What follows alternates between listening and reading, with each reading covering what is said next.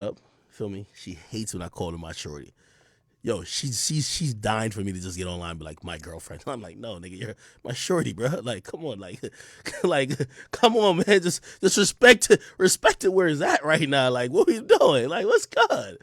Anyway, no, she does a phenomenal job. Salute to her. Okay. Anyway, somebody said, what about Chroma? She's talking mad shit. Might get to her.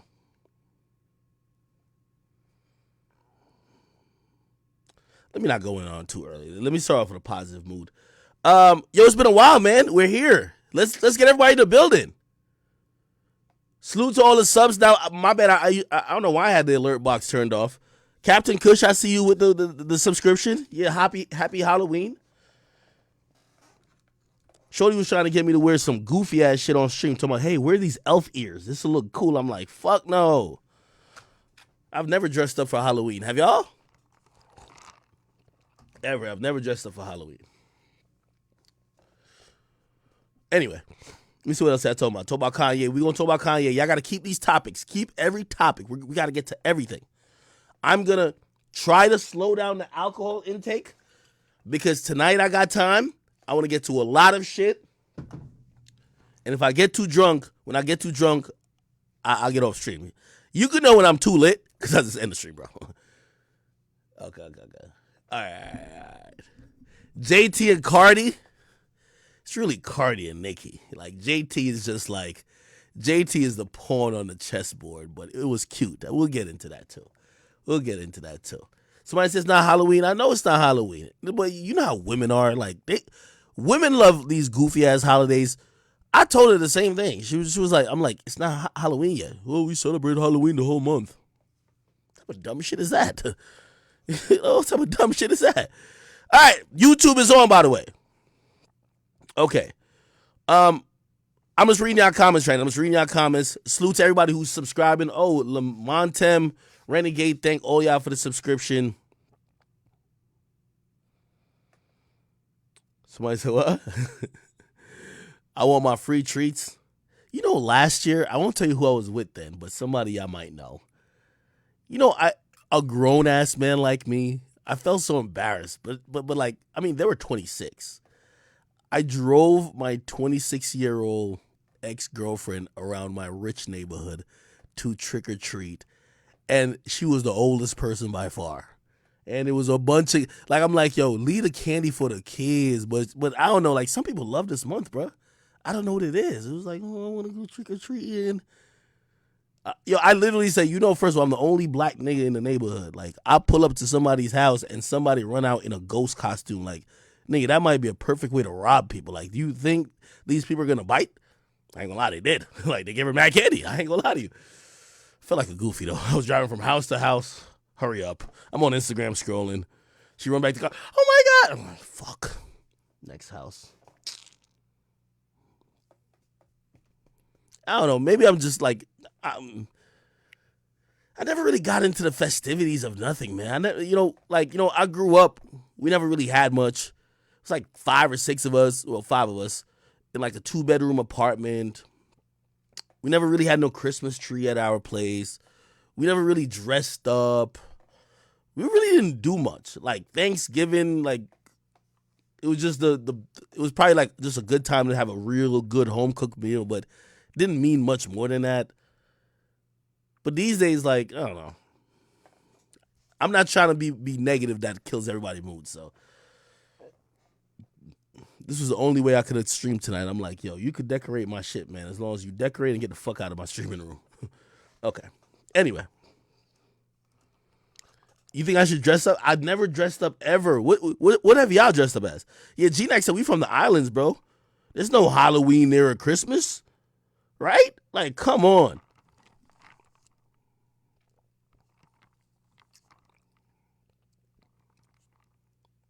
Carisha, what? Carisha, please tied with drink chance for hip hop platform. I'm over it, bro. Wait, that's what happened at the BT Awards? Really? Let me calm down a little bit, man. I feel like sometimes y'all be setting me up. Y'all see me drinking this little Hennessy over here, and y'all know I'm honest as fuck, and y'all just set me off. Okay, we got a few things we can start on. By the way, hello YouTube, hello Facebook. We can start off talking about a whole bunch of stuff. Obviously, I think Blackballed is the easy one. I talked about it with Tory Lanez. I don't know if y'all are blackballing, like convoed up. I don't want to keep beating a dead horse. I'm inviting Russ, someone who I really respect, and just for y'all to know, see, I'm not a nigga who likes to pick on people who I think is uneducated or weak. I think Russ is very smart. I think Russ is a very in tune person, but I do want to challenge him to a conversation about blackballing. I wholeheartedly disagree with everything he's been saying about blackballing, and I want to make my points, and I want him to make his points, and I want to have a debate with him. I think this debate could value and could benefit a lot of people, from fans to also people who are up and coming in the industry. You know, a lot of people from, I would say, many high places have hit me recently. And, you know, I love the narrative, which I even agree with it. Act don't really matter that much. But ever since I started talking about how DSPs and blackballing, I've seen Meek Mill come out and talk about it. I've seen Boosie come out and talk about it. But even Diddy himself. I don't know if y'all saw this clip, but let's go to it right now. Live from Channel 5 News, and this ain't Andrew Callahan or whatever his name is. Did y'all see this? I think I even posted it too. Actually, let me go to my page. I gotta show my page some love. If you're not following the Akademiks Instagram, you are fucking lost. Okay. Anyway, everybody was like I started this conversation. I'm proud to say I did. And I seen people jump on board to it, and I don't care if I'm glad they did, because this is something that's worth discussing. Does it affect me? Not necessarily. I'm not an artist. I'm not a label owner. I am not actively signing artists. Why would I give a fuck, right? I do like certain artists that do or feel are affected by it, and these dudes could never pay me to stand up for a cause. I stand up for what I believe is right. Okay. But we even saw Diddy. Diddy spoke up about it, and this is what Diddy said. Listen to this. Oh, my bad. Yeah, we gotta change the tone. Check this out. If you work for Apple or Spotify and y'all got these rules and regulations that, you know, we gotta drop our music when you want us to drop our music. I drop my music when the fuck I want to drop my music. You know what I'm saying? And y'all gonna have to catch up. It's all good. Here we go. For real? These people out here trying to control me. They trying to control us. Fuck that. I ain't being controlled. I'm being fucking free. I ain't come all this way to be motherfucking listening to some fucking algorithm, computer rules. Fuck that. You know what I'm saying? I want to make it totally clear. If you fuck with my shit, play it. If you don't, it's all good. You cannot stop this. You cannot never, ever, ever stop. No computers, not you, not your job, not your media base. You cannot stop the feeling of the frequency. Never, ever, ever, on God. Okay. Anyway, I don't want to drag this. I want to run through this really quickly. So Diddy spoke about it. By the way, not playing the same video again, but you look in the comment section, you're gonna see Bobby Shmurda over here. Now, I know there's a bunch of people jumping into the pot. Like, you know, Meek Mill had said something on Instagram, on Twitter. The Baby had said something on Twitter as well that I also covered.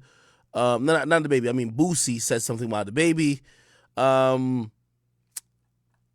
me be very clear. And if you want me to show you the Meek Mill tweet and the Boosie tweet, I can. But let me just be very clear to y'all. Please don't let the message be diluted by the people who are going to try to bandwagon, okay? There's going to be people who are going to try to say, oh, no, I'm being blackballed too. Some of y'all are really cold, okay? I'm not here fighting for one artist. So a lot of artists who may have lost the faith of the public, they're going to jump onto it and be like, oh, I'm not hot anymore. I'm blackballed too, because they want to give a reason for why they're not selling. This is why I want to make this campaign faceless. And I know I've used a few faces to make my point, but there's got to be faceless. Because when you use a face, they try to cherry pick at your point. Oh, well, if you use the baby, well, did the baby offended these people? He did this. He keep rapping the same. They always got something about someone. Oh, Tory Lanez. He's abusive to women. He shot a girl. He did this. He did that.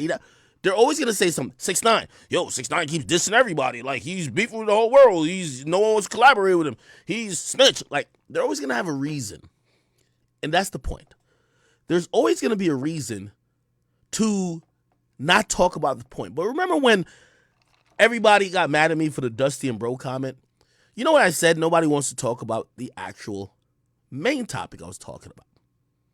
And it's the same with blackballing. And this is why I do want to challenge Russ. And Russ, I believe, I value his expertise. I value his IQ. And I think he is more than a formidable or a worthy person for me to go back and forth with. And for me, I don't like to pick on people intellectually. So I would like to spar with somebody who I either believe is in the same weight class as me or way above. And I think Russ might even be considered as way above. The conversation of blackballing, and I thought about it because I said, you keep trying to explain a lot of industry shit to people who ain't industry. And Russ said some stuff that if you aren't industry, made a lot of sense.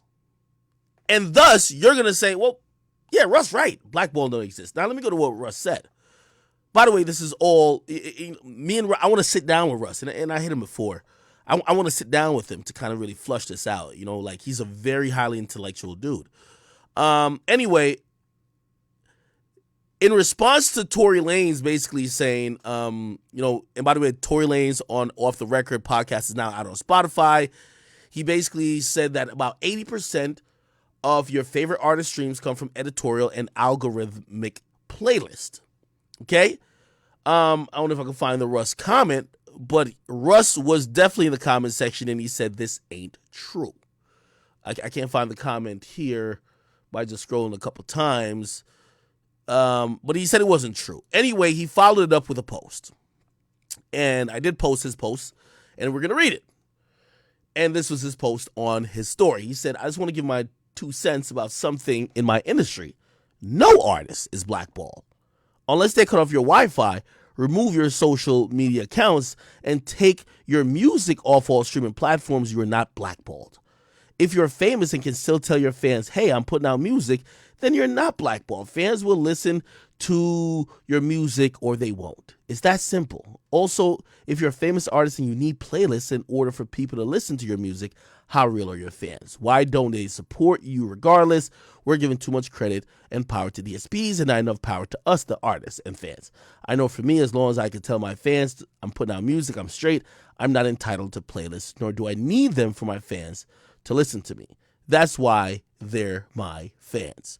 Now, this is a very potent and very important topic and also point of view that Russ is saying, but Russ is a very different artist.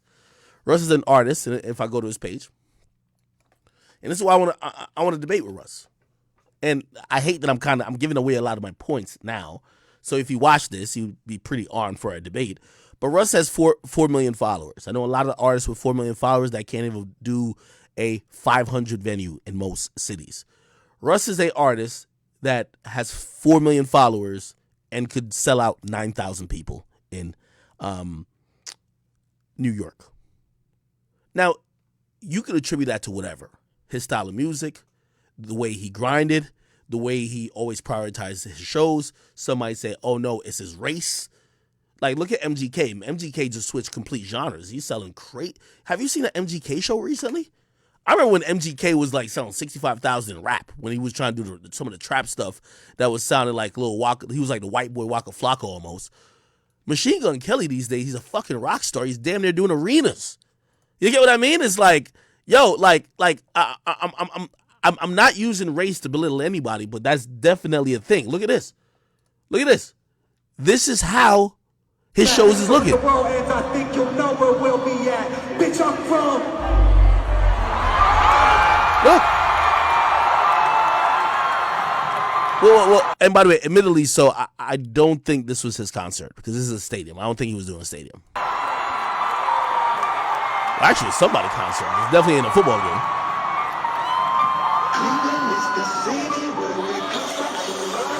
Shit, maybe it was this shit because this is Cleveland. I don't know. Anyway, Machine Gun Kelly, like, not to make it about that, just look at some of his shows. Look at the shows. Look.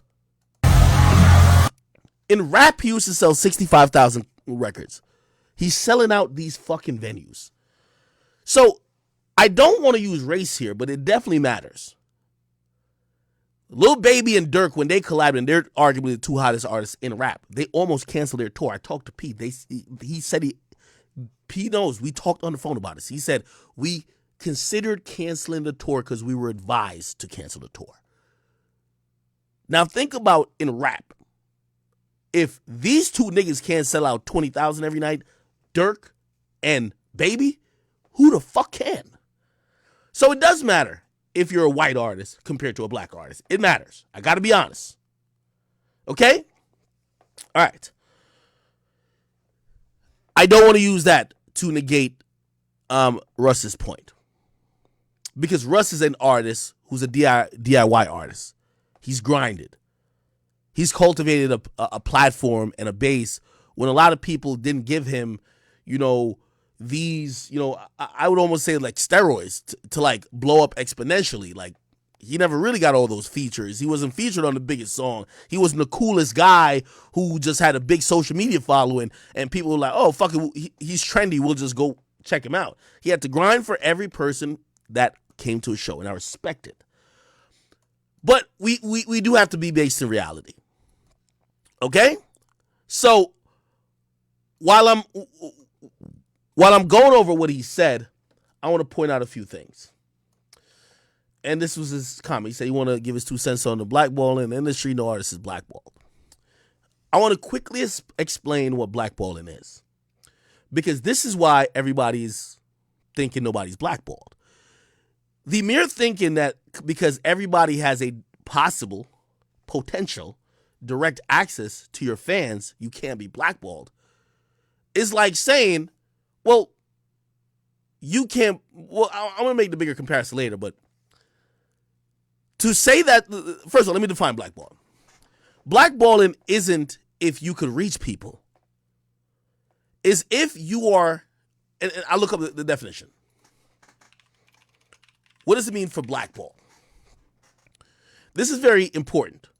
Blackball means to reject, usually someone or usually a candidate, applying to be a member of a private club, typically by means of a secret ballot. This is a great definition. I'm going to tell you why. The way Russ talks is that everybody has the same opportunity. That is not the same. That's not the truth. I know all these DSPs, I know all these entities would like you to believe that someone uploading music from your bedroom has the same chance as a major label uploading a bunch of their artists. It's not true. We could point out to many labels who have, first of all 3 labels have either own part of Spotify or they have constantly evolving agreements with Apple Music, Pandora, Google Play, Amazon Music, and others. They have stake. They have some type of bargaining chip with these companies. You're not the same. If you're at home and you're uploading your music, you're not the same as them. Now, we're talking about blackball. Read what the definition is again. This is important, a private club. I know everybody in the industry don't like to admit it because a lot of people are like me. Russ is like me. Russ got into the private club by kicking the door down. Nobody let him in. Nobody invited him in. Nobody ushered him in. Nobody said, oh, okay, this is my little... No, it didn't happen for him. And I give him the utmost credit because this is why I act the way I act. Nobody invited me in. Nobody said, oh, no, I had a +1 and that's Akademiks. None of that. I had to break my way into this motherfucking thing called the industry. But let's be very clear. Once you're in the industry, it is a private club. Let's be very clear. It's a private club. And if any artists don't acknowledge that, well, we're not even having a conversation. The industry is a private club. What you consider private, that's up to your imagination and determination. What I mean by private club, because I'm also trying to think, people might be like, what do you mean it's a private club? Whether by design or whether by mindset, people in this private club tend to work with people in the private club. People tend to help people in the private club. And the entities that govern the private club usually look at people in the private club. So if you're not in that club, it makes it 10 times, probably 100 times, probably 1,000 times harder. If you're not understanding that, if you're not thinking of the music industry just like any type of thing as a club, we wouldn't be on the same page of understanding what blackballing is. Okay. Typically by secret ballot. Okay. Now I'm going to make my comparison. Because according to Russ, and by the way, Russ did say something else. I want to play another thing what he said. And by the way, obviously, these are higher industry intellectual conversations. And this is not beefing like that. I don't want y'all niggas to be taking. This is like, that's why I want to debate with him. Because to put out that blackballing don't exist, I think is super dangerous. Because it exists 100,000,000%. Okay, I gotta go back to my page. And by the way, him voiced his opinion about this. Of course, I'm gonna always like post it. You know what I mean? I think his opinion is very valid, always. Even if it disagrees with me. If you're able to still do business and sell your product at stores that you don't even own, you're not blackballed. You're maybe just not getting promoted like you think you should be, but you're not blackballed. You know, when people get blackballed from an industry, it means that they can't get a job. No. You know? No. If you're blackballed from Hollywood, that means you're in no more movies because no one's giving you a job. No one's hiring you. You can't be blackballed. That's very different than music and other forms of entertainment. Hollywood controls who gets in. You could get in the club, but nobody, you could be in the club but not be in the club, if you get what I mean. But as a recording musician, as a recording artist, if your music, your work, your product is still out everywhere, it's still available everywhere.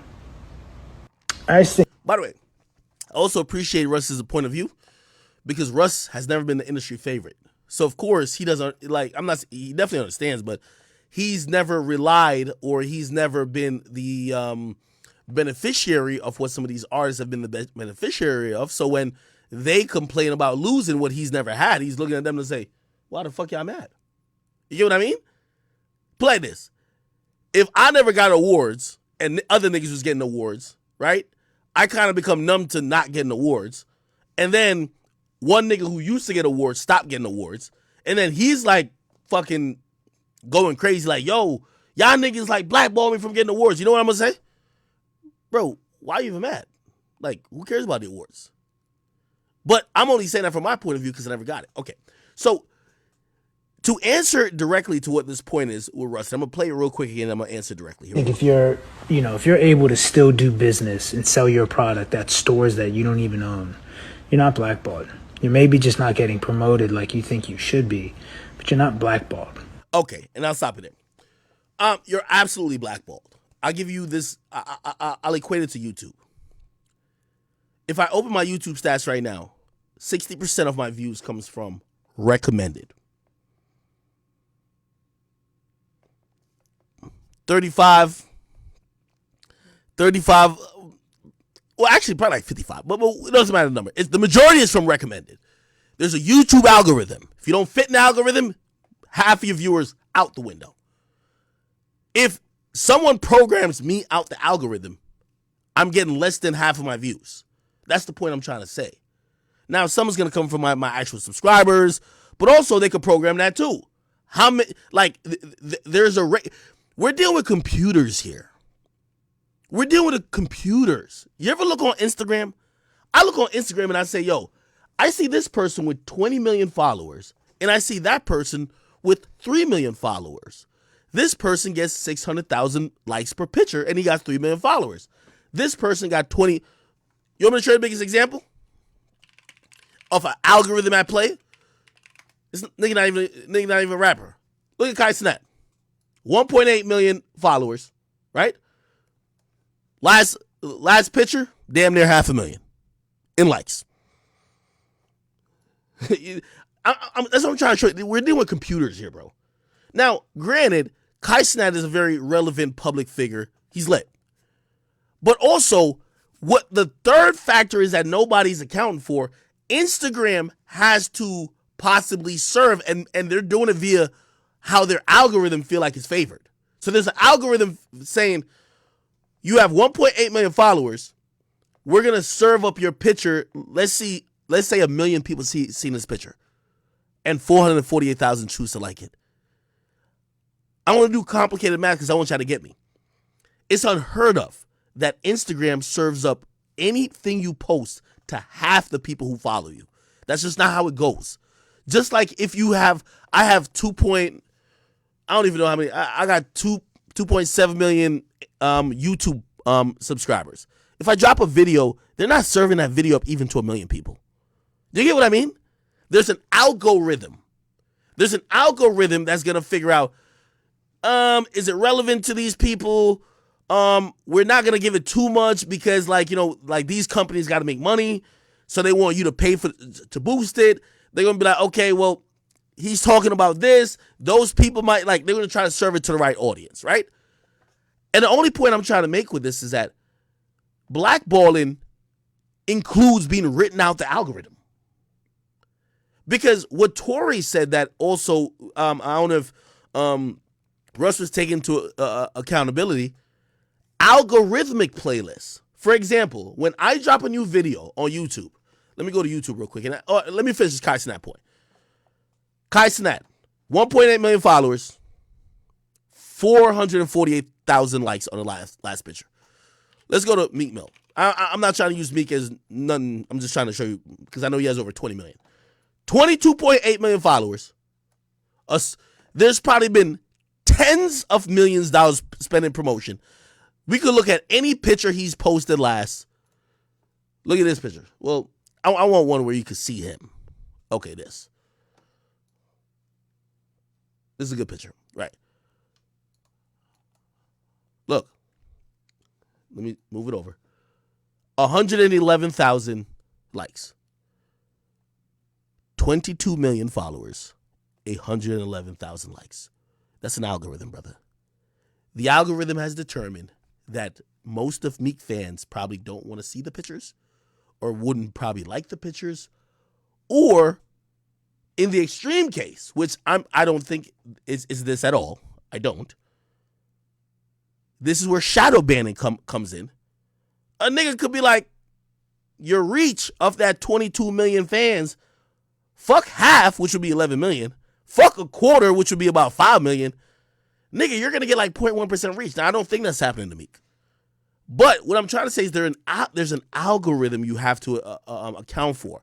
So when people say the internet has killed the chance of someone being blackballed, I say you're completely wrong. It only amplifies it because no one understands the algorithm.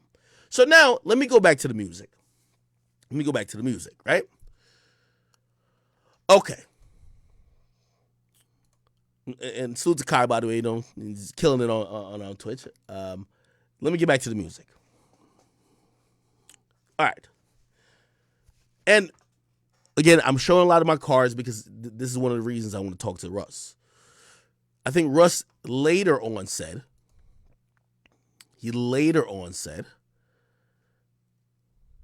I think he had deleted this. I don't know if I could find it. I don't think I posted it. But he said something to the effect of, he said only 3% of his streams come from algorithmic playlists. Now, Tory has said 90%. I'll play what he said, 90%. Here we go. Wait, no, that's not it. Tory said 90% here. No, that's Tussie. Y'all gotta watch the episode. It's great. Here we go. 80, not 20. 80% of your favorite artist streams come from editorial playlists and algorithmic playlists. But did you at least acknowledge? Okay. I'm glad that was said. All right. Now, I want to challenge Russ and any artist who thinks like Russ. Because I hate when people change the conversation. When I say people are blackballed, or when people are saying, oh, they're not being put on playlists, everybody thinks it's just like one or two playlists, right? Like, oh, you ain't getting Rob Caviar, which, by the way, I think he was clowning about today. He said, look, I just found out I'm not in Rap Caviar's or today's top hits. I retract my statement. First of all, to be in today's top hits, it's all about streams. Like, you can't complain about not being in a playlist where it's only streams. So today's top hits, that's relevant. Rap Caviar, that's editorial. Now, I don't know if it's illegal or anything, so it's definitely not illegal, and I'm with Spotify, so what the fuck they gonna do, right? I don't want to bring up my shit completely, but I dropped a song with 6ix9ine. I don't know if you ever heard of it. It's called Lanes. 6ix9ine, Lil Ak, Lanes, Spotify. I'm gonna just Google this. This is a song. If you've never heard of it, go play it.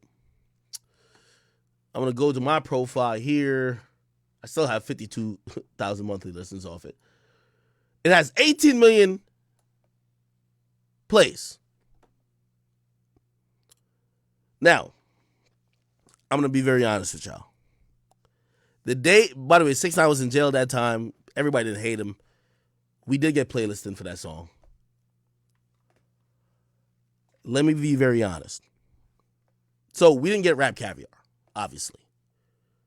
But this is what Tory was talking about, algorithmic playlist. And this goes into his point.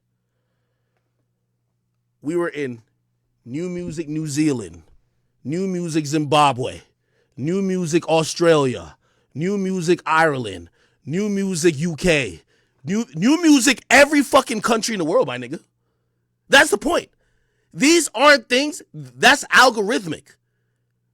Because algorithmic, if you're of a certain stature, and that's what I mean the club, when you drop new music, your shit's going to be on that list every Friday. It might not be at the top, but it's going to be on that list.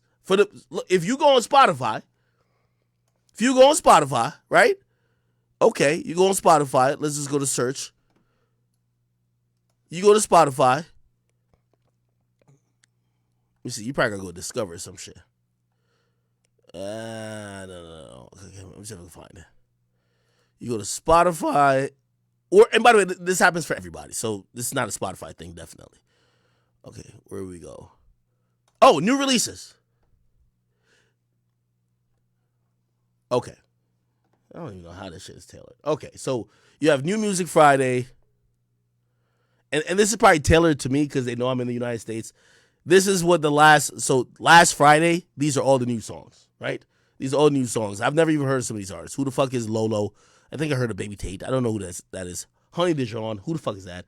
Weethan. Like, these is random people. Now, here's the thing. If you are getting blackballed, they will program you out of this. Now, whether people want to admit it or not, the majority of people who listen to streaming services have become like radio. 80%, actually more than 80%, I think it's about like 90 to 95. People don't actively select the song they want to hear. They might select one song, then they listen to the rest of the songs that are, quote unquote, sound similar to it, or the rest of the songs in the playlist, or the rest of the songs from that artist, or the rest, people usually select one song. People ain't DJs. You in your car, you're on a 2-hour drive with your boys and some bitches, you're not in there like, yo, wiki, like every single song. Now, granted, sometimes you are because y'all on some aux battle shit. But the most part, when you just like going through the motions, you hit one song. If you just in a little baby mood or YB mood, you hit one song and you hope that the fucking algorithm, you hope that the fucking AI for the fucking streaming service will be like, yo, this motherfucker wants some up-tempo shit. Let's give us, they playing City Girls and Glorilla? Let's get us some ass-shaking shit. That's how it goes, bro. So this is why this is disingenuous. Now, it's not only Rap Caviar, Apple A List, which is like their big hip hop playlist. When you're getting blackballed, they write you out the algorithm. This is an algorithm.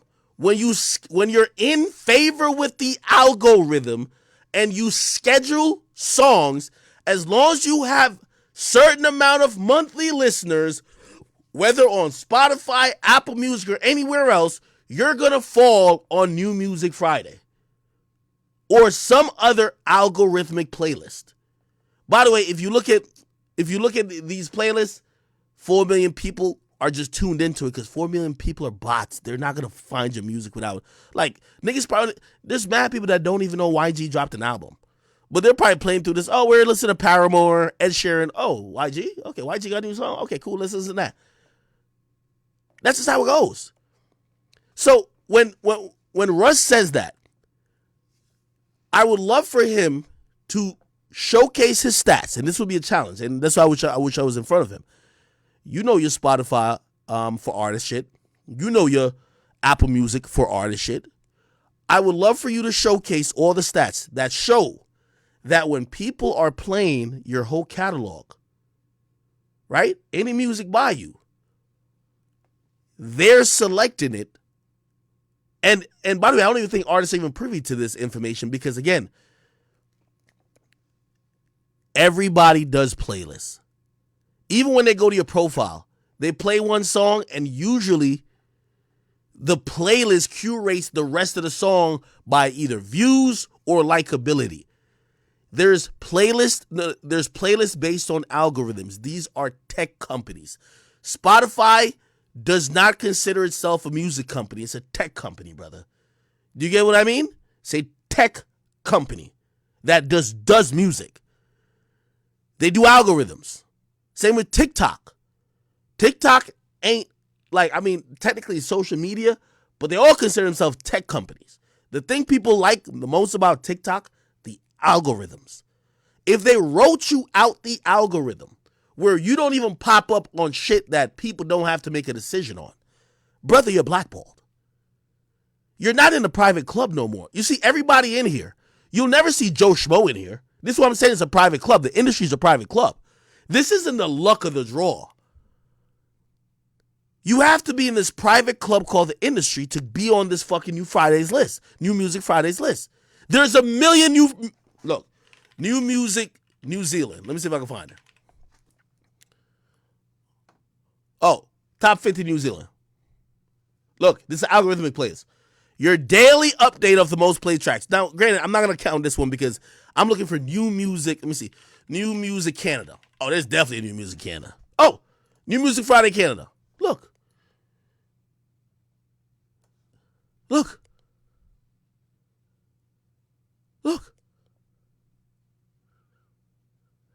Now, put it like this. If I'm right and there's a private club, and maybe he's on this, but I don't know. Tory Lanez should be on this list somewhere. New Music Canada, a nigga from Canada, he should be on New Music Canada, right? If you can't find him on New Music Canada, and he ain't on none of them, these ain't even built by humans. It don't say editorial. These are algorithmic. When you go on the back end of these shits, it don't say, oh, a human is making these choices. It says algorithmic. It says these things are being determined by an AI. It's being determined by the system, the algorithm put in place.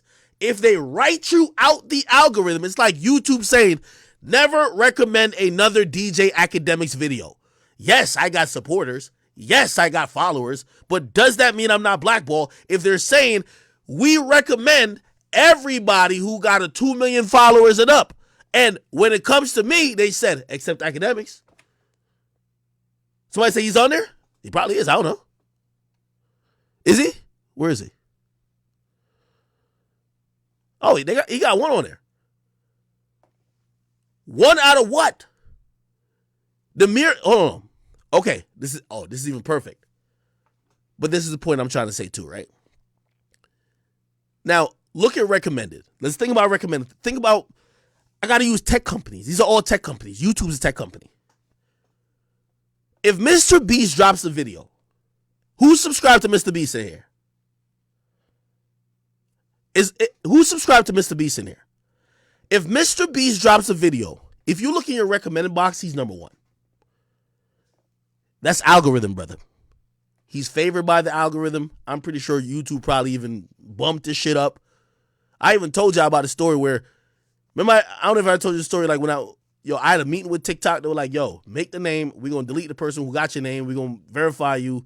And they said, we're going to send you some emails. I don't know if I ever told you this.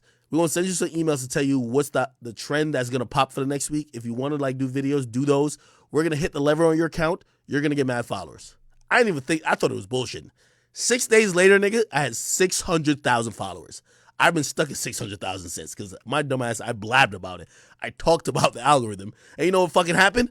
They shut it off. They'd be like, oh, this nigga fucking snitching on the fucking algorithm. Shut off. Go look at my TikTok, nigga. I've had the same followers, you're telling me that Akademiks TikTok. I've had the same followers. Look at my TikTok. 669,000. I've had 600,000 plus from 6 days after the meeting with them to right now. It's like 2-3 years later. Bro, I'm just trying to tell you, when it comes to tech companies, bro, it's all about who they favor. Now, what do they mean when they say they can hit a lever? When they hit the lever, you're the first recommended, my nigga. How did Tate become the most talked about motherfucker? He had mad people spamming shit, and he became, like, they spammed the algorithm so much, he was probably number 1, number 2, number 3, number 4, number 5. He was the whole recommended shit. You couldn't stop seeing the nigga. But, just like that, the point what I'm trying to say is they could write you out the algorithm too. There is an order to this. New Music Friday, I'm telling you the facts, and I ain't picking on Spotify, but I'm just got to keep it 100. Shawn Mendes, huge artist. Ed Sheeran, huge artist. You get why they're 1 and 2. Division Jagged Edge, Division is popping up, but still. Okay, I don't know who this Tate person is. Paramore, whatever. The more you go down, Charlie Puth, I know, you're going to start seeing either reoccurrence, which it's all algorithmic shit. All I'm saying is that Tory's, and I don't like to make it a Tory issue because it makes it seem like I'm defending Tory. Niggas like Tory or niggas like the baby, because that's a new thing when people are saying about the baby. But the baby's on these lists. He's on these lists where? When the algorithm favors you, nigga, you're 1 or 2. You're in the top 5. Nigga, when they throw you at like 30, nigga, it's like, yeah, we got him on the list. But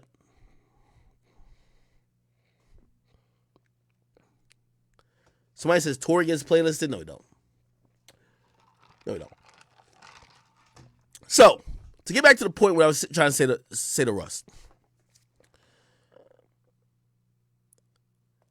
Blackball in a digital era, the easiest way I could explain it is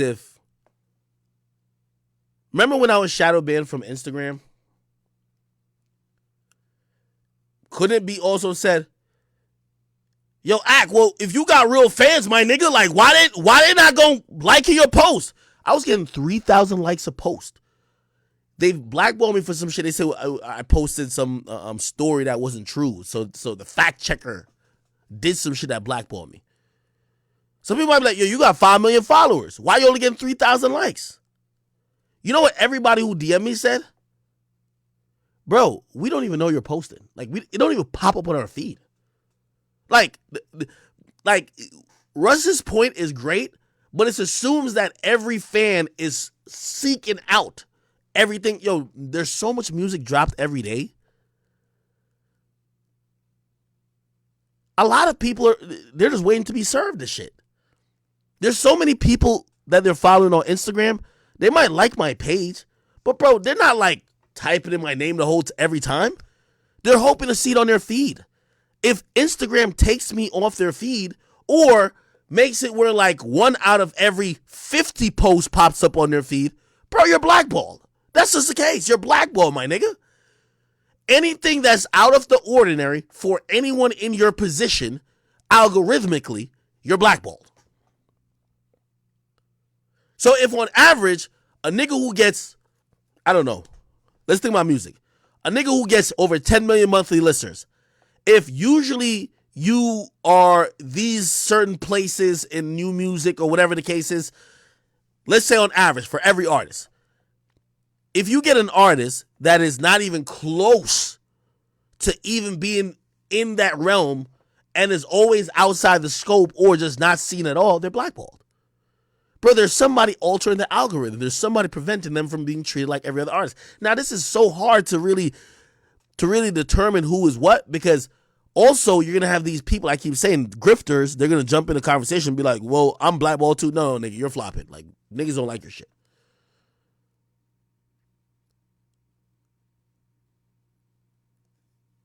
Blackballing has become super hard to determine. And that's the only point I'm trying to say.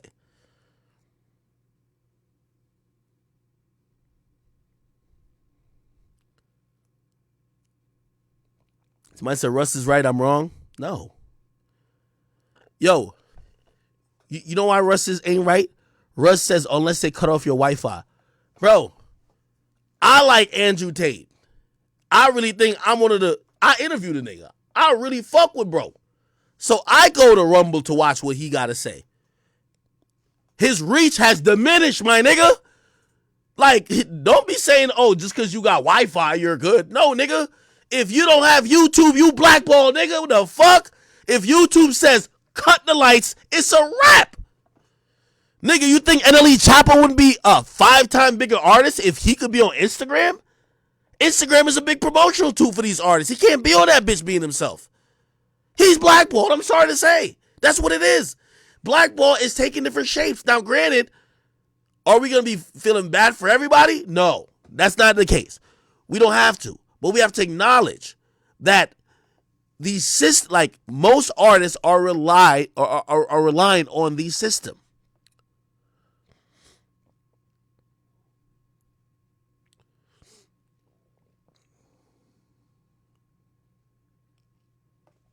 Just think about it.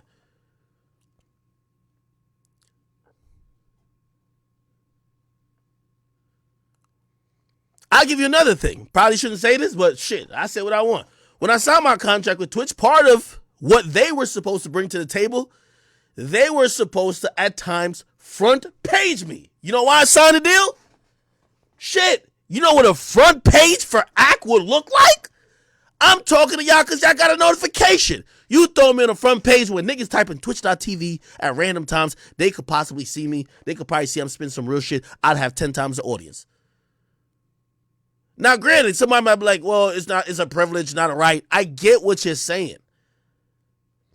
But my point of mentioning that is that we're on these tech companies' platforms, and if you're not being treated like everybody on the tech company's platform, you're being blackballed. It has took a different form. Blackballing has taken a different form.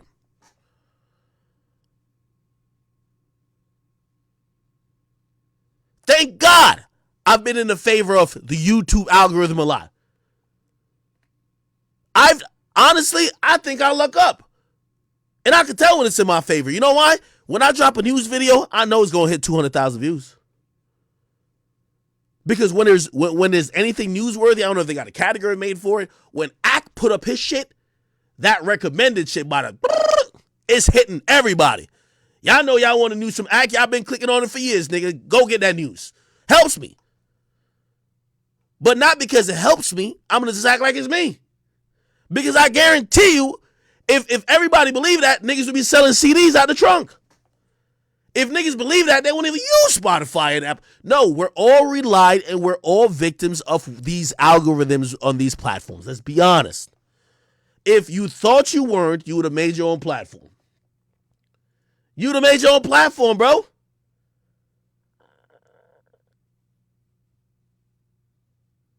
If niggas thought that blackballing really didn't exist, you wouldn't even put your music on Spotify.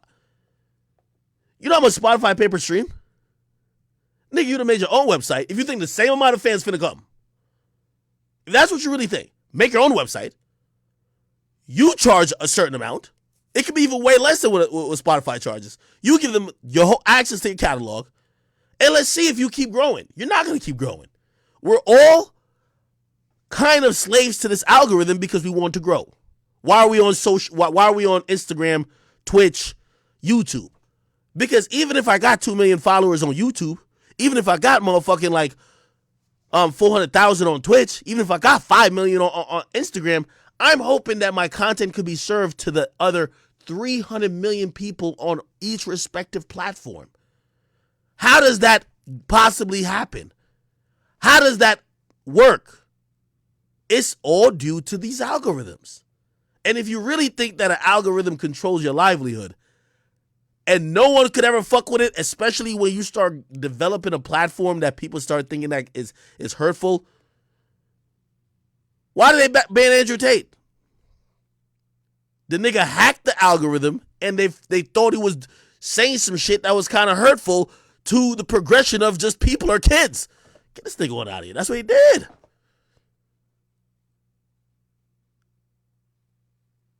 Honestly, I feel like they would have just tried to shadow ban him if there wasn't so many other pages uploading this shit.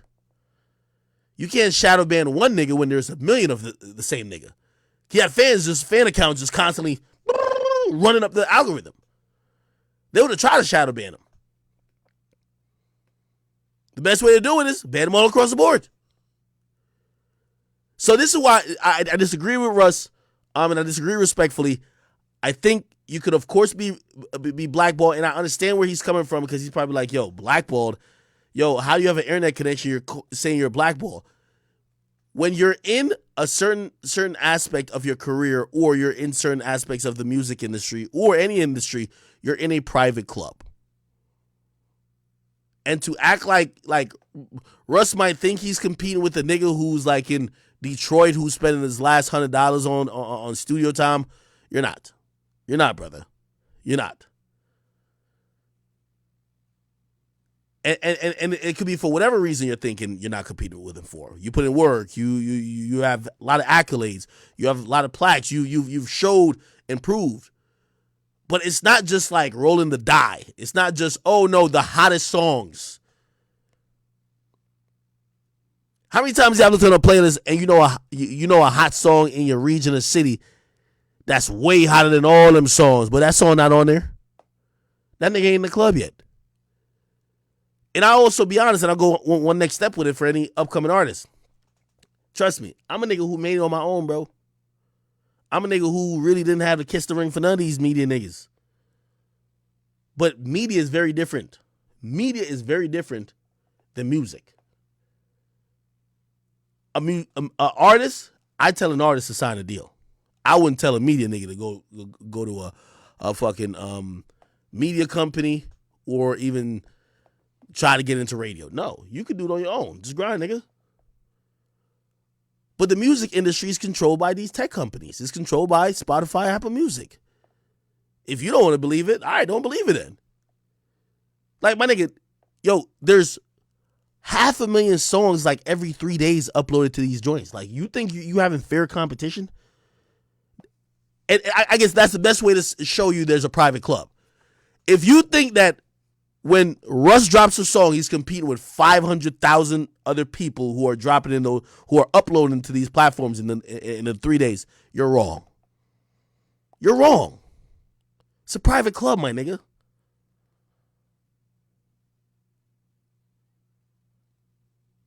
It's a private club. And blackballing is just gonna mean, shit, nigga, we just gonna bump you to the back of the line. These algorithmic playlists, these editorial playlists, the editorial playlists are easy to see.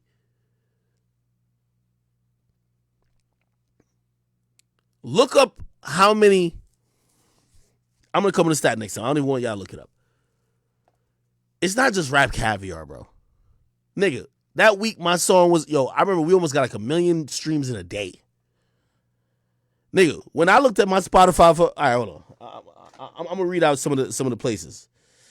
Let me read out some of the places right now. Here we go.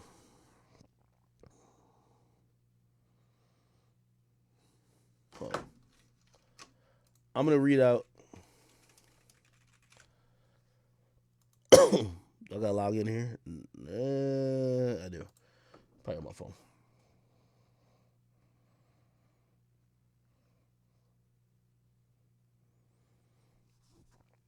I'm gonna read out certain niggas. There's certain playlists that niggas I don't even know exist.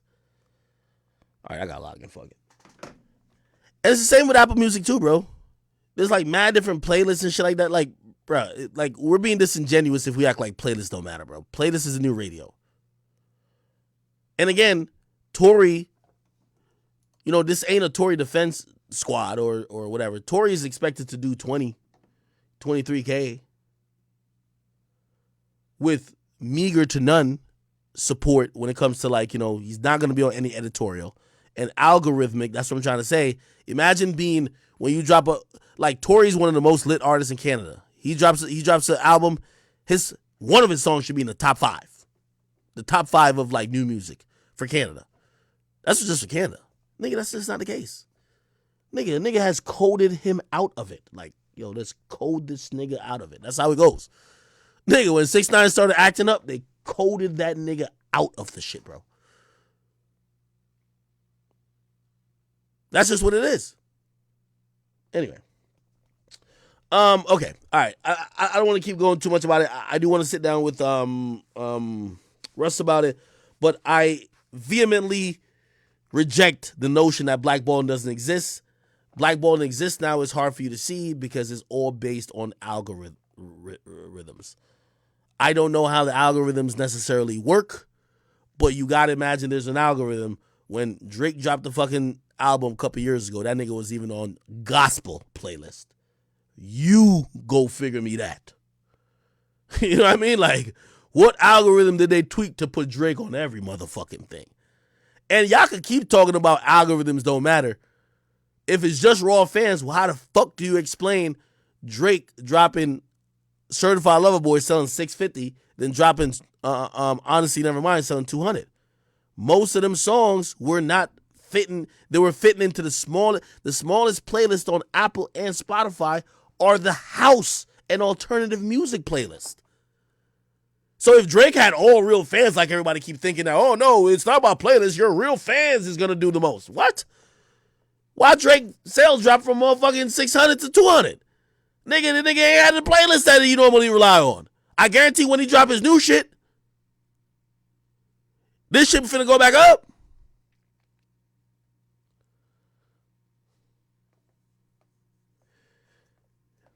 Somebody said, nigga, it wasn't good. You know how many albums that wasn't good that still sold?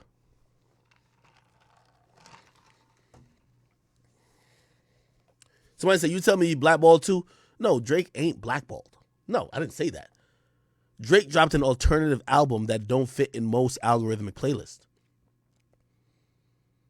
The playlists for hip-hop were the biggest in the world.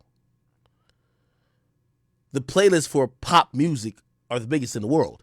He dropped a dance/alternative album that when fitted into, I don't know if y'all know, this happens for Spotify and Apple Music. See, some of y'all ain't artists. Boom knows. If you ever manually try to submit these songs, supposedly they try to we'll think about your song for playlisting. You got to pick the genre. When you pick the genre, you're basically forcing them to consider it for certain playlists.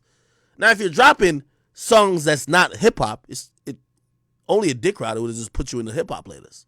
You know what I mean? So anyway, y'all don't got to keep believing me, or y'all don't got to believe me at all. I'm just trying to tell y'all, don't get mad when the algorithm play with y'all artists too. And by the way, I'm always down to call a spade a spade. I've always just said, listen, I just show up. I show up before the real storm get here. So I ain't got no problem if y'all want to call this we could call this a flop. But just remember, when this happens to your favorite artist, for whatever reason, he slapped his bitch, he body slammed her, he accused her of some shit, and now he's been coded out of the algorithms, y'all got to just stand on that too. We could call a spade a spade. I don't give two fucks. My favorite artist is Drake.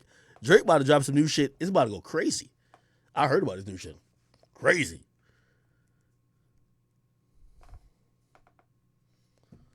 All right. Cool. Damn. That's kind of crazy. Tory outsold. He's about to outsell the baby. Well, good for Tory. The baby got to bounce back. Anyway, let's get into a few other things that I definitely wanted to talk about as well. Shit. Have y'all seen this? Elon Musk. He's agreeing to buy Twitter again for the original price, $44 billion. Salute to that guy. Randomly today, I had some extra money sitting in my stock account. I was just like, this is early this morning. I bought like $40,000 of Twitter stock. And as soon as this nigga announced it, the stock went through the fucking roof. So I'm up now. I'm up on Twitter. I'm about to sell that bitch in the morning. As soon as the stock market open, nigga, I'm selling all that bitch, nigga, because I don't want this nigga to be, he double dutching like a motherfucker. I'm good. I don't want him to back out again. I'm finally up on Twitter, nigga. I'm about to sell this motherfucking stock. Fuck that. Thank you, Elon. You've saved me. Kid Cudi's also Intergalactic is on pace to sell 22K first week. I blame Kanye for this. Kanye leaked this nigga album with a bunch of fart sounds over it, man. It was last week. Kanye really hates this nigga, man. Why does Kanye hate Kid Cudi that much? Y'all remind me.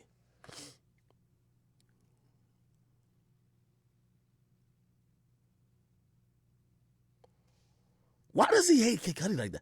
Didn't Kid Cudi do some shit?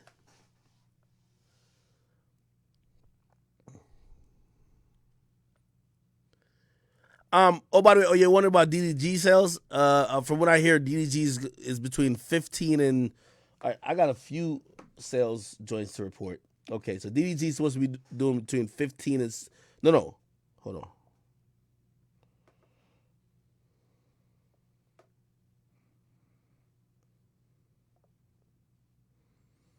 Oh, Chad.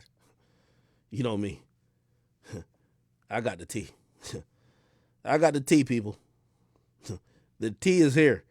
We get to the DDG shit real quick.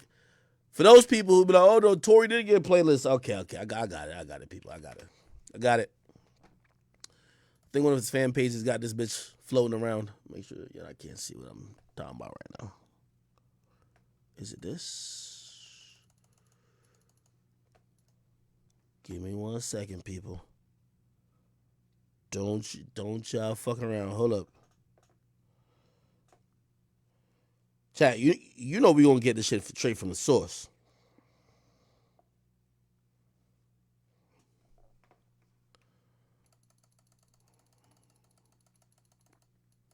Y'all like my decorations in the back? It's cute, right?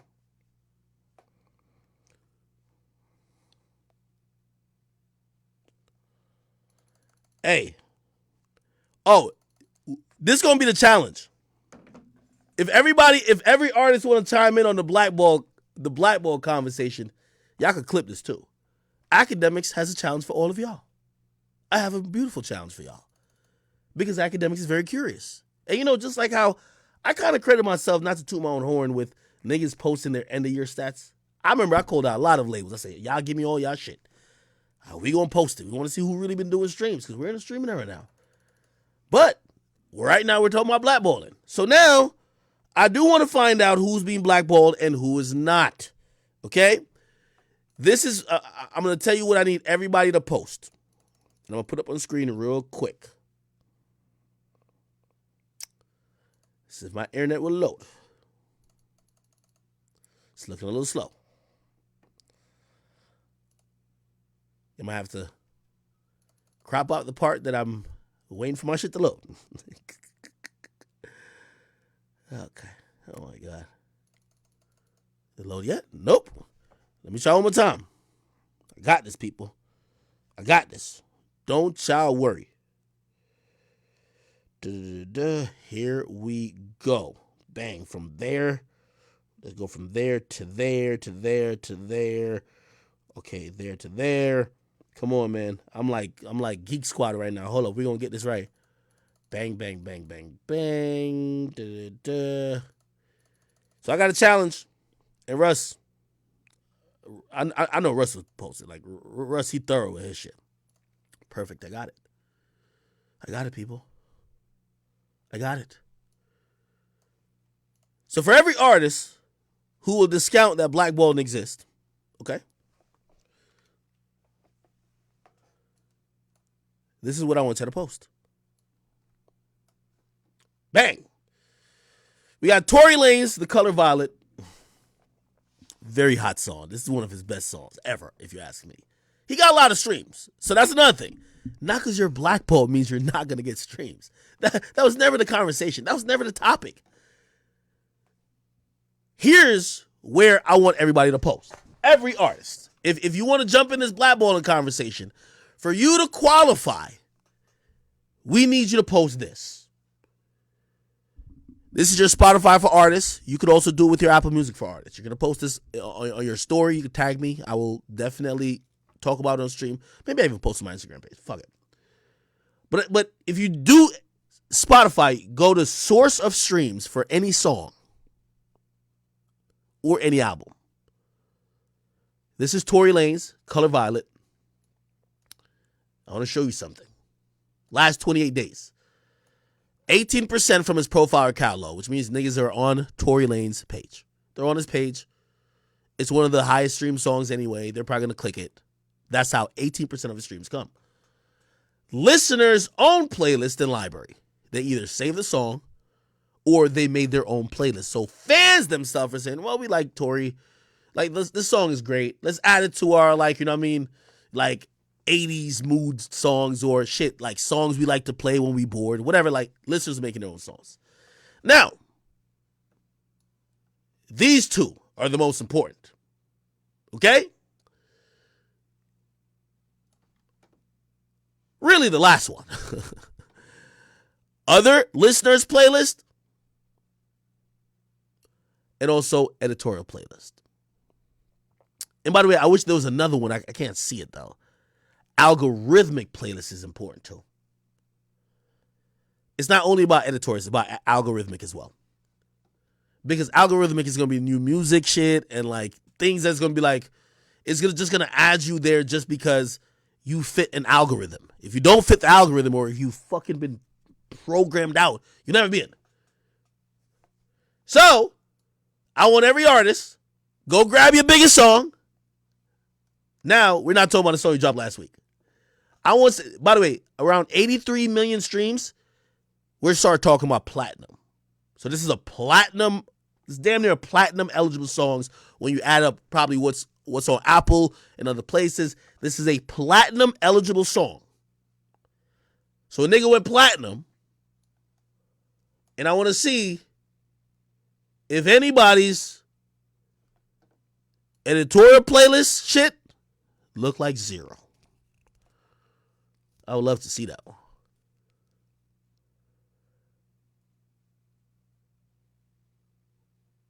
This is an open invite. If you're in the camps of any artist, any, especially if you're signed. Signed artists. I really encourage y'all. Russ, I want to see your shit too. But any signed artist, I dare you. I dare you. I dare you. Pick your biggest song and let's look at these stats. Okay? It should look like this when you send it to me. Right up there. Okay? We're going to just look at the percentage of where your streams come from. I think that's fair.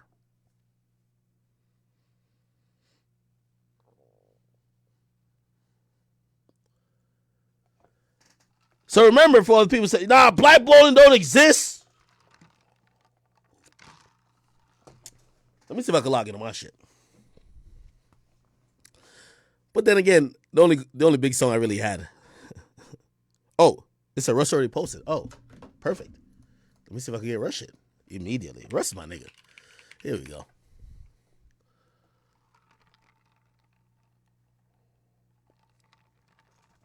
Did Russ post it?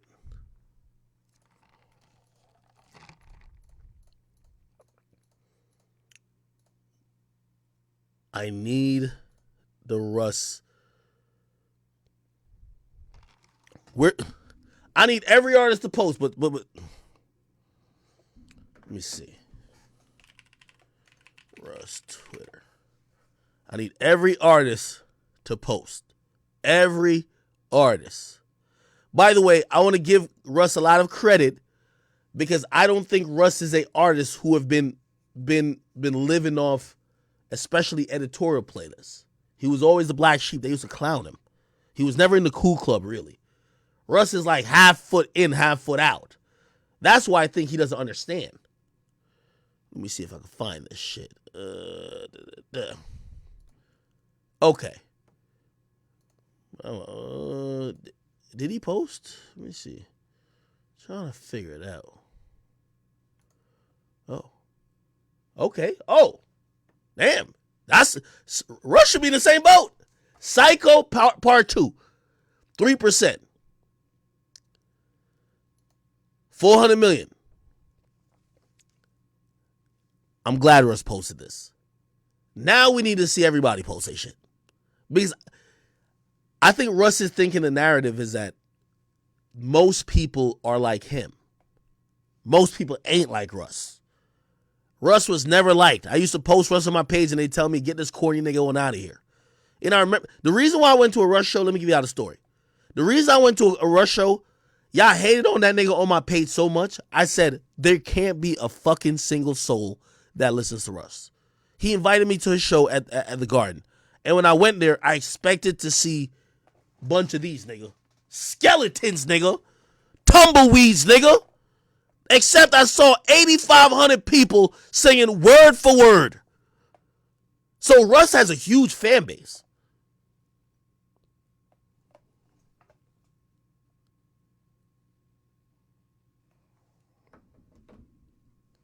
Nah, I was. Nah, this shit was lit. Yo, I kid you not.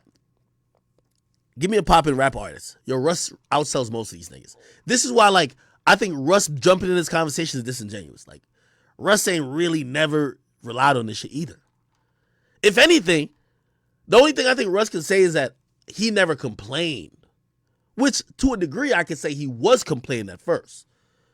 Because I think when he was kind of going off a lot for acceptance, it was because he wasn't being accepted to this private club. Granted, I'm going to be honest. I think Tory was in the private club. The baby was in the private club. Russ was never really accepted in that shit.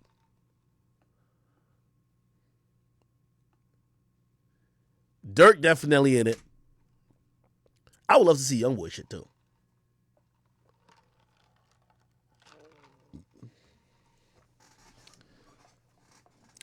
A lot of industry niggas watch this.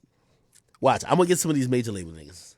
But obviously, nobody's gonna send their shit in if it's like 40% though. Like, let's be honest, that would just defeat the purpose.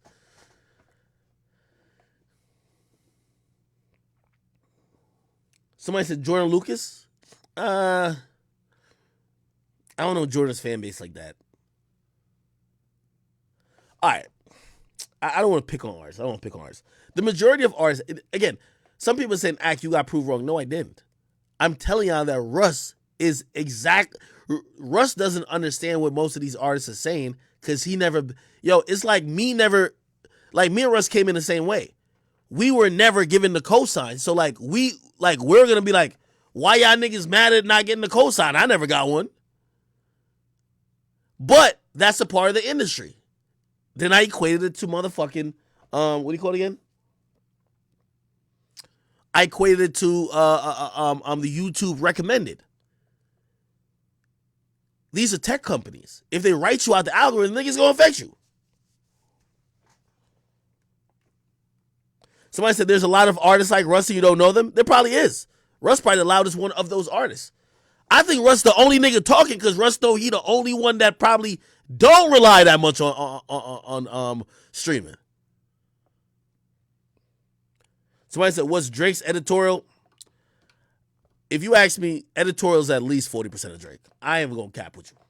40% at least, nigga. If it wasn't 40%, nigga, ain't no way that nigga go from 600 to 200, bro. That's nah. It's at least 40% of Drake, bro. I'm keeping it 100, bro.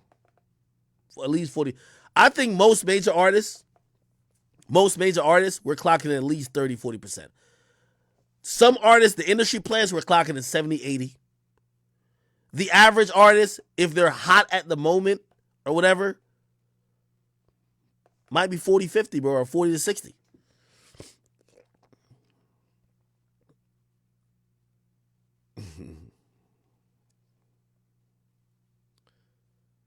So I say, hey, Akademiks, you remember that dude that did the YNW handshake at a 100K open stage event?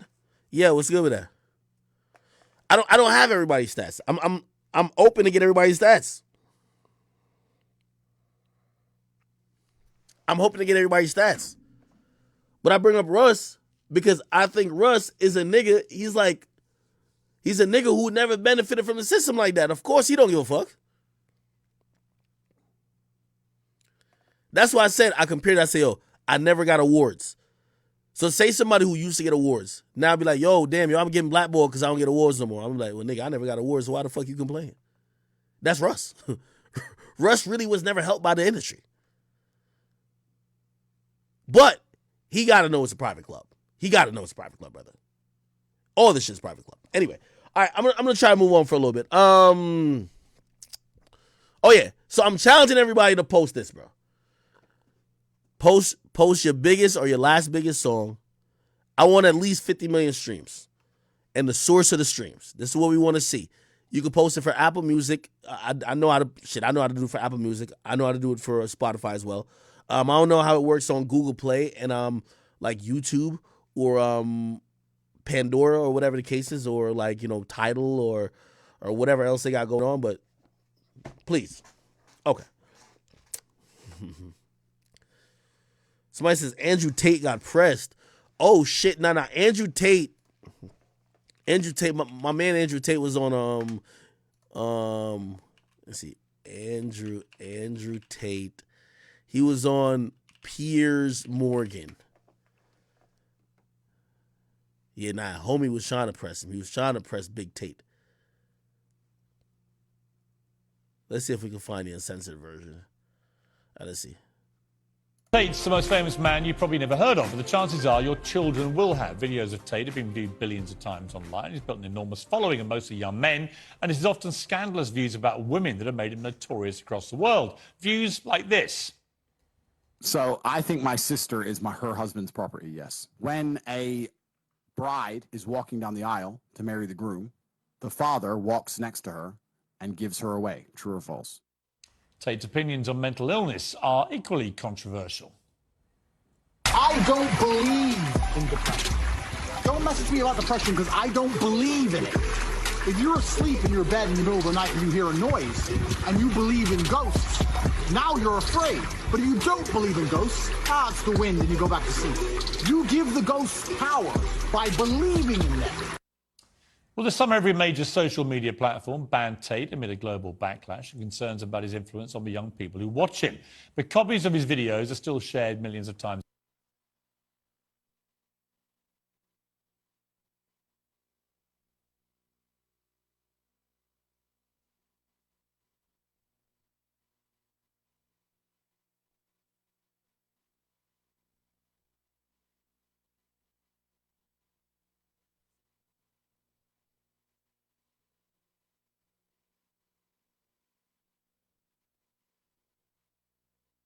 Wait, is Russ trying to hit me up? My bad. All right, sorry, I was muted. Yeah, if Russ trying to hit me up, yo, tell him to DM me. Like, Russ is not trying to call in. What you talking about? Is he? No, he's not.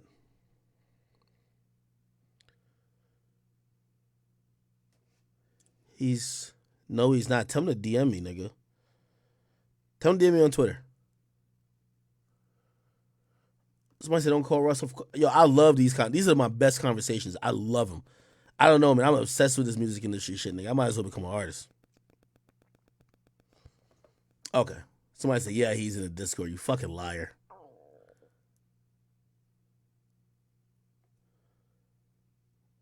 He's on Discord? How he's on Discord? You're just a liar, bro. Okay. All right, baby. All right, anyway, all right, let's go back to this Tate shit. So Andrew Tate flew to London. He's talking to Piers Morgan, and they're using some of his old clips to try to confront him about being, you know, pretty much like banned from everything, right? And this is how it goes. is called Uncensored. One of the challenges views directly. So he flew from Romania to sit here in this studio, and the full explosive interview airs later this week. Here's a bit of what's to come. Do you respect women? Absolutely. Why wouldn't I? Do you think that 18, 19-year-old women are more attractive than 25-year-old women? I think there's attractive people. That's a loaded question. I don't know. Well, it's not really, is it? I can't. You know why I'm asking you? Of course I do, but I can't sit here and say... For the benefit of viewers who don't know why I'm asking, you said this. In general, this is also one of the reasons men find youth attractive. You want to blow up the internet? I'll blow up the internet right effing now. The reason 18 and 19-year-olds are more attractive than 25... I hate to pause at this point, but this is one of the reasons why when I stream, you know, I got into this whole big issue with just the whole world over this Dusty and Broke shit. And I know exactly what he's quoting from Andrew Tate. I don't think Tate's going to mention that. But Tate, while he always has a point, bro, he's being theatrical. You know what I mean? He's trying to be entertaining. He's saying stuff that could be tongue-in-cheek. Like, the mere fact, like, if you ever seen that clip, he's like, yo, you want me to blow up the internet right now? What the, like, and he just says some shit, and it's like, it's meant to kind of, like, a little bit shock people, but it's tongue-in-cheek, you know what I mean? Like, does he not believe it at all? No, but is he exaggerating a little bit? Yeah. These days, think about this. They're reading what he said in something that he's not all the way serious on a fucking news broadcast. They're not even playing the clip that you can see that he's trying to make a joke. They're taking the words and saying it, and it just sounds bad. You get what I mean? 5-year-olds is because they've been through less reasons men find youth attractive. You want to blow up the internet? I'll blow up the internet right effing now. The reason 18 and 19-year-olds are more attractive than 25-year-olds is because they've been through less dick. People say, oh, you can't say that, but yes, I can. A 19-year-old is more attractive than a 26-year-old woman, and I'll tell you why. Because that 26-year-old has talked to more guys, been to the club more times, been effed and dumped more times, more arguments, more mess, more for me to clean up. That is misogyny. Why? Because you are encouraging a mindset about 25-year-old women that makes them sound out to be infinitely less desirable than 18, 19-year-olds, and having effectively been having too much sex to be taken in a more respectful way. Well, firstly, even if that was the case, that wouldn't be misogyny. But what did you mean by what you said? That's not misogyny because it's not anti-women. I'm saying that an 18 or a 19-year-old woman would be more desirable. Pretty anti-25-year-old women. Anti-25-year-old women we can argue, but not misogyny. Well, that's misogyny then, isn't it? No, it's not. Well, being anti any woman at all is misogyny. Not when I'm saying that women are beautiful and attractive at a certain age and saying the age You're is saying different. 18, 19-year-olds. Okay. Chat, I might have to cut this. So Russ wants to get on Twitch, and I gotta get him on here. Russ is my guy. I love live debates. And as much as I want to get into my podcast, Russ, you owe me a fucking podcast, nigga. I've been trying to get you on this shit for a minute. I'm asking him for his number, but I'm gonna ask him if he has Discord as well. I gotta figure out a way how to get on this shit. How do I log into this shit? I can't see. Hopefully, I can't see what I'm typing. Right? No, I can't see. Right? Let me see. What's my password, bro? No.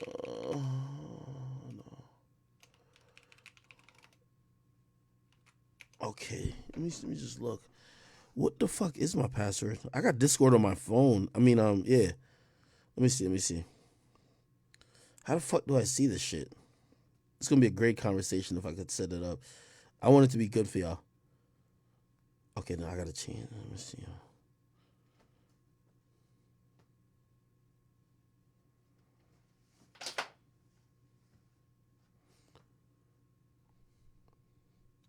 I know y'all want to play. Y'all want to play it while I'm trying to set this up. Okay, I think. Okay, good. Bet.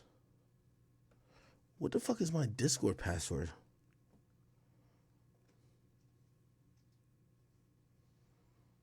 Oh, that's it. Oh, I'm back on, chat. Hold on. Yo, chat. My Discord password is the easiest shit on fucking earth, nigga. I don't even want to tell y'all what my password is, nigga.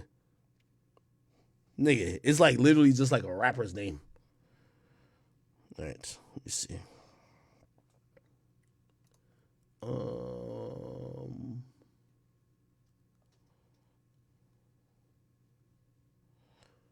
Wait. Let me see. Do I have a...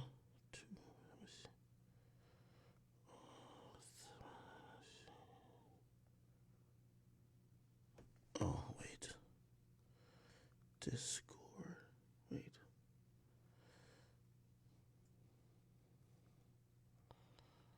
Okay. Yo, chat. I'm like retarded with this shit right now. I'm gonna get it. I'm gonna get it. Like, don't y'all worry about it. Oh, yeah, I got it. Oh, here we go.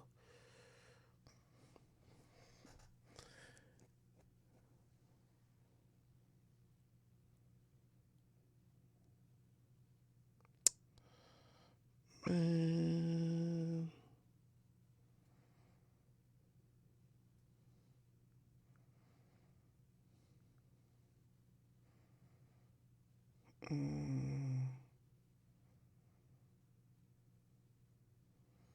Wait, how the fuck? Let me see. All right. Let me ask me. Yes.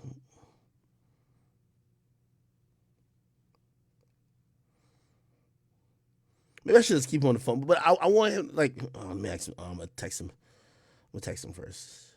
Do you have Discord? This would be great.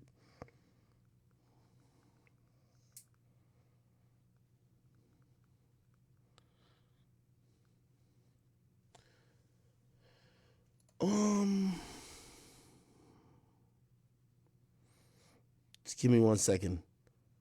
Chat, I don't want to hear the bullshit I'm talking about right now.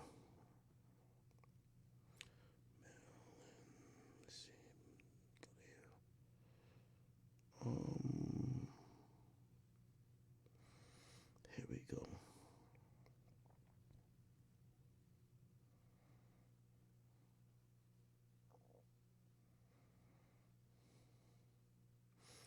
Yo, just hang in there. I'm going to give you some good content. Plus, I got to get back on Discord anyway. I know I should do this off stream, but fuck it.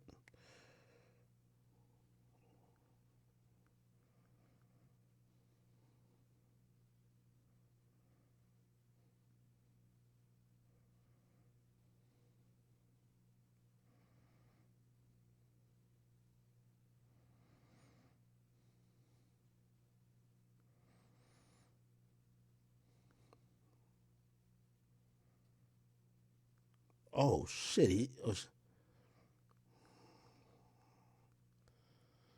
right, hold on. Oh, he is on Discord. Oh, shit.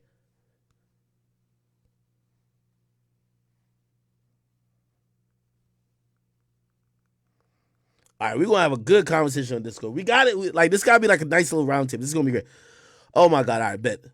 I feel like I'm like shit in the bed right now. Oh, I know what to do. Let me see.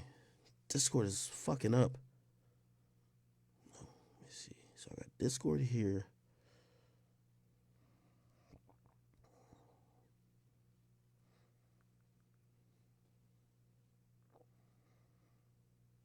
Okay, here we go. All right, back. Oh, I should be fine. Let me see. Come on, don't fail me now. Don't fail me now. Don't fail. What? Yes. Here we go. Yes. Yes. Yes. Oh, shit. I'm here, people. Discord was hating on me for a long time. But they can't hold your boy down no longer. Wait, I can't see what I'm typing, right? I'm typing the passwords and shit. 129 1. All right, bet. Wait, what? Oh, I put. Okay, here we go. Finally. Wait, I gotta update password. Yo, Discord is tweaking. Wait, I can't see what I'm doing. My current password. 69 is king. Let's see. What's the new password be? Young Boy's king. Fuck it. Makes sense. All right. What the fuck? Bro. Why they keep doing this shit? Bro. Nah. I'm gonna just cancel it. Update your password? No, I'll update it later, nigga. What the fuck? They locked me back out. Yo. Discord is tweaking. Nah, bro. I'm getting my shit right. Let me see. Why they hate on a nigga like that, man? It's like they hating on. Let me see. Go like this.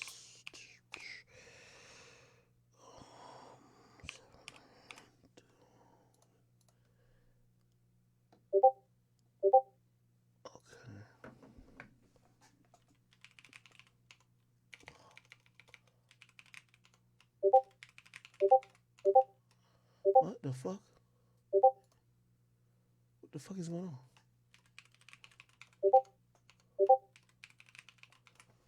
Hold on. It said.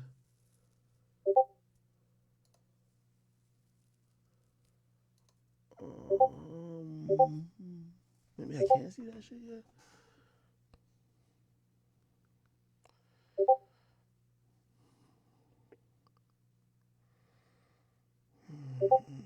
How do I?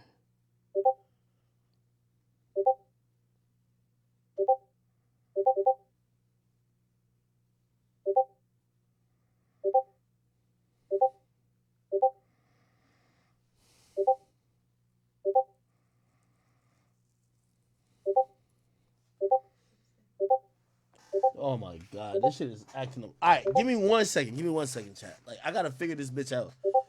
I know how to get. I know how to get. Just give me 1 second. Give me 1 second. Give me 1 second. Damn. Damn, bro, I'm doing like a lot right now. Fuck.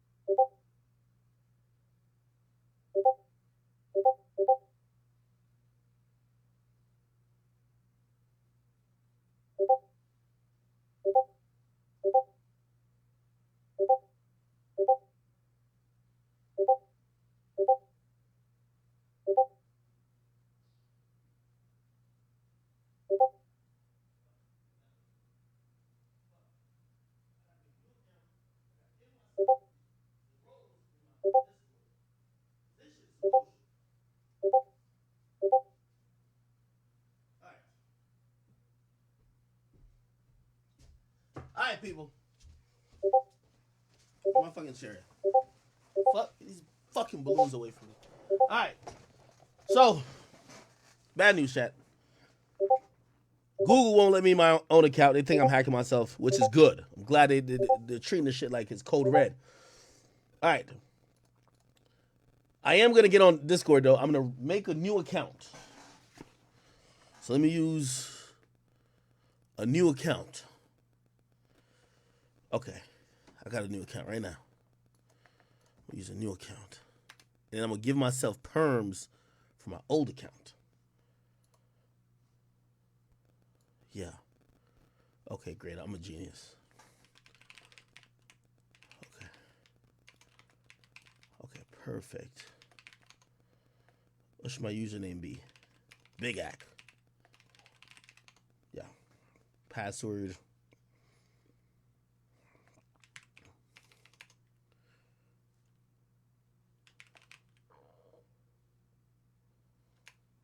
Okay, wait. There we go.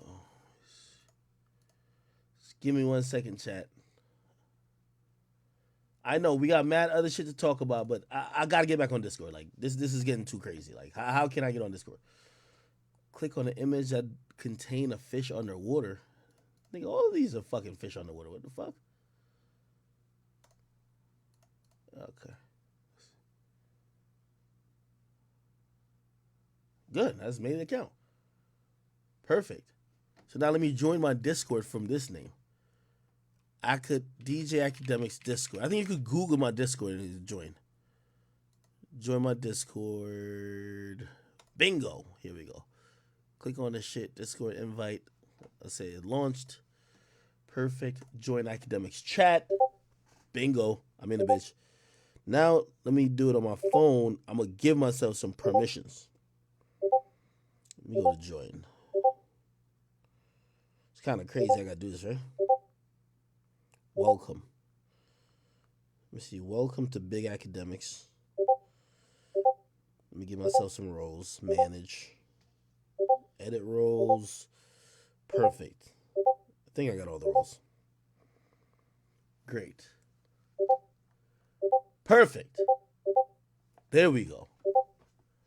Okay, these notifications are killing me. Hold on. These settings, notifications. Russ is on standby, by the way. I'm about to send him a link. Notifications. Enable. No, nigga. No. Disable all notifications. Disable all sound notifications. Alright, bet. I'm in a building now. Cool. Let me see. Where's my rooms at? Akademiks rooms. Okay, where's Russ? I'm gonna go to private. Yo, Russ. Okay. How do I send a link to Russ? Can I send a link to the room? Oh, okay. Oh, he knows how to use Discord. I'm gonna type it to him. Okay. It's Discord. This is my link. Discord.com/invite/academics. Bingo. Cool. I sent it to him. All right, cool. Great. Perfect. All right, we cooking right now. When I see these people come through, like I gotta ask them for their name. I bet. We good. We good, chat. We in here. I'll be back on my regular Akademiks name tomorrow. Just at Google, like, yo, we gotta take 24 hours to investigate your email. I'm like, what the fuck? Oh, I see Russ. Russ is right here. Russ, I'm giving you I think this is Russ. I'm gonna give him let me give him wait, how can I give him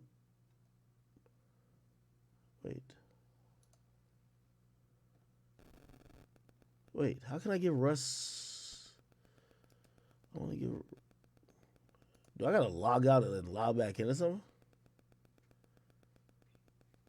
I probably got to verify my account type shit. You feel me? Oh, okay. That's probably what's going on in this bitch. Okay, here we go. Verify the email type shit. You know what I mean? Something light. Email verified. Can I now add shit to people's thingy? No. Let me log out, log back in. My bad, chat. I know this is like mad complicated, bro. Like I don't know what the fuck, bro. Academics.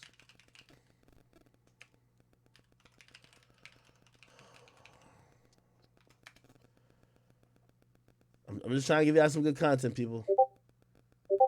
What the fuck? I told you to turn off notifications, my nigga. Oh my god, this shit is the worst, bro. I don't want to hear this shit.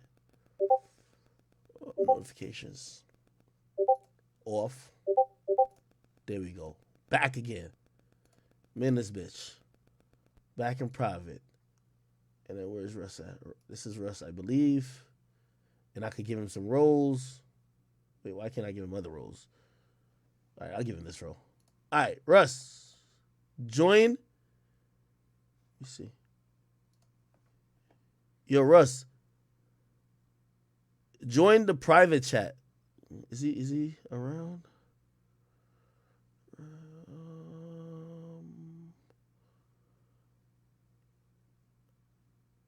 Russ, I just gave you like a role.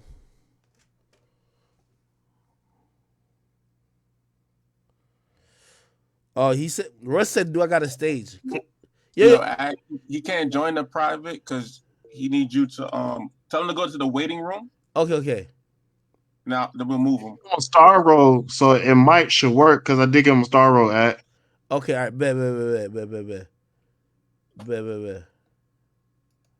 Okay. Let me see how do I.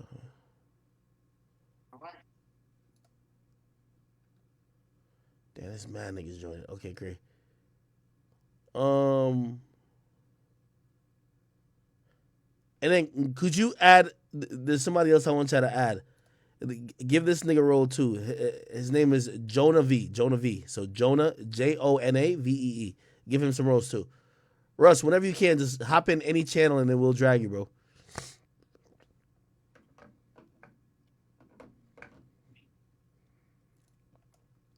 Yo, boom, man. It's like I got banned from my own Discord, nigga.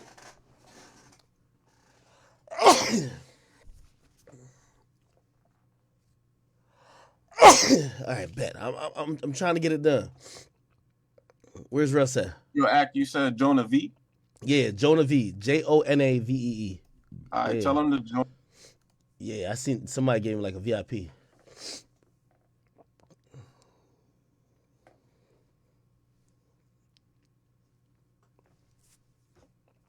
Hold on, I gotta wait to fix it. I'm gonna put an invite to this VC. Okay. And they could they'll be able to click it.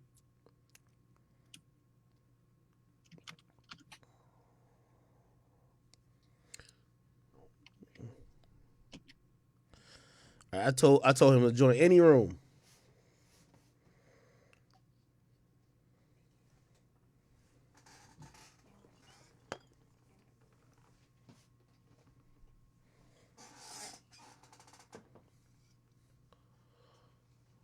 Okay.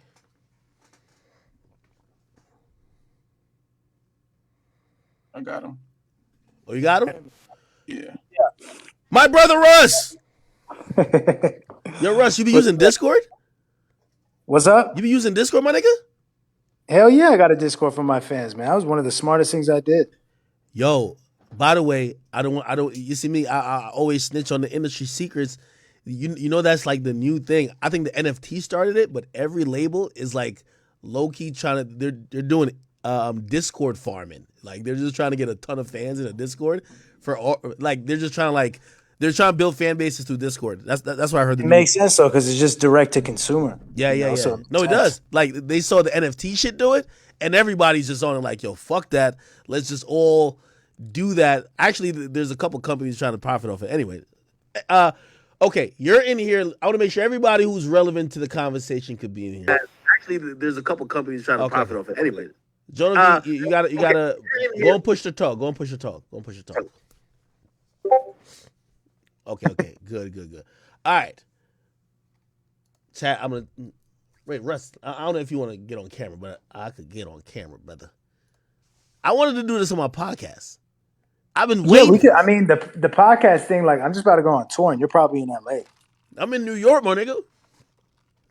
I'm in Atlanta, so Yo, to still keep not it here. real, it's just because I love Russ so much. I should have beef with him because I think he came to New York and he did Rory and Mealy Mo's podcast and did not even hit a big act. That's a slap in the face. I couldn't even believe it. You didn't hit me. Come on, man. That phone works both ways.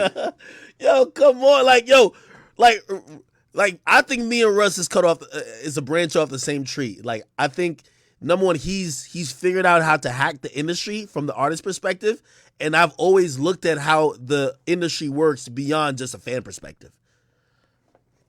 I appreciate it, man. I appreciate it. I just feel like the notion that, you know, the blackballing thing is just. I just think people are using the wrong word. Okay. You know. All right, we're gonna kick this off. Hold on, let me just get a little background quick. We're on stream, so I got to set it up. This is gonna be Russ. I don't even want to say Russ versus Akademiks, but shit. I think we. By the way, I've been posting your opinions, but the whole time I'm posting, I'm like, I fall on the opposite side of what I believe this is. Yeah, maybe you do. Okay. All right. Anyway. Okay. So, do you want to start or do you want me to start? I feel like I'm probably one of the. I'll start. I'll okay. start. Let me, because I'll just say what my opinion on it. My opinion is this: if you're blackballed, right? Or I'll say it like this: people need to remember what it was like buying CDs in a fucking store, right? So, if you walk into Target and the music section has the shelf out front that has the hottest albums, and your CD's in there, that's great. But if your CD's not in there, it's just in the music section with everyone else, that doesn't mean you're blackballed. It just means you're not getting the promo that you think you should be getting. But keep in mind, you don't own Target. That's not our store. Spotify and Apple are stores. They're stores. They're just digital stores. But our music being sold in those stores, hold on, though. First of all, it's a privilege because if they wanted to blackball you, they would say you can't do business at our store and kick you off and out of their store. Okay. You feel me? That's an easy, very totalitarian way of looking at it. Like, but it's much more complex to these days when it comes to blackballing, right? They're not gonna just kick you out the store, right? But I'll give you a tactic. Okay, you're in the store, but you're not on the floor. So for someone to find your item, like we all know, if you go in Walmart, you go in Target, you go in Best Buy, I would say, and I'm making up stats here, 97% of the sales happen from what you see on the showroom. You're rarely going to a salesperson and say, hey, do y'all have this quote unquote item? And maybe they look it up in the computer and be like, oh, we do. It's not on the floor at all. But if we go in the back, we could get it for you. That's kind of what I'm trying to say. Now, but where it's different is because it's digital. Because guess what? You just type in the name of the artist you want to listen to, and you go to their shit and listen. And I would agree with you, except the majority of fans who listen to music don't do that. Like you can't. That's the other issue. We can't use that as some just generalization and blanket statement. It's not true. Listen, and I've been in contact with some people at Apple Music and obviously Spotify, because I want those stats. Again, I like to argue from a place of actually knowing stats, but I would argue, and I want everybody in here, if you're in a car riding for 2 hours, you listen to music. Granted, it's different if you're actively listening, but most people passively listen to music. Let's be honest, right? So if you're actively, you might just be like, you're on the aux. But for the most part, you might select a song or two, but usually you either select the artist you like or the genre you like, and you let it play. Not everyone's selecting every song they want to like. It's a reason why this is the difference between music and say the movies. Like if I'm gonna watch a show or I'm gonna watch a movie say on Netflix, it's a fucking 2-hour thing that requires active attention.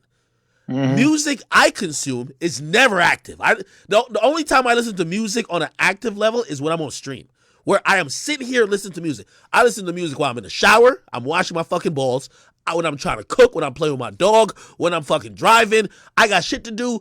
It's something. It's like it's reason why like you never hear about an elevator movie. You hear about elevator music.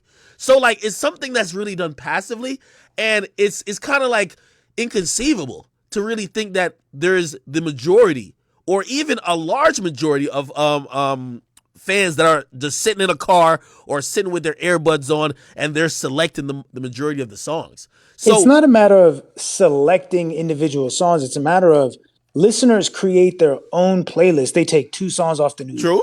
This guy's album, 2 songs off this album, 2, and they create their own playlist, which is where, for me, majority of my streams come from listeners' own playlist and profile and my profile. And my response to all the people who say, well, no, because, majority is editorial playlists and you need that. It's like, well, hold on. This is where it gets confusing for me. Yeah. If these people are as popping as y'all say they are, why is their music only going to perform well if it's in a playlist? Where are their real fans at who will just listen to them regardless? Which one is it? Okay. Do they have such a real fan base and they're so popping? Or do they rely on majority passive listeners who only will listen if it's in a playlist? Which one is it? Which one is it? That's a great point. I love that point, by the way. And this is why, like, me knowing your history, and I'm always in tune with like, your opinions or your narrative about the industry or music as a whole. I feel like, and I have the pick with me and you on Everyday Struggle. I feel like Russ, who had a chip on his shoulder, who probably wasn't as accomplished as you are now. Just young and immature, to be honest. But I feel like you would feel the same way, though. And what I mean by this, you have carved out a lane, and you're right. Like, I just looked up the stats you tweeted out. Like, you actually showed your Spotify for artists. You don't rely on algorithmic or even editorial playlist as compared to some artists. So you're speaking from the point of view where it's never helped you. So I know you're saying, well, what happened to y'all and y'all real fans? But I could make the point to say that's why some of your songs, which I enjoy, probably don't go 5 to 6 time platinum. I see when you post a plaque and yeah, it's a real accomplishment, and you should of course be proud when it goes gold and it goes platinum. But these songs could have been 10 times bigger, right? And obviously, I'm not going to disagree. I'm not disagreeing with you that playlisting would make my songs bigger. What I have a hard time wrapping my head around is if these guys are so much bigger than me, and if everybody, what are all the comments always? Who's Russ? We don't even know you. We haven't heard a song. Okay, but the antithesis of that is that all these other guys, y'all do know, and y'all do know these songs. So if that's the case, if they are so much bigger and more popping than me, meaning more fans, why do they need playlists if I don't? That doesn't make sense. Something's not adding up. Because the industry's built on playlisting. This is true. And let me ask you a question. All right, compared to the screenshot you put up, it showed 3% editorial playlist. What percent plays do you think Drake gets? Just a spitball here. We obviously don't know the real number, but what percent do you think he gets? And I'm trying to say that I would say 20 to 30. No way. I would say nothing less than 40. Like, Drake is an artist that they're super servant to people. Let's go down that road if you want to, right? 40%. Mm-hmm. That is still not majority, and it's still not the 80 or the 90 or the numbers that have been getting tossed around. People are acting like if you don't get on editorial playlists, then how will my fans hear my music? It's like, I thought y'all had a shit ton of fans. Where they at? Where are your fans at? This is what's confusing to me. Because if all these dudes supposedly bigger than me, more streams, then why do they need playlists if I don't? If y'all are such bigger fans of them than fans of mine are of me, then why aren't y'all streaming their shit without playlists? Where y'all at? No. Well, I mean, even when we look at the baby now, right? I think, and I've always said this. The baby was on the cover of Rap Caviar. I don't even know what that conversation is. That's crazy. Well, I think the baby's an enigma, number one. Like, I've had a lot of conversations about it. It's an enigma. But here's the point I'm trying to say. I think the way you're approaching this conversation is probably because you've been slighted by many a times either fans or other people discussing your career in comparison to other artists who seemed bigger than you, you have more raw fed. Like, nigga, I've been to your show. Like, most of these niggas, including the baby, like, wouldn't come to New York City, wouldn't go to the Forum and do half of what you do. So you get what I mean? Like, again, you remember why I came But I to your thought first they had show. more fans, so why not? Yeah, but you see, you're playing like this interesting game because you're right. You're 100% right. No, it's not a However, game. It's just if they have more fans, why aren't their shows bigger? yeah, but the industry was never really built on people really having raw fans. It was always built on, hey, listen, this is McDonald's. We serve you what you get, and you guys consume what we give you. It's never like most of these guys, they're products of algorithms, and maybe not completely, but it's the fluff. It's the reason why you decided to say, I could get off of a streaming, I could get off of a record label because y'all don't do shit for me, right? And you probably realize it's much more lucrative because shit, from way back to your TuneCore days to even what you do now, you can still run up a song to gold or platinum without it. They weren't doing too much for you. Right. Now, that's not, Right. Now you have to acknowledge the truth though. That's not the reality for every other artist. Now, kudos to you. We'll clap it up, but that's not the reality for most other artists. Most other artists, without their label, without the fluff, without the millions of marketing dollars, without those looks, without all the collabs, without all these things that are adding up to make these numbers that seem impressive because, like, you know the game is a facade. The game is a facade, and if half of the people could do what you do, they wouldn't sign either. But so now what you're saying, and I agree with you. Now what you're saying is people are getting mad that the facade is no longer being upheld. People are getting mad that the fluff, aka the passive listening to make the shit look bigger than it is. Where's my fluff at? Y'all didn't give me the fluff on this release. Now you're gonna expose how many real fans I actually have. That's what it sounds like. But why is it only for the niggas who get into controversy, not every other rapper? By the way, that's a little boom, by the way. Wait. Go ahead. You know what I mean? No, okay. That's a good point. Well, I'll tell you exactly why. I'll tell you exactly why. Spotify and Apple are billion-dollar companies, right? Number one, that none of us own. Number one. Number two, brand alignment is a real thing. That is true. I know this. And I think everyone in here is lying if they say they're going to risk fucking their brand up on behalf of a stranger. Okay. But Russ, what about the niggas who are actually killing niggas in our own playlist? Okay. See, that's where we get into, right?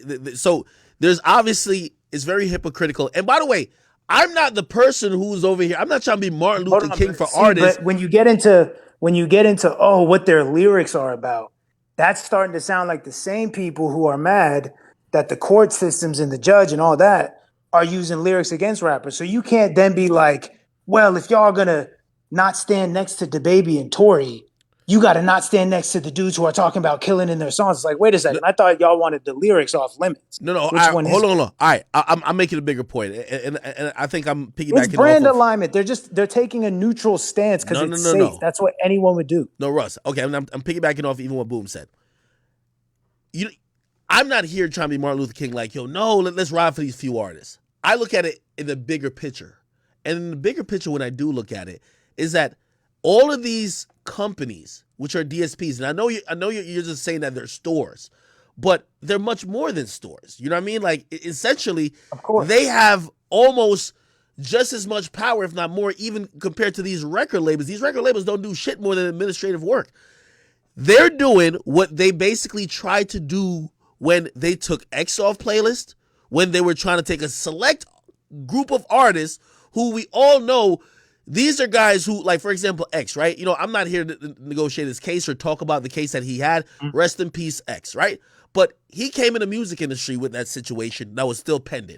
You get what I mean? Mm-hmm. It's like, we can't have these streaming services be the arbiter, right? And really, it's not even like they're waiting for like a court decision. They're playing it. They try to do a blanket law. That didn't work. Now they're just picking and choosing. Me, I'm always saying like, yo, give me the rule and I'll follow it. But they made the rule. They repealed it because Kendrick said some shit. But now, you know what they do? They wait till you're unliked. And it could happen to anyone. because we see how Of fickle course. fans are. You were on like for a long time, and then I think people have just realized you're just not going anywhere. They fuck with you now, I believe, for the majority. Okay, No, but people like listen. I hear what you're saying. You want a clear line in the sand to be drawn, and if I cross the line, then that's on me, and now take me off the playlist. and also The acknowledge it, reality is that and acknowledgement too, because everybody's yeah, but playing no, but dumb. this is what I'm saying. This is all like you're expecting a company you don't own to like explain to you why they don't want to align their brand with something that isn't safe. One, they don't have to explain shit. Two, it's glaringly obvious what's happening. Wait, Right? hold on. I'm glad you said that because that's also not completely accurate what you're saying, right? Because it's not the company making a decision; it's individuals making a decision. There are individuals that run these playlists. There's individuals that are in charge of these music departments. So I know people are Yeah, thinking that but hold on. Do you think now. it's Now, granted, they might be making you're decisions that they smarter than feel is that? in the You think best interest of the individuals in company. the playlist room, or you think it's higher up? Say again. I said you're smarter than that. You think it's the individuals in the playlist room, or you think it's the higher ups? Come on. I think most of them are trying to It's make the higher ups, dog. It's the people not who are always, really calling the shots. not always, not always. I think Ebro is abusing his power. I think if you don't like Ebro, fuck all that other shit that might be going against you. He just won't playlist you. That's just what it is. I've heard actual industry. Okay, but this is my thing, though. This is my thing. This is what I'm saying. People are still going with the blackballing shit. Yeah. These playlists are opinion-based playlists. They're not numbers-based playlists. I've had No, numbers that would do more algorithmic is than X, Y, and numbers Z song plays. in Rap Caviar, and it didn't go in. Why? Because the people at Rap Caviar didn't like the song, and that doesn't get me mad because guess what? That's their fucking prerogative. It's a company I don't own, and it's opinion-based playlist. What do If you you think about have something that algorithmic? pisses somebody off, and they have something that you need, it's entitled to think, I don't care if I pissed you off, give it to me anyway because I deserve it. That's childish, immature, egotistical, and insane. Okay, You know what I mean? It's like it's crazy. I agree. I agree with to a certain extent. If you're not being biased and whatever. Even though I think it should be open and should be at least transparent. But what about algorithmic playlists? Okay, so an artist drops an artist who's heavily consumed on whatever platform. They're edited out of like these. You know, New Music Friday. You know when you go to Apple Music on Friday and you click on their new music category or Spotify, that's not a guy that's just sitting fucking eating Cheetos and picking out his favorite new music. They're putting it's pretty much algorithmic. They know what's being submitted. But this is my point. Not every single one of my songs gets a New Music Friday. When it doesn't get a New Music Friday, have y'all ever seen me come online and say I'm blackballed? Wait. It's insanity. Hold on. It's an overreaction. What's the percentage? To complaining about What's the promo Hold on, that Russ. you're not privileged, that you're not guaranteed. It's What's the percentage? What's the percentage? And then also, are you submitting these? What's the percentage of what? What's the percentage of when you submit a song, obviously 3 weeks before, like all because they do have guidelines, right? If you submit a song, what's the percentage of the songs that you submit that get on New Music Friday? Honestly, dog, I feel like it's minority of the time. Stop For real. I'm rarely in New Music Friday. Stop. Someone pull the stats up if you can, if you remember seeing me in it on every release, but I'm not in New Music Friday like that. I'm not in these big ass playlists. And it's not because I'm blackballed. It's because it's a bunch of human beings with an opinion. No. And yeah, listen, these are human beings. If you get in a room with them and you piss them off or you say something or whatever, you have relations with someone that they fuck with, whatever it is, this is what's going to happen. Is the consequences of your actions. At the end of the day, if my T-shirt back in the day or things I've tweeted piss certain people off, and you know the industry's musical chairs, and the dude who worked at Interscope, well, now he's at Spotify, and now he controls the rap playlisting, and he's one of the guys that I pissed off. I'm SOL. That's too bad for me. But you do know you're changing. That's the consequences of my actions. But you do know you're changing your stance a little bit, right? You No, first I'm not. you It's first all started opinion. to say if the company, you started saying the company, now you're talking about individuals. That's why I always even said when I was going at Ebro. I'm saying because he tried to make a weak point. He was like, "Well, you're blackballing." I'm talking about with Tory and the baby, right? That I believe is coming from higher up. That I don't think is individuals. I'm saying on a smaller scale, I don't have any pending cases, right? I'm saying on a smaller petty scale, if I tweeted something that pissed one of the playlist curators off, if they don't put me in the playlist now because I was a dick to them in the past, I mean, that's my fault. That's too bad. What- I can't sit here and say I'm blackballed. No, my music is still being sold at the store. My fans can still access my music. My fans can still stream it. Spotify still pays me. I cannot say I'm being blackballed by a company that's still paying me. That doesn't even make any sense. I can say I'm not being promoted like I think I should be, but I cannot say I'm being blackballed. That's I just think the word is being just used incorrectly. It's not blackballed. You're just not being favored. No, But I think- I that's think you're also interchangeable though. So prefacing it so too. I use the YouTube example, right? So like, you know, and I think most people can relate to that because most people can't relate to artists, right? And they're looking at these platforms that music is coming through as they don't even know how to even process it, right? So I said, okay, I'm a YouTuber, right? The majority of the views I get, if I didn't fall in favor with the algorithm, or if for whatever reason somebody at YouTube, say I pissed someone off, they fucking lowered me on the threshold of the list of people who the algorithm would favor, my views would drop significantly. Or if they took me out of it all, it would drop by 50 to 60%. Sucks. At that point, no, but I call that blackballing. That is modern day technological black. Like I think you're using an antiquated version of blackballing that really nobody will ever be qualified for blackballing because you technically have the internet and you have potential access to your fans. But if in reality 99% of music is being consumed through these stores, or what you call the stores, and those things are ran by algorithms, if the algorithms is That's then not fucked true. with, But see, that part, how's what that you true? just said right there, is a blanket statement that does not apply to everyone. You can't say these are run by the algorithms because this is why I think it's a dangerous narrative for artists, because I'm trying to empower artists and make them aware that it's about the fans and it's about the song. What you're saying is you're making it seem like algorithms can stop a hit from being a hit. That's not true. Yes, it can. That's just simply not Yo, true. You do not it's need algorithms. editorial and algorithmic and all this shit to catch a hit. Handsomer went platinum in 8 months. Did you see it in Rap Caviar? I didn't. I'm not saying you needed to. Well, first of all, we wouldn't call it a gigantic hit if it's just gold. It doesn't platinum. matter what you want to call it. A platinum song in 8 months. Go look up how many songs came out this year and went platinum this year. How many? Well, it would be at least 5 times platinum if it was supported by. I'm not talking about a massive fucking global number one. I'm saying how many songs came out this year and went platinum within 8 months. I don't know. If you have a long list of them, then it should be pretty easy to come up with some. But if it's not, then doing platinum in 8 months is something that's worth noting. Like, okay, that's pretty impressive. And the fact that it wasn't and didn't rely on algorithms is proving the point that catching songs that go platinum is not about algorithms. It's about having fans who listen to your music consistently. That's it. And that's why you're the exception to the rule. Because again, you can't. All right, you see, you're pulling out these one-on-one examples.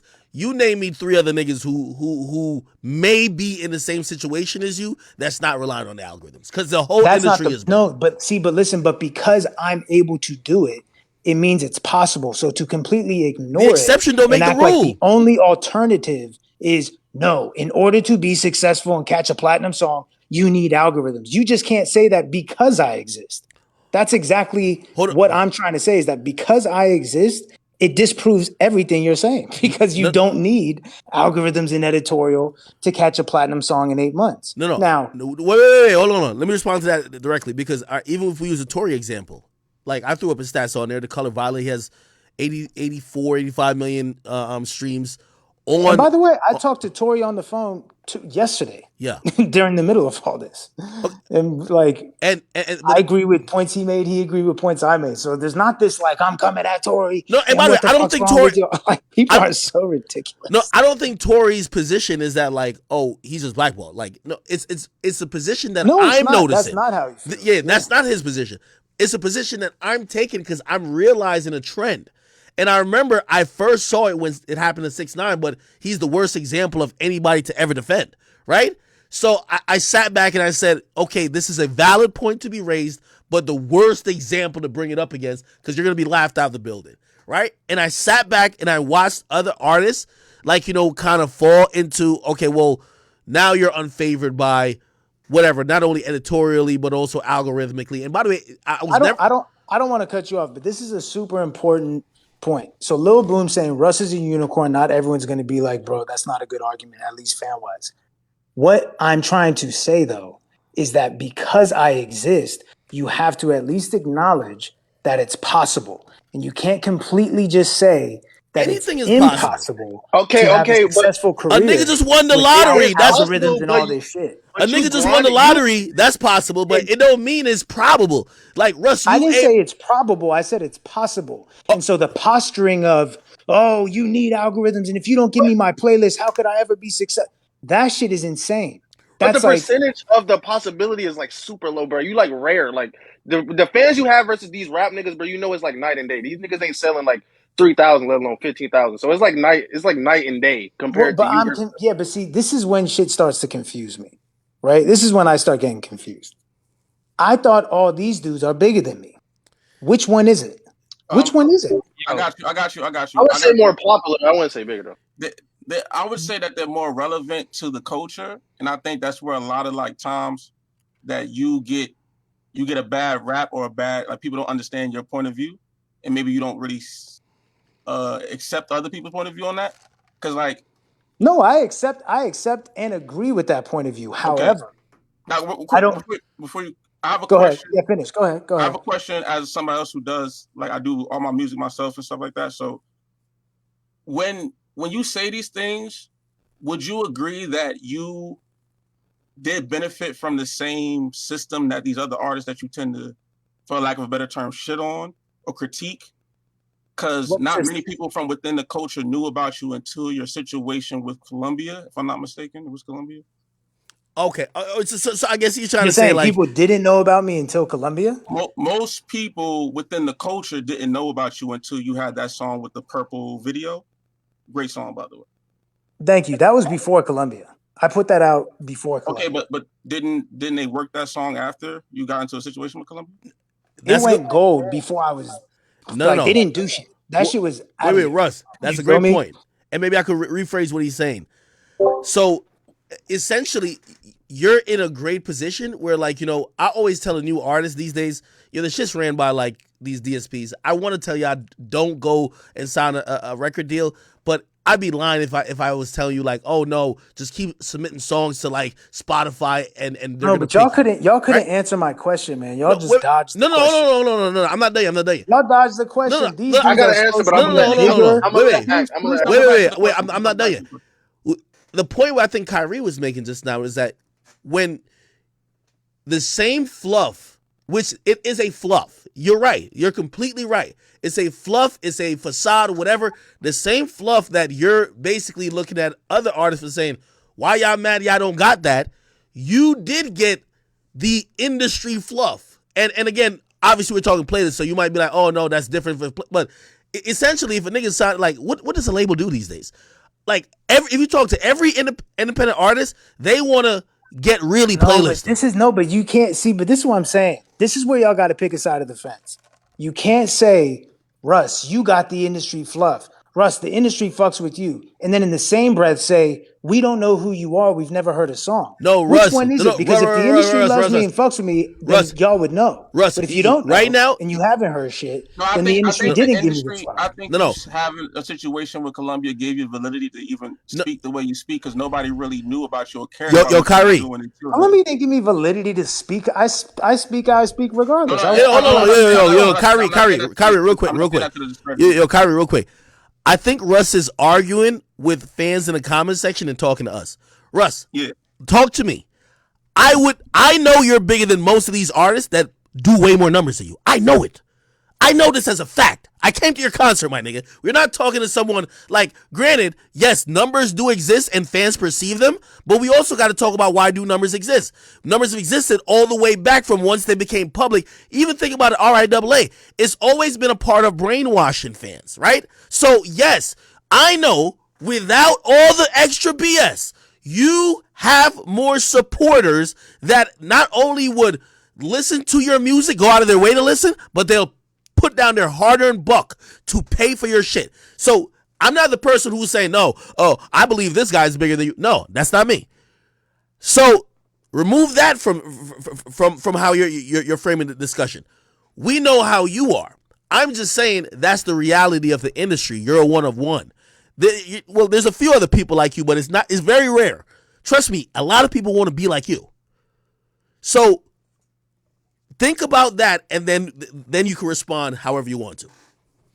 Because I'm I don't still say sticking with the fact that because I exist, it's showing what's possible. Okay, So okay. I'm gonna no, cut but Russ. hold I on, let me got finish. But let me finish. To ignore something that's clearly possible just because you're like, yeah, but that's really hard to do. It's like, fine, that's fair. But you can't sit and act like it's not possible and as if I'm the only one that could do it. You would be, you said something earlier like, oh, these guys wouldn't be able to do what you're doing if they didn't have a label. I tend to disagree with you. I think that's what I'm about. I think these artists have more power than they realize. You don't need an A&R to get you a collab anymore. These dudes can DM each other, yo, here's the beat that text each other, whatever, boom, shoot the video, whatever, right? You don't like, these dudes would be better off indie, a lot of them. And you would be surprised how well they'd be able to survive. And I think they'd be surprised. Russ, And this is the Stockholm syndrome I'd be talking about, where you get with the label and you think that you don't know how to survive without them, forgetting that being a popping independent artist was a prerequisite to even get signed in the first place. So you've already done it. Question, Russ. Russ, Would you say hold on, Kyrie, hold on. I'm gonna tell you why I disagree, and this is why you differ from the majority of even a lot of these hip hop artists who do sign. Again, knowing you and knowing your crowd, like let me ask you a question. Granted, if we're comparing sales and all these other things and hit singles and third, I remember when I came to your show, I was flabbergasted. I was like, fuck, there's like 8,500 people here at the Garden. And you think, name any nigga right now who got like a popping song. Like any nigga who just caught 2-3 songs who ain't rapping about shit. Who ain't rapping about nothing. You think they're going to retain those fans enough to not only listen to their song like maybe in their crib, in their car, at the club, but actually show up to another state, get dressed, go with their girl, buy tickets, and go to their show? Bro, that's not going to happen. Okay, so let me ask you this question then. What do you think the focus should be on? Continuing to gather fluff fans from playlists, or should the focus be on building a core audience? I agree with you. It should always be that. It should always be that. But some of these niggas' music ain't built for that. A lot of these niggas are making music that are microwavable for the moment. Nah, but listen, like we're talking about building the Discord communities. There's shit you do. There's shit that I've done outside the music that has people coming to the shows. It's because I'm fucking doing stuff outside the music. I'm trying to give game. I'm helping with self-help shit. I wrote a book. It's not just people are coming to just hear the songs. They're coming because they fuck with me. And so my whole thing is like, this narrative is making artists feel like that they need to continue to buy into the fluff. And that's what they should focus on, getting the fluff, getting the playlist. No, what people need to focus on is getting real fans and building up a core audience. Well, Russ, not everybody has a luxury like you though. Like, which by the way, and when I say luxury, I don't mean it that you didn't go through the ringer. Because you had to figure shit out, but also you were more, you adapted to how the industry was, and you figured out a lot of hacks really quickly to get by and also like to get up. Some of these dudes, they're coming from environments, and also not to like disrespect their IQ level or whatever. They're just making music in their environment. They really don't know how to, like, you're talking higher level shit. You know what I mean? Like, this is the same shit you're talking about. This is why you got off of a label. Because when I talk to the digital niggas, right, they tell me, yo, the new thing now is discourse. Everybody's getting discourse. Yo, how can we get discourse for artists? Because this is going to be the best way to promote them. Nigga, you're on that.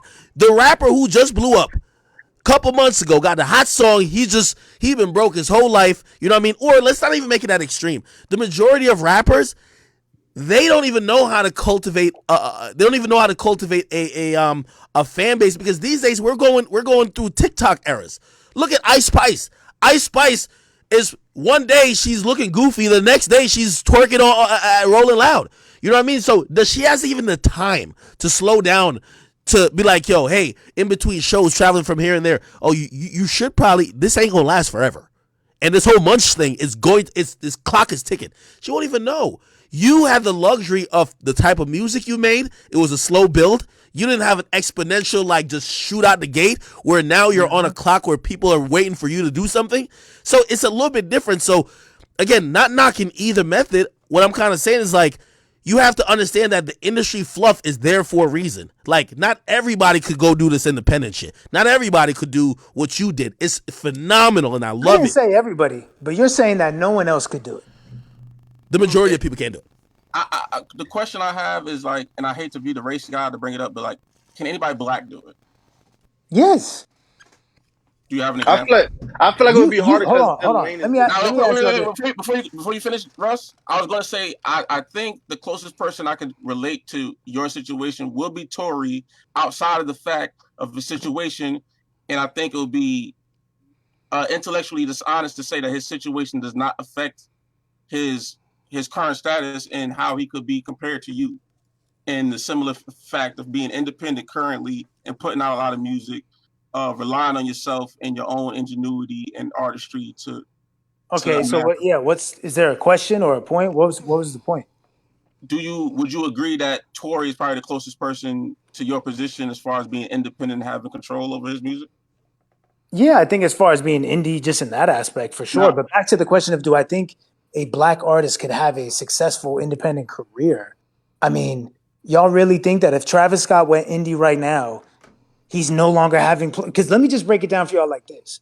Use me as the bar, as the bare minimum, right? Mm-hmm. If Russ is going platinum in 8 months, if Travis Scott went indie, you don't think he can go platinum in 8 months? Yeah, but he's not gonna sell. I'm gonna get But he's not gonna confused. sell five. He's not gonna sell 500K like he did. Yeah, he's not gonna do that. That's you know not, what I'm saying? no, that's not the question. That's not the question. The question and the point that's being made is that artists would not be able to be successful without these labels and playlists. And I'm asking, if I'm doing platinum in 8 months, optics wise, right? Every artist bigger than me, Travis and Post Malone and Lil Baby and all these guys, they should be able to go indie and at least do better than me. And I believe they would. I believe they would. Hey, by the way, I believe. I feel like platinum. For sure. I feel like Russ, platinum is just Russ, one bar. Russ, I'm glad you brought up this point. So I did a podcast, sorry, shameless play. Everybody go listen to Off the Record with Carl Cherry. And Carl Cherry's at Spotify. My podcast at Spotify, all good. And we had the debate. What happens if Drake goes independent tomorrow? This is my theory. I say his numbers get cut severely because a lot of this shit is brainwashing, right? And I think you're beyond the brainwashing, so that's why you like when everybody gets back down to earth, because now it's really comparable. It's like baseball without the steroids. You're like, well, wait, why y'all niggas mad? I can't take the PDs. I get it. But here's the thing, though. Why don't those artists? Drake has signed 3 motherfucking deals in the last, 4 or 5 years. Why don't he go independent? Because think about it. Bad Bunny. You know how big of the upfront bag that is? Bad Bunny is getting way more of a bag than Drake. That nigga's seen way more from his music. He has a 90 massive bags. Massive He bags. has a 90-10. He has a 90-10 distribution deal. Well, obviously I don't know the ins and outs of Drake's deal, but still, Drake owns some of his masters. I don't think he's 100%. Bad Bunny is straight distribution. You have to respect that some artists don't want to deal with the independent aspect of the business. They want a whole team, and they just want people. Yeah, y'all do it. Y'all figure it out. But doesn't that defeat the point you're saying, though? Everyone is trying to run a whole, because being independent, you're running the label. Wait, doesn't that defeat the point you're making, though? Some artists are trying to show up in the studio, stand on X marks the spot, do your song, dip, give me my money. I'll talk to y'all later. Doesn't that defeat the point what you're saying, though? Because think about it, right? If you're basically saying, well, if I did it, why don't everybody else do it? These are the biggest artists in the fucking game. Travis Scott, Drake, Post. No, I'm not saying why doesn't everyone else do it. I'm saying it's possible. They could. Well, all right, okay, they could, but you don't think there's probably an upside to being in the system, to be a part of the fluff? Because again, you know what I mean? There's a famous saying, you know what I mean? 100% of zero is still nothing. You know what I mean? Again, even if you're getting 20% of a billion, nigga, you're getting a lot more than 100% of 10 million. You get what I mean? And not saying the drop off would be that drastic, but I think all these artists. It's just about what you value. It's about what you value, right? It's like if you value being in the system and being able to play the game, and the labels are all in cahoots with the Grammys and this and that. If you value all of those things more than you value ownership of your music and being able to come and go as you please, drop what you want, do all these things, then go with the label. I'm not going to tell you, rock out. Okay. Stick to whatever you value. Let me ask you this. This is the last question, then I'll let everybody chime in.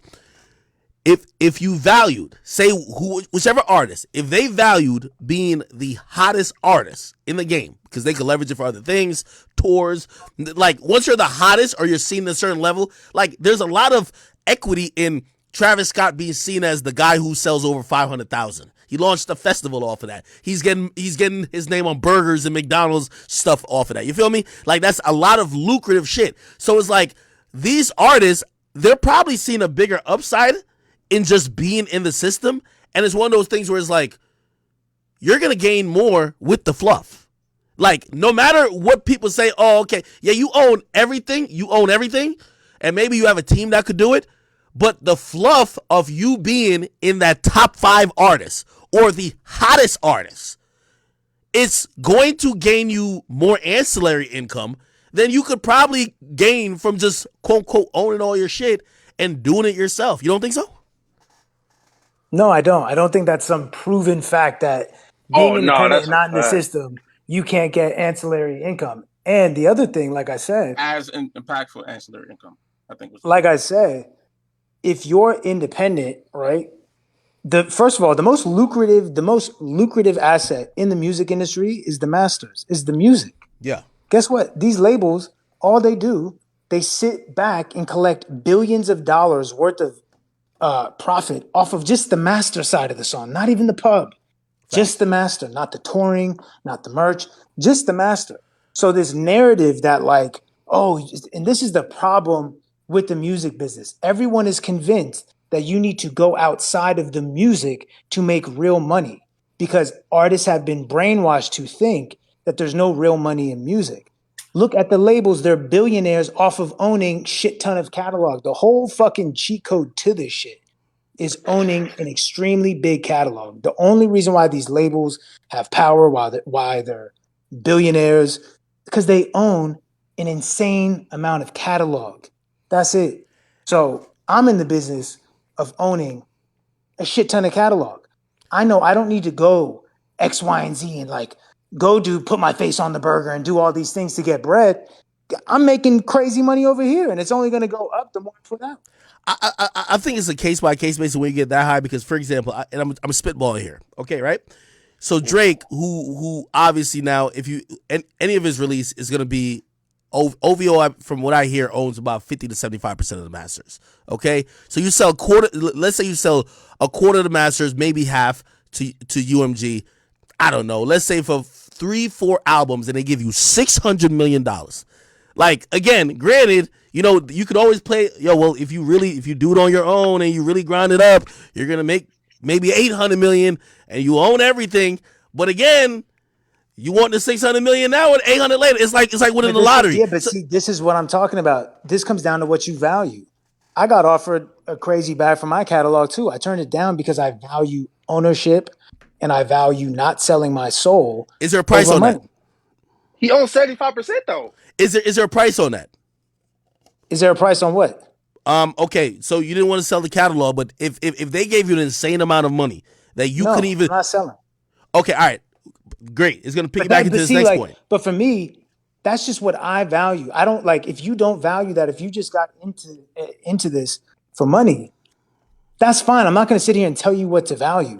Value whatever you want to value. But for me personally, I value owning my creative work that I made. I value owning it.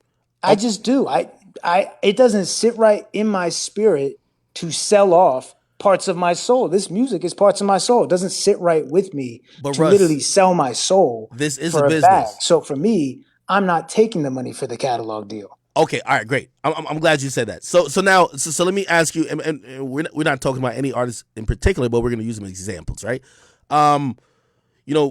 Shit, and Future, he sold part of his catalog. Nas is preparing to sell part of his catalog. You know what I mean? It's like, again, and I know the thinking behind it. It's like, again, who knows? Get the capital now. You could probably invest it, do other things with it. You know what I mean? I've seen people who have sold their shit and bought it back. You know what I mean? It's just an asset. It's not selling your soul to most people. It's a business deal. Future's going to put out 10 more albums, right? But shit, if he could get $75 million now, he could use $30 million, put it in a joint venture with some type of VC going on. You think he's going to do that? I would hope. What do you think he's gonna do with $75 million? Just like get 10 more baby mamas? Like that gotta be part of the plan. It's like these are assets you own, but you're not gonna own them forever. You know what I mean? Like you look at all these, whether it's the Beatles catalog, whether it's the Michael Jackson's catalog, whether it's Taylor Swift. Well, it wasn't really her choice. Most people, they do wheel and deal. That's a different part. This is the music business. Like you could, I get it. And that's what I'm saying. That's fine if that's how you look at it. If you look at your music just like another asset, if there's no spiritual or emotional attachment to it, if it's not your heart and soul and you don't give a fuck, I'm not going to judge you for that. Rock out. And I'm not surprised. Every song you hear from a lot of people is money over everything, right? So it's like, I'm not surprised that people are selling off their creativity. Have you ever done a pub deal? Have I ever done a pub deal? Yeah. I've done an admin deal, not a co-pub. Okay. Why not? Because I don't want people owning my publishing. Simple. I mean, well, okay. But there's many pub deals where they could own, they could collect on it for the next 10 years, and you get it back. You know what I mean? Shit, Kanye was in one of those. It just required him not to retire from music. That's why when he was trying to retire, they're trying to sue him. I'm not in the business. For me, I don't value selling my shit off for money. I just don't.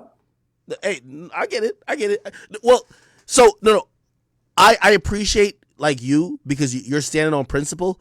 I do understand though, other artists, the bag becomes so fucking big. Like for example, Irv Gotti, like you know what I mean. Like he sold his portion of like the Murder Inc. Masters. It's like, bro, like at this point, if another company comes with you with certain bags, again, the music is still always going to be a part of you. And I could understand artists doing that, especially if you get there. So I just think it's a business type of situation. But I think we did go off topic a little bit, and maybe we should kind of like recenter and refocus. Sure, go ahead.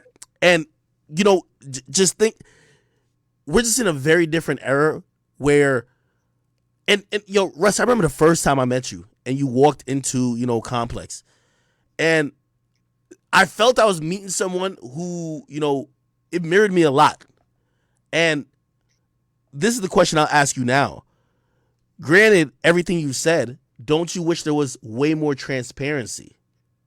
At least when it comes to the playlisting process, even if it's not that important for you. Because right now, it's very hazy. And while it might not affect you, it looks like it's kind of wishy-washy on how it might affect other artists. I wouldn't even say it's hazy. I would say it's simple. If they fuck with you, they'll put it in. If they don't fuck with you, they won't. How do you know if they fuck with you? Huh? How do you know if they fuck with you? If they put it in. Okay, but how do you know if they're not using other reasons? I'll give you an example.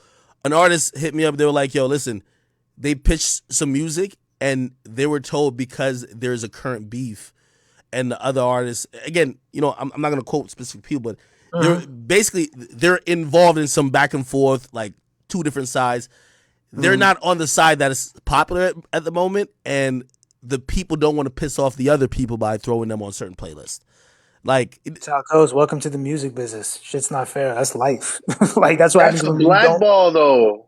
That's not, dog. You cannot say you're blackballed if you can still sell music at the store that you're saying is blackballing you. If he's popping and if it was a normal circumstance, he would be on that playlist, and they're not putting them on there for another. That's politics, bro. That's kind of blackballing. Of course, it's politics, but it's not blackballing. You're absolutely right.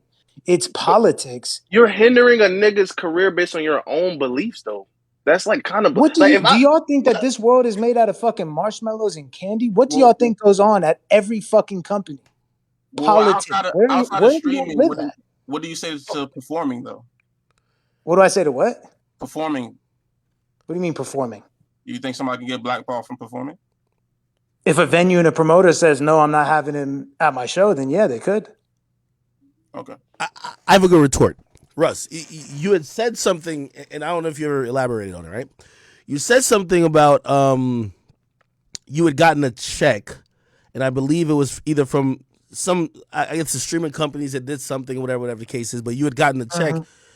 I don't know if you know what I'm talking about, and it was basically, this is when they finally signed their streaming deal, and I think they were just trying to cover whatever portions of music they probably stream from artists, and I'm guessing either the record labels or some company probably distributed that money among the artists whose music was on those platforms before the deal was made, right? And you had gotten the check, right? This is ring a bell? Yeah, Okay. I know what you're talking about. Perfect. Okay. Now, that deal in itself, which every major label has a deal with Spotify and Apple Music, and this is why when you're acting like is just a privilege, it's not. You know what I mean? Like, I guess it's a privilege if you're independent, but essentially, if you are signed to a company and or you're in an industry that's controlled by these three companies, you have any deals with them, these streaming companies have deals with these companies, right? That not only incentivizes them to playlist the music. Wrong. Come on now. Wrong. Really? I'll tell you why. That's you believe. That's like you believing that payola don't exist in radio, because if Atlantic Records spends $300,000 on ads, right? It doesn't encourage the program director to play Atlantic Records. That's a different. Radio's a different game. Let's stick on what you were saying. It's the same shit nowadays. But go ahead. They do it in streaming. Listen, the major labels, they had to do deals with Spotify and Apple. Yes.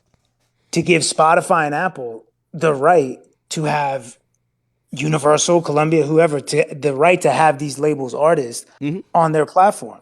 The streaming rates, as we all know, are shitty. And so all the major labels said, you know what? This is some bullshit. We need something. So the deal that all the labels did with the streaming platforms got all the major labels equity. Right? Because the Spotify and Apple were like, well, that's just what the streaming rate is. Too fucking bad. Good. Right? Because all the labels are MFNs, which means no label is getting a better rate than the other label. That's contractual. Right? But in order to sort of make up for the shitty streaming rates, and hey, thanks UMG and thanks Columbia and thank all these labels. Thanks for letting us put your artists on our platform, Spotify and Apple. We'll give you some equity. Yep. And so the thing is, Spotify doesn't give a fuck if UMG does good, because Spotify doesn't have shares in UMG.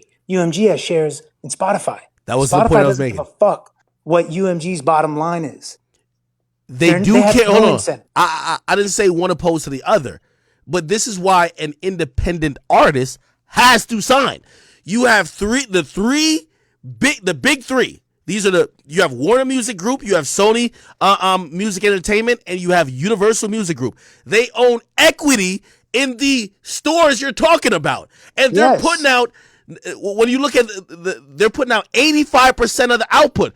Do you think that these stores don't think, hey, these motherfuckers own part of us, we have to favor them? We got to favor them. No, because you are acting as if these labels are majority shareholders. They're not majority shareholders.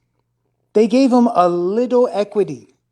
It's not anything that's making Daniel Ek be like, oh man, we gotta make sure we're playlisting. They don't give a fuck what UMG makes. They have to, Sony because makes. they own 90% of the catalog that's producing revenue. That's the reason why they were forced to give up equity. Because if Universal and Sony banded together and said, yo, we're gonna do a legal action that y'all can't have Drake and all these motherfuckers from Sony on your shit until we get what we want, the streaming services would have folded. You can't have a streaming service without them. So essentially, it is symbiotic in where you need each other. Because in reality, if that wasn't the case, you would have had the big three that would have had to make their own streaming services, which is obviously not going to work. Number one, that's not how it works. Number two, I'll tell you where the incentive comes in. The incentive comes in where if Spotify and Apple, they want something from Post Malone, right? They're going to call Republic and say, hey, we want X, Y, and Z from Post Malone. We want him to do an exclusive, whatever it is. Republic's going to tell them back, that's fine. but this smaller artist we just signed, you got to throw him in this playlist. That's the incentive, but it has nothing to do with the big three having shares, small shares, minority shares of a multi-billion-dollar company. All right, okay. So to crystallize your point, so with you saying that, you're telling me that if every single artist, or just pick any artist, let's not just keep it at Drake or like, Weeknd or something like that. If any artist went from a major to independent, they would get the same visibility and the same opportunity to be on these playlists. Depends on the artist. Are we talking about Drake? You think Drake is still not getting crazy playlisting if he's indie? Are you for real? You think Drake is not? Hold on, let me ask you this question. You think Drake independently, when he drops, he's not the cover of Rap Caviar? Really?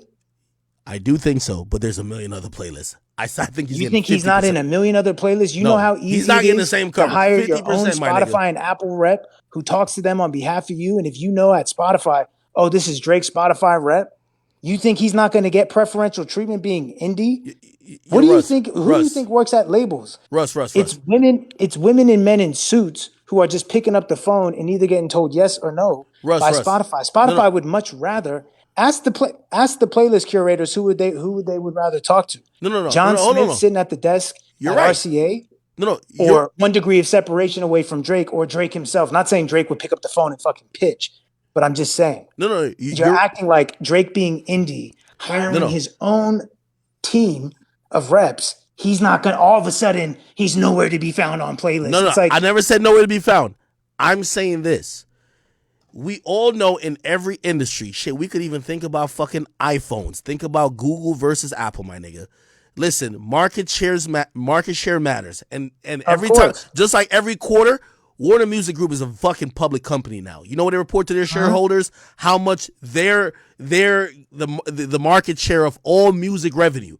If a bunch of artists just went independent and were now affecting the market share, you think they're not leaning on the motherfucker that they have equity in to at least say, hold up, wait a minute, we can't have the same shit. That's my point. That's my point. So, hold on. You really believe, right? Take the top 20 biggest artists in the world. Yes. You think if they all went indie. Yes. You think the big three have enough equity? I know that they don't, but you think they have enough equity where they can fucking posture on Spotify and say, they're folding them 20 niggas. What? We're about a what? Yo, you know why? Yo, listen. Here's the biggest proof. Because why wouldn't they go independent then? Nigga, I'm telling you, the industry will never work. No, hold on. Because I told you why they wouldn't go independent. Because they don't have people to do admin for everyone. Because they don't. Okay. What do you mean it's not for everyone? They don't have people to do admin shit? Like, what are you talking about? No, I just told you because some artists don't want to deal with having to run their own label. Some artists just want to be the artist, and that's fine.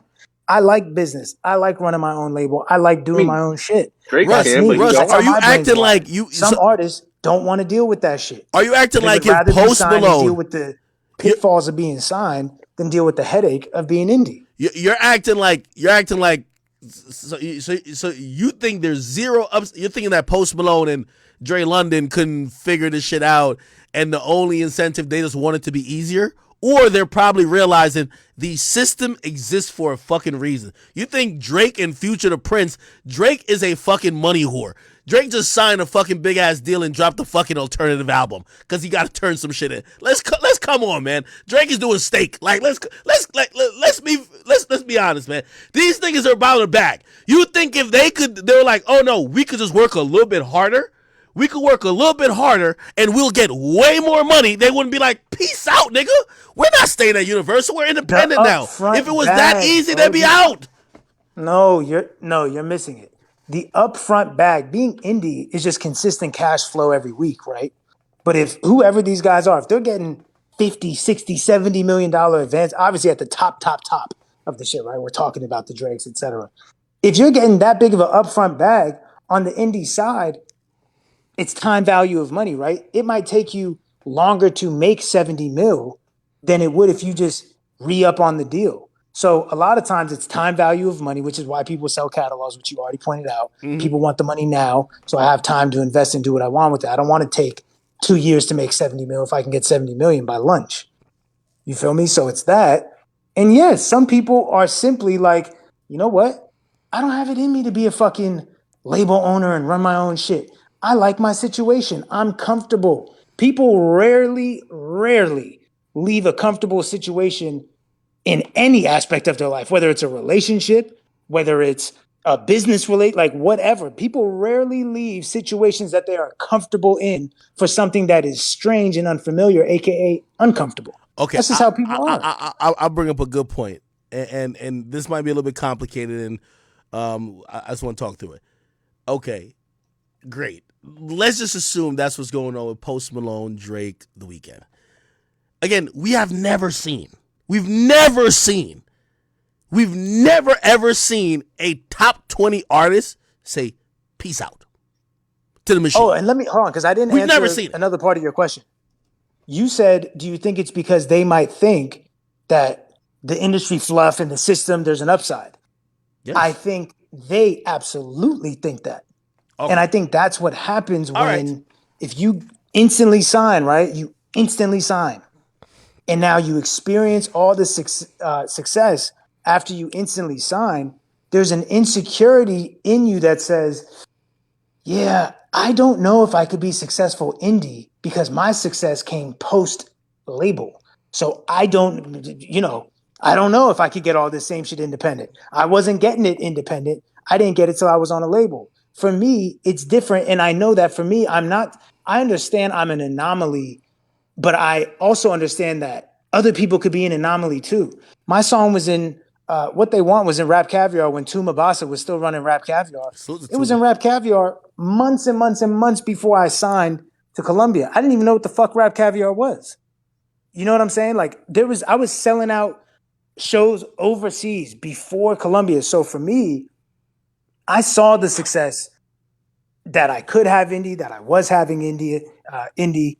I signed because that was when I was looking around like, well, I want radio. And I hadn't had radio figured out yet, right? So I signed to like level the playing field with radio until I learned that radio is two fucking people. That's when I dipped. But for a lot of these artists, if you never experienced independent success, what's harder, radio or streaming?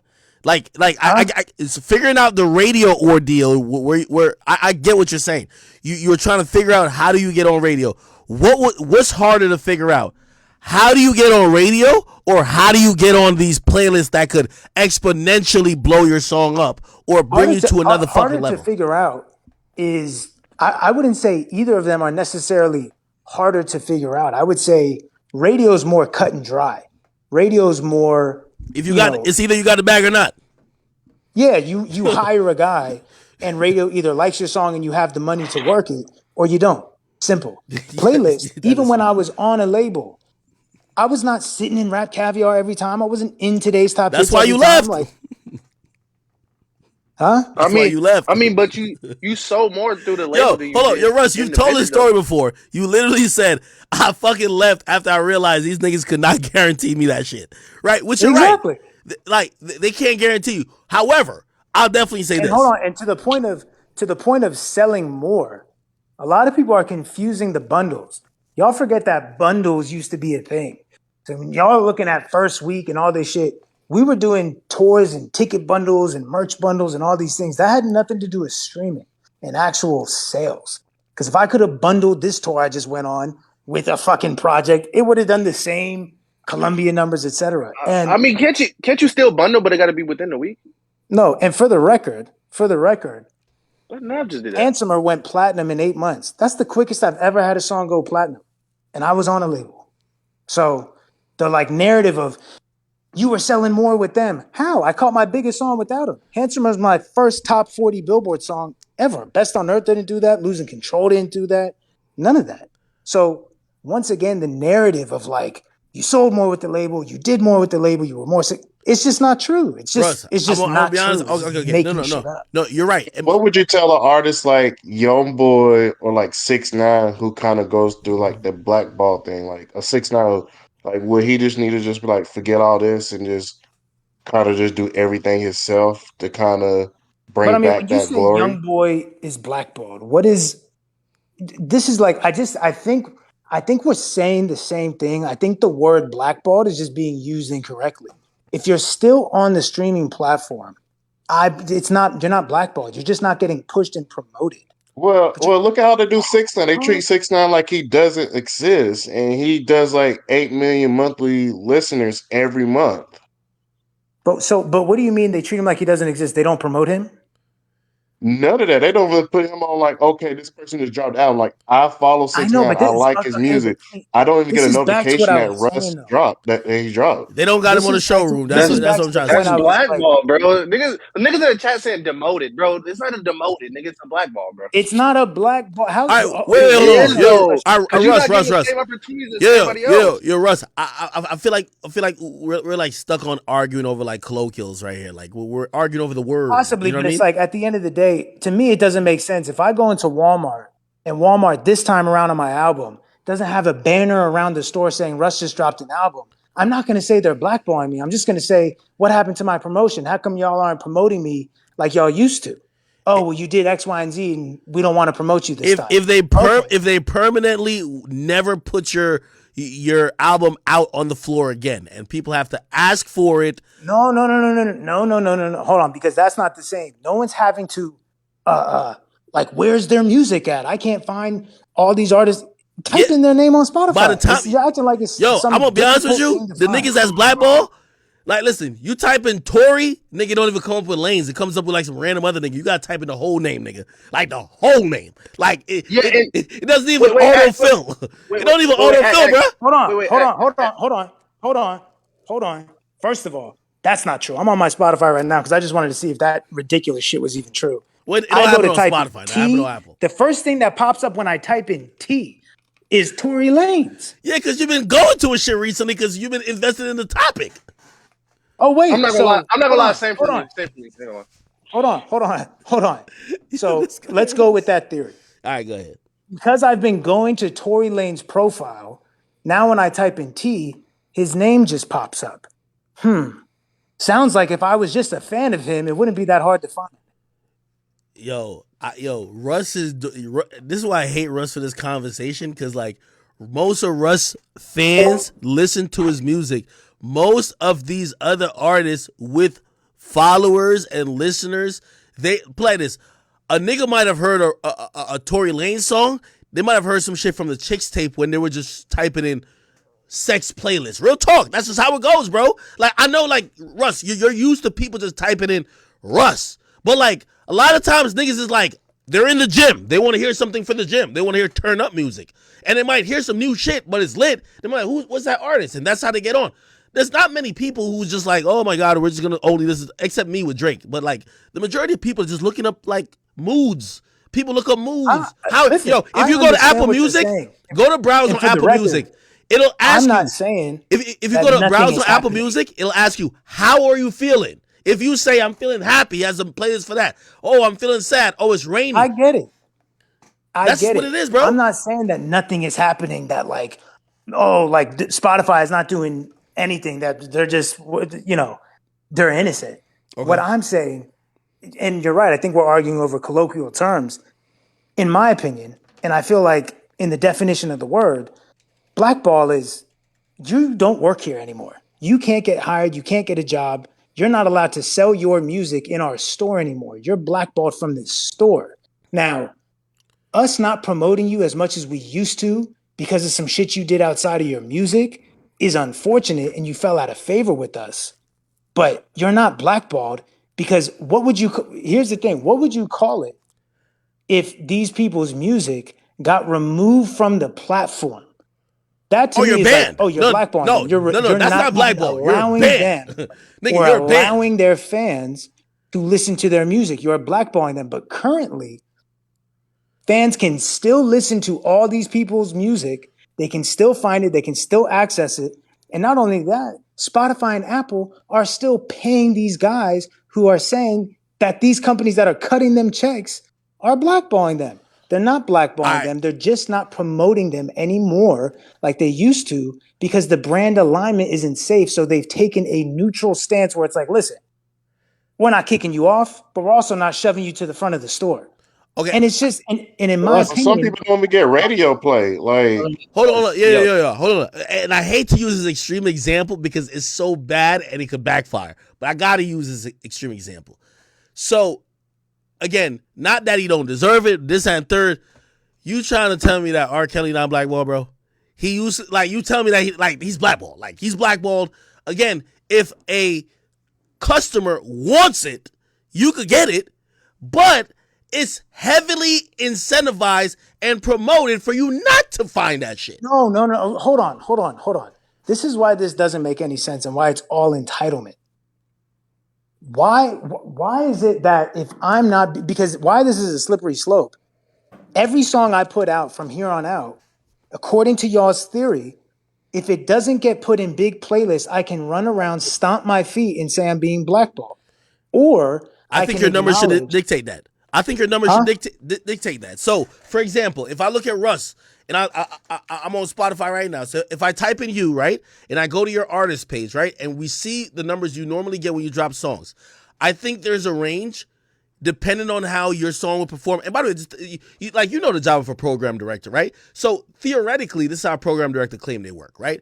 Hey, we get a bunch of songs. We're going to program the song that we believe that will have the highest user retention to our platform. What's a platform? Radio. Same thing with YouTube. Recommended is supposed to be, hey, y'all usually watch the majority of this guy's video when it drops. We're recommending it at this percentage rate, right? Now, again, if it's only based on that, okay, cool.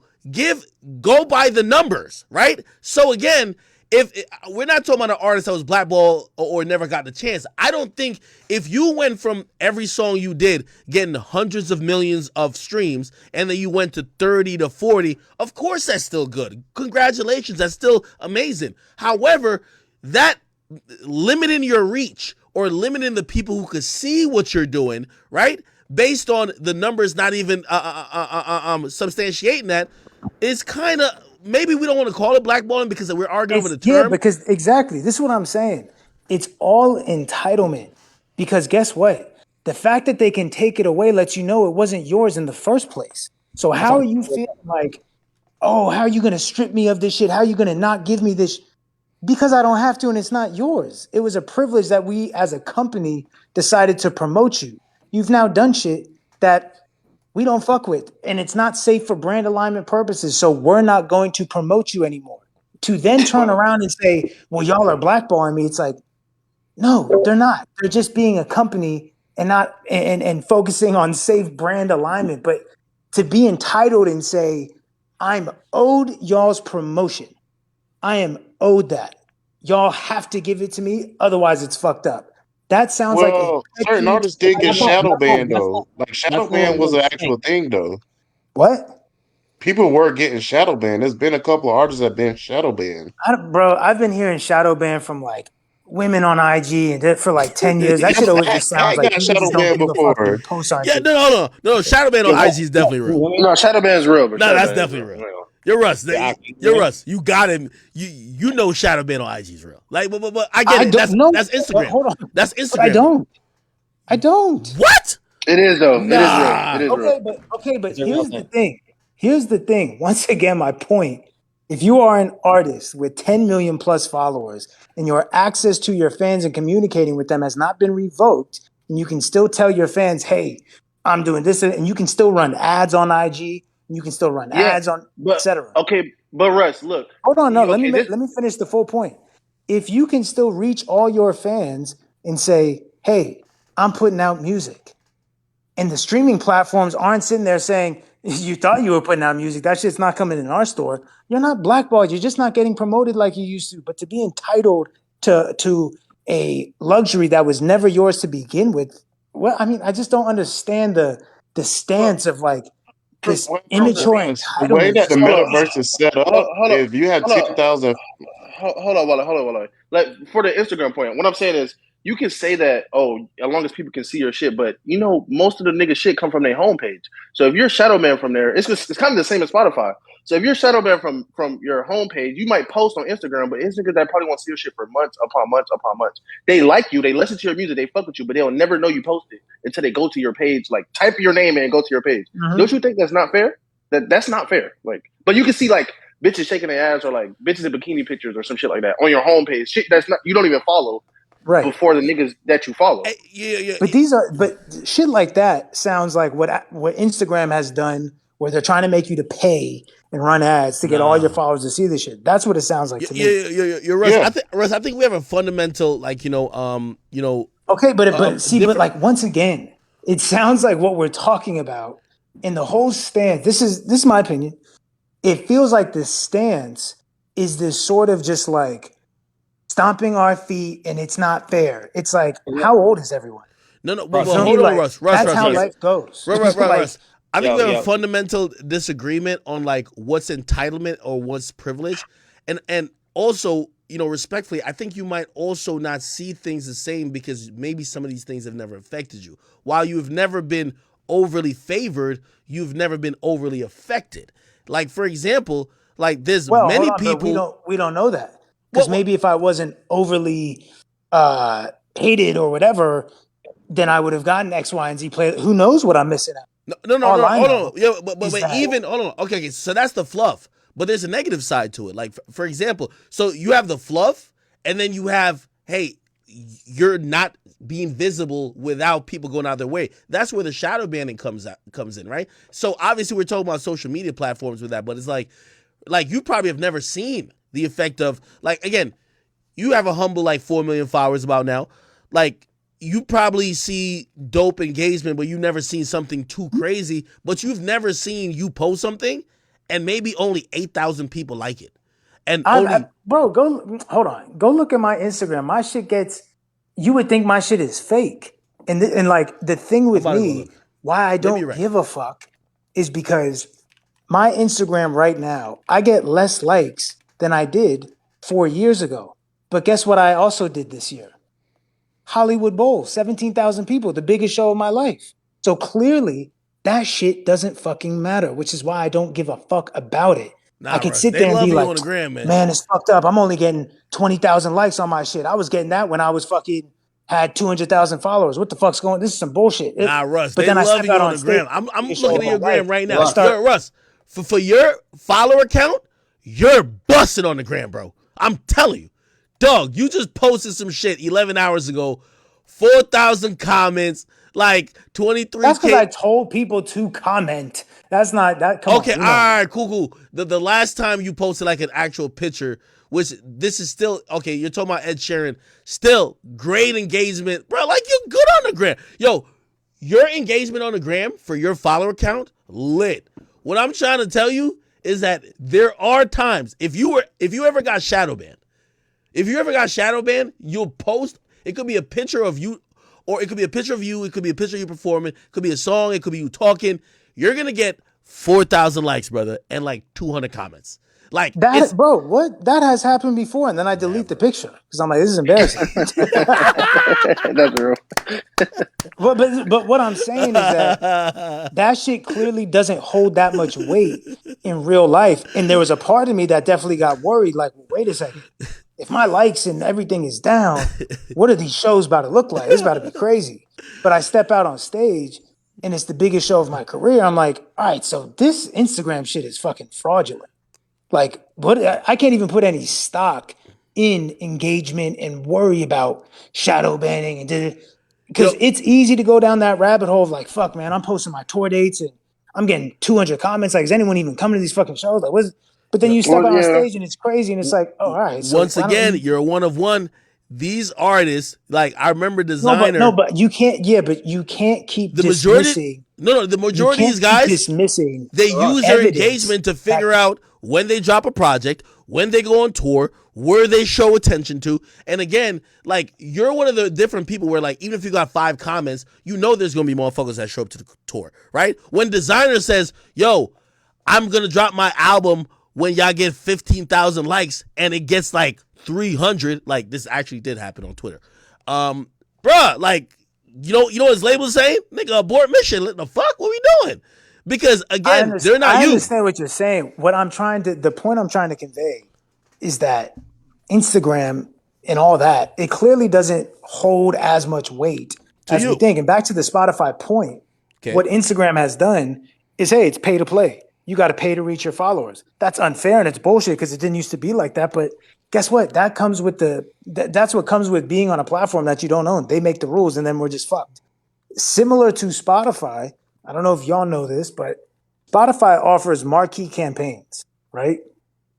Do you use Marquee those? campaigns, anyone can access them just on your back end on Spotify. You spend money on the first week of your release, or it could be on the first two. I think you have 2 weeks after your song's been out to do it. You spend money, and the more money you spend, there's a dollar amount to reach all of your monthly listeners. If you have 90 million monthly listeners, it's going to cost 500 grand. If you have a million monthly listeners, it might cost whatever. But it's very similar. And I experimented with the Spotify Marquee campaign because I was like, how much validity is there in this shit, right? And I did notice a big difference. Really? You know, I spent a shit ton of money on the what's it called, on Are You Entertained with Ed Sheeran, because I'm like, well, shit. Yeah, you say you spent $300K. I spent $300K on the video. I'm talking about the Marquee campaign. I spent crazy amount of money because I was like, listen, That shit worked. I was like, if this is my last, who knows? This might be my last song with Ed Sheeran. I may not get another song with an artist this big. And when you have a featured artist, you can tap into their monthly listeners. So you can spend money and reach their monthly listeners and everyone that they've collabed with. So I was like, oh, what? I'm going crazy on this.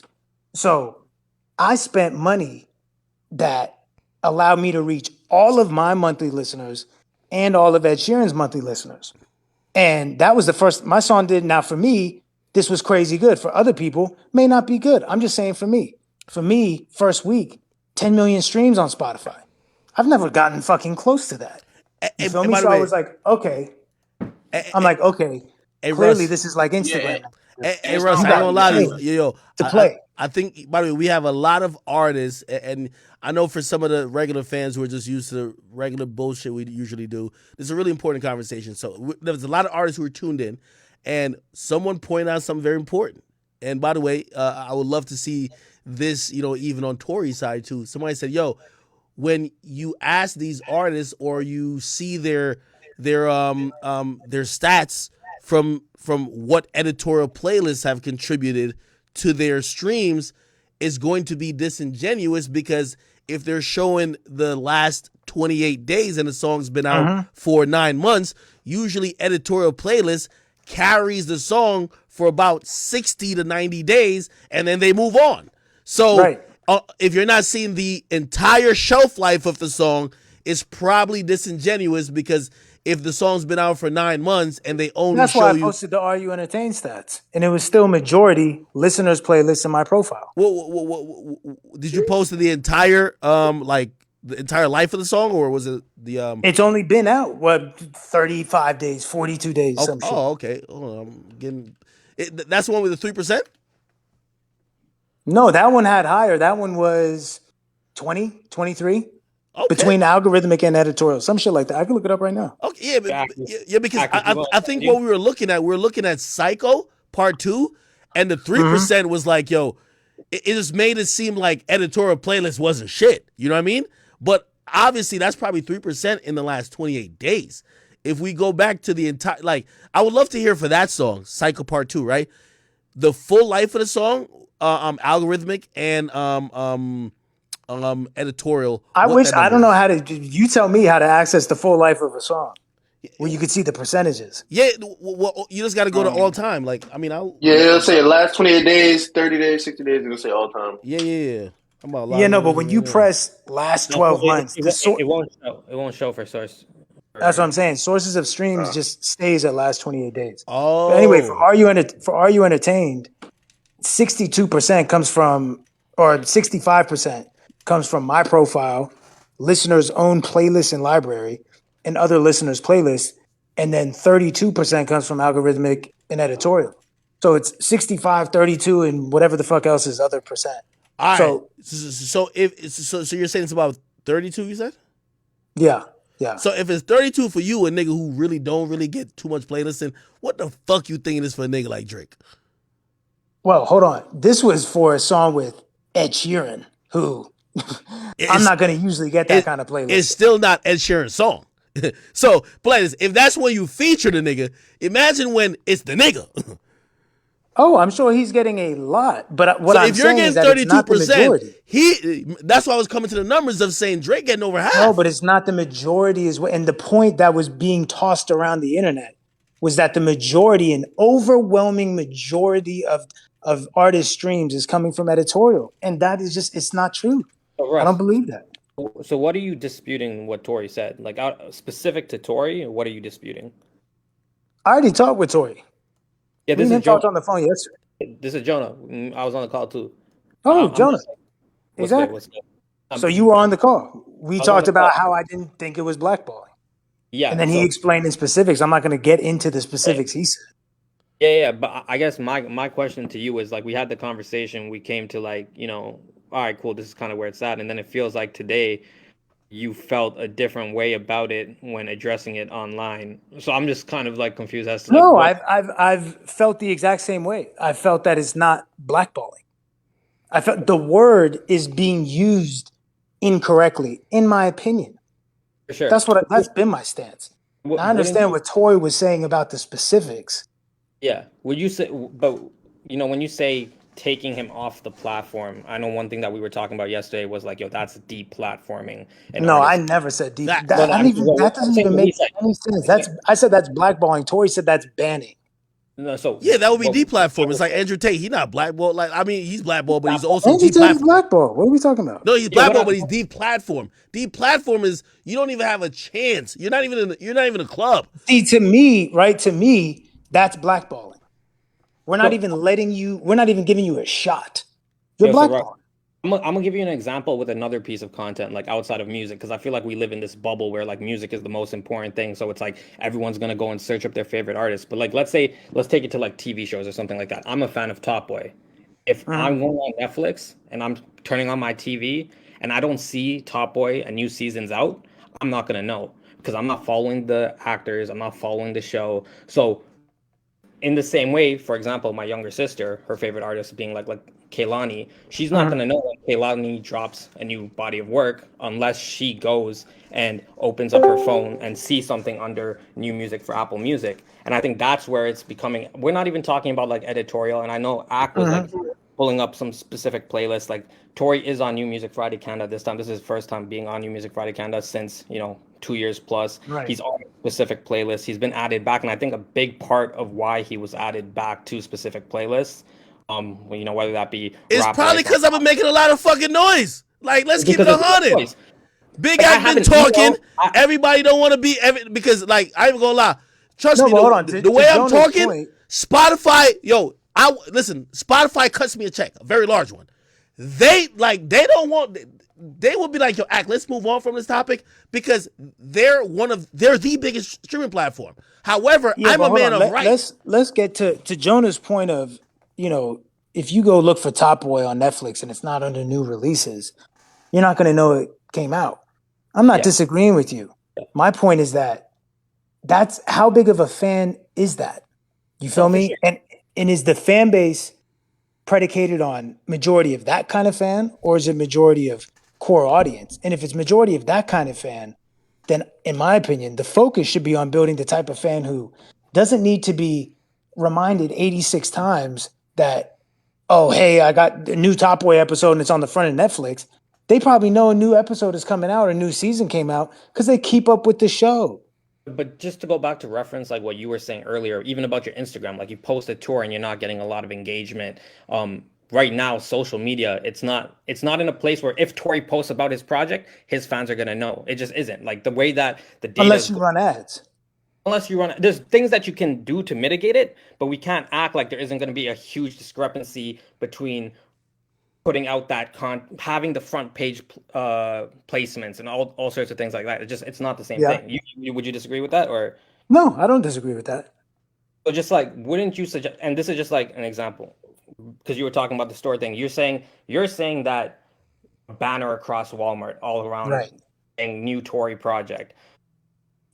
We don't need that. But if we're walking into the mall and we're walking through the store and we can't find Tory's project within the store, which is pretty much what it is, because if someone's going in, No, we but don't. see that part, Jonah, that part's not true. Come on. Okay, so what? So In what sense? Because you're acting like you can't find Tory's music. That's not true. You have to search it, but how many people are actually searching music is what I'm saying. Like, for example, and let's take it to a specific No, but product. let's use his fans though. Let's use his fans. That's what we need to talk about. Let me make a specific example, and you can tell Go me ahead. if you don't agree with it. Prime, the Logan Paul KSI product that Yeah. like everywhere.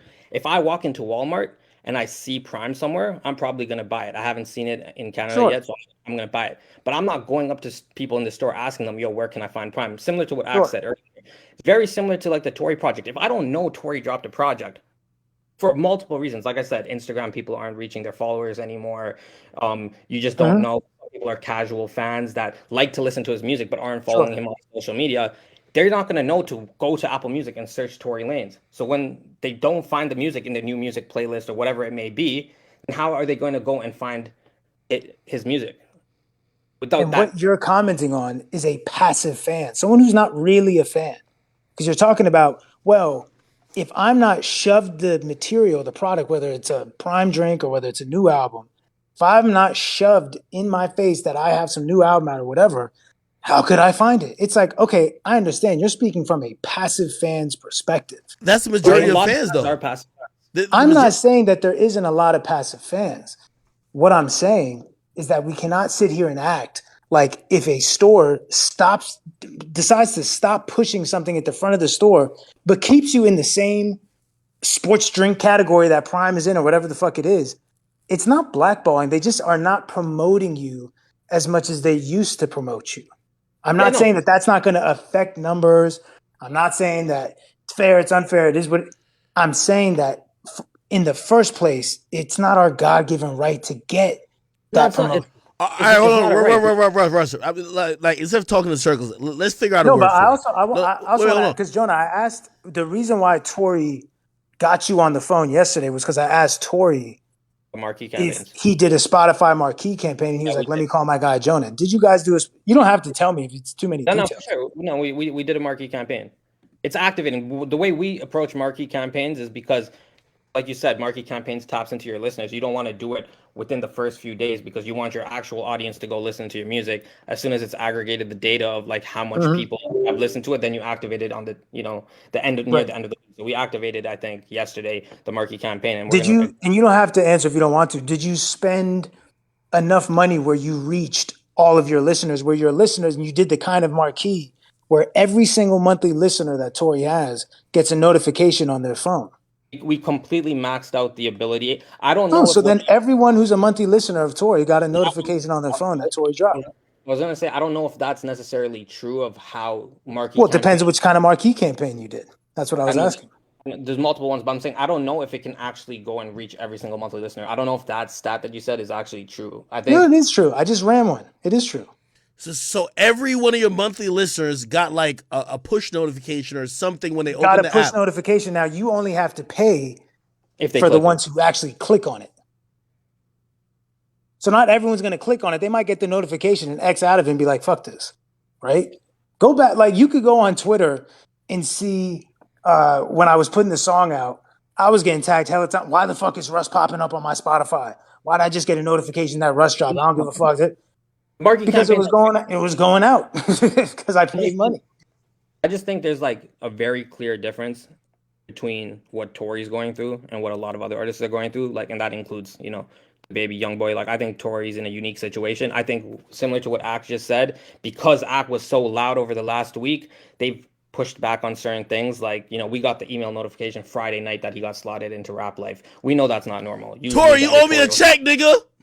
Yeah, that's a fact. So just like because it's one of those situations. Like even if you go look at, I texted this to Ack. Why did I? We're talking about the Color Violet came out last year.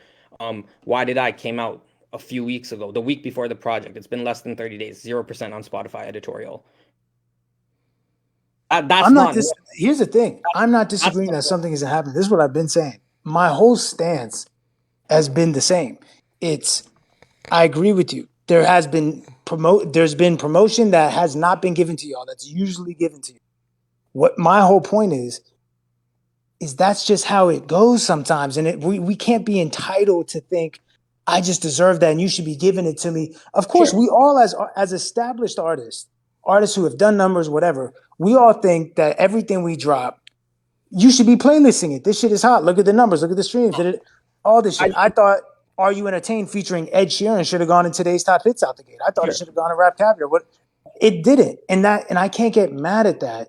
Even though I've been in both those playlists before, I can't be mad at that. Because this time around, for whatever reason, they didn't decide to do that. And now my point is that I don't know what the fuck happened, right? No, I get what you're saying. But let me just finish if you do things like bro, I mean, if anyone knows, I do, about living with the consequences of my actions in the industry, you know what I'm saying? I do. So the reality is that I'm aware I've rubbed a lot of people the wrong way. I've pissed a lot of people off. It's probably burned a couple bridges. It's probably blocked me from certain opportunities because at the end of the day, this whole game is just about relationships and your people skills and how much people fuck with you. And I'm aware that, there might be people at the VMAs or the Grammys or the This Awards or at Spotify or whatever that are like, yeah, we met Russ one time. He was drunk and he was a dick and he was an arrogant asshole. I'm aware that they are completely allowed to use that personal problem they have with me and say, yeah, my little bit of power that I have over this playlist, I got a little bit of power in life and it's owning and it's curating this playlist. And I don't fuck with you because of X, Y, and Z. I'm not going to put you in it. That is life. It's unfortunate. You can sit and say it's unfair and all these things. My thing is that the stance of you are entitled to it is what trips me up because I'm like, hold on. I understand feeling like you worked hard and the numbers are there and all these things, but we're just not entitled to it. And in fact, they're proving that you're not entitled to it. For sure. I'll say, I think this is the part. I think when we're putting it out there, and by we, I'm like saying like Tory, when Tory's going out there and being like, yo, I'm blackballed, I'm not getting these looks. And then you go on Twitter and your IG story and you're just like, if I don't get on Rap Caviar, if I'm not on today's top hits, I guess I'm blackballed. It almost diminishes what we're trying to say and the message we're trying to put out there, which is like, yo, we're really not getting no looks. Like for the last 2 years, I'm not talking about this project. Thankfully, guys like Ak were loud and like really stood up for Tory, and then people started making changes. But for the last 2 years, got no looks. And when you're making it about specific massive playlists, which don't get me wrong, even when Tory was in the label system, even when he was independent, there would be songs that would come out and we'd be like, yo, this deserves to be on Rap Caviar. Of course. And we wouldn't get the look, but we're not screaming, yo, we're blackballed for that. We're screaming, yo, we're blackballed when we drop a project, it's #1 on Apple Music, and you can't find it nowhere on the home screen. And it wasn't even under new releases, by the way. But see, we're just talking in circles. My stance is that the term blackballed shouldn't be used. I agree something's happening. I just wouldn't call it blackballed. That's it. What would you call it? We gotta come and put a name for it. All right, bet. What would you call it? First when they got blackballed, they used that word blackball, and that's what the title was for it. But it's not really blackballed if you're going by Russ's definition. I differentiated between deplatforming and being blackballed. I think blackballed can be like looked at in a lot of different contexts. I'm not saying my definition. See, Jonah, here's my thing, right? The reason why blackball, using it the way you've been using it, and a lot of people have been using it, why for me it's a really slippery slope in a gray area, and why I was making a joke at the term blackball, not really Tory, making a joke at the term blackball, is because of how it's been being used. By saying I'm not getting on playlists and not getting certain looks, it's like, okay, but according to that definition, then any artist who doesn't get certain looks that they've gotten in the past could make the argument that they're blackballed. It's essentially shadow banning. But when we think about the music industry, the term we're more familiar with, because shadow banning sounds like a Instagram term.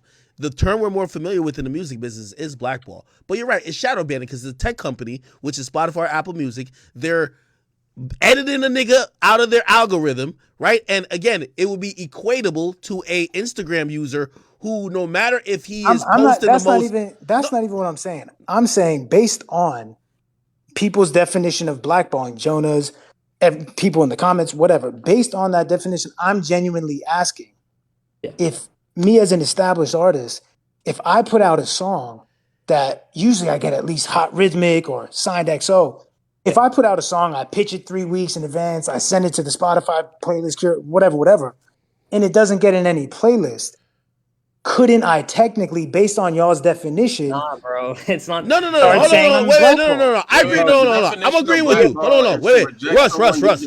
I'm agreeing with you. Hold on. No, Let Jonah answer the question. Wait, Russ. No, bro. It's again. I think we got to look at the context of the situation, which is why I'm even pointing out Tory, and I'm not going into other artists.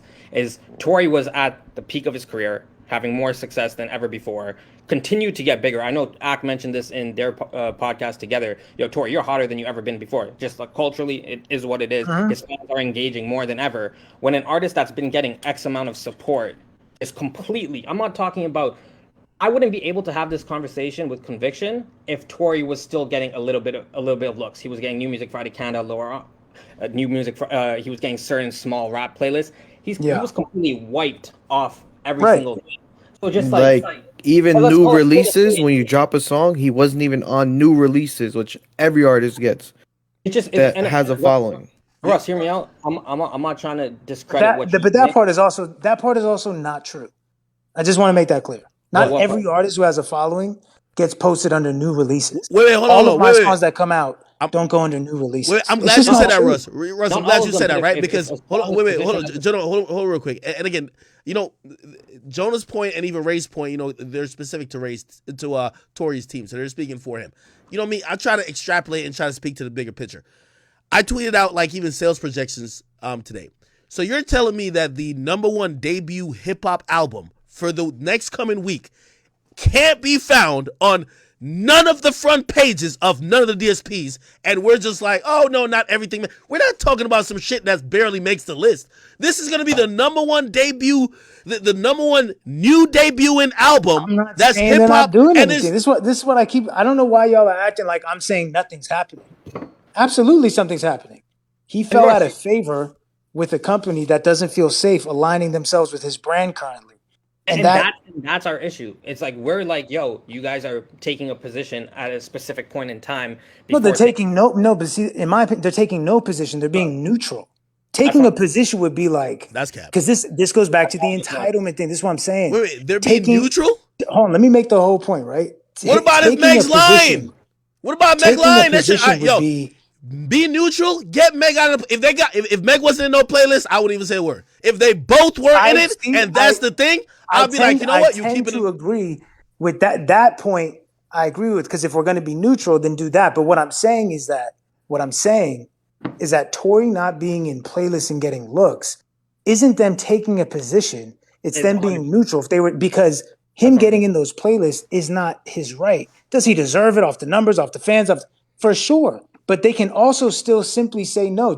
And Jonah, I know every established artist knows they've had songs that have had crazy numbers, fans are going crazy, and it didn't get playlisted simply because people just didn't, at the playlist didn't fuck with it. My point is that, in my opinion, taking a position would mean you can't fucking sell your music on our store anymore.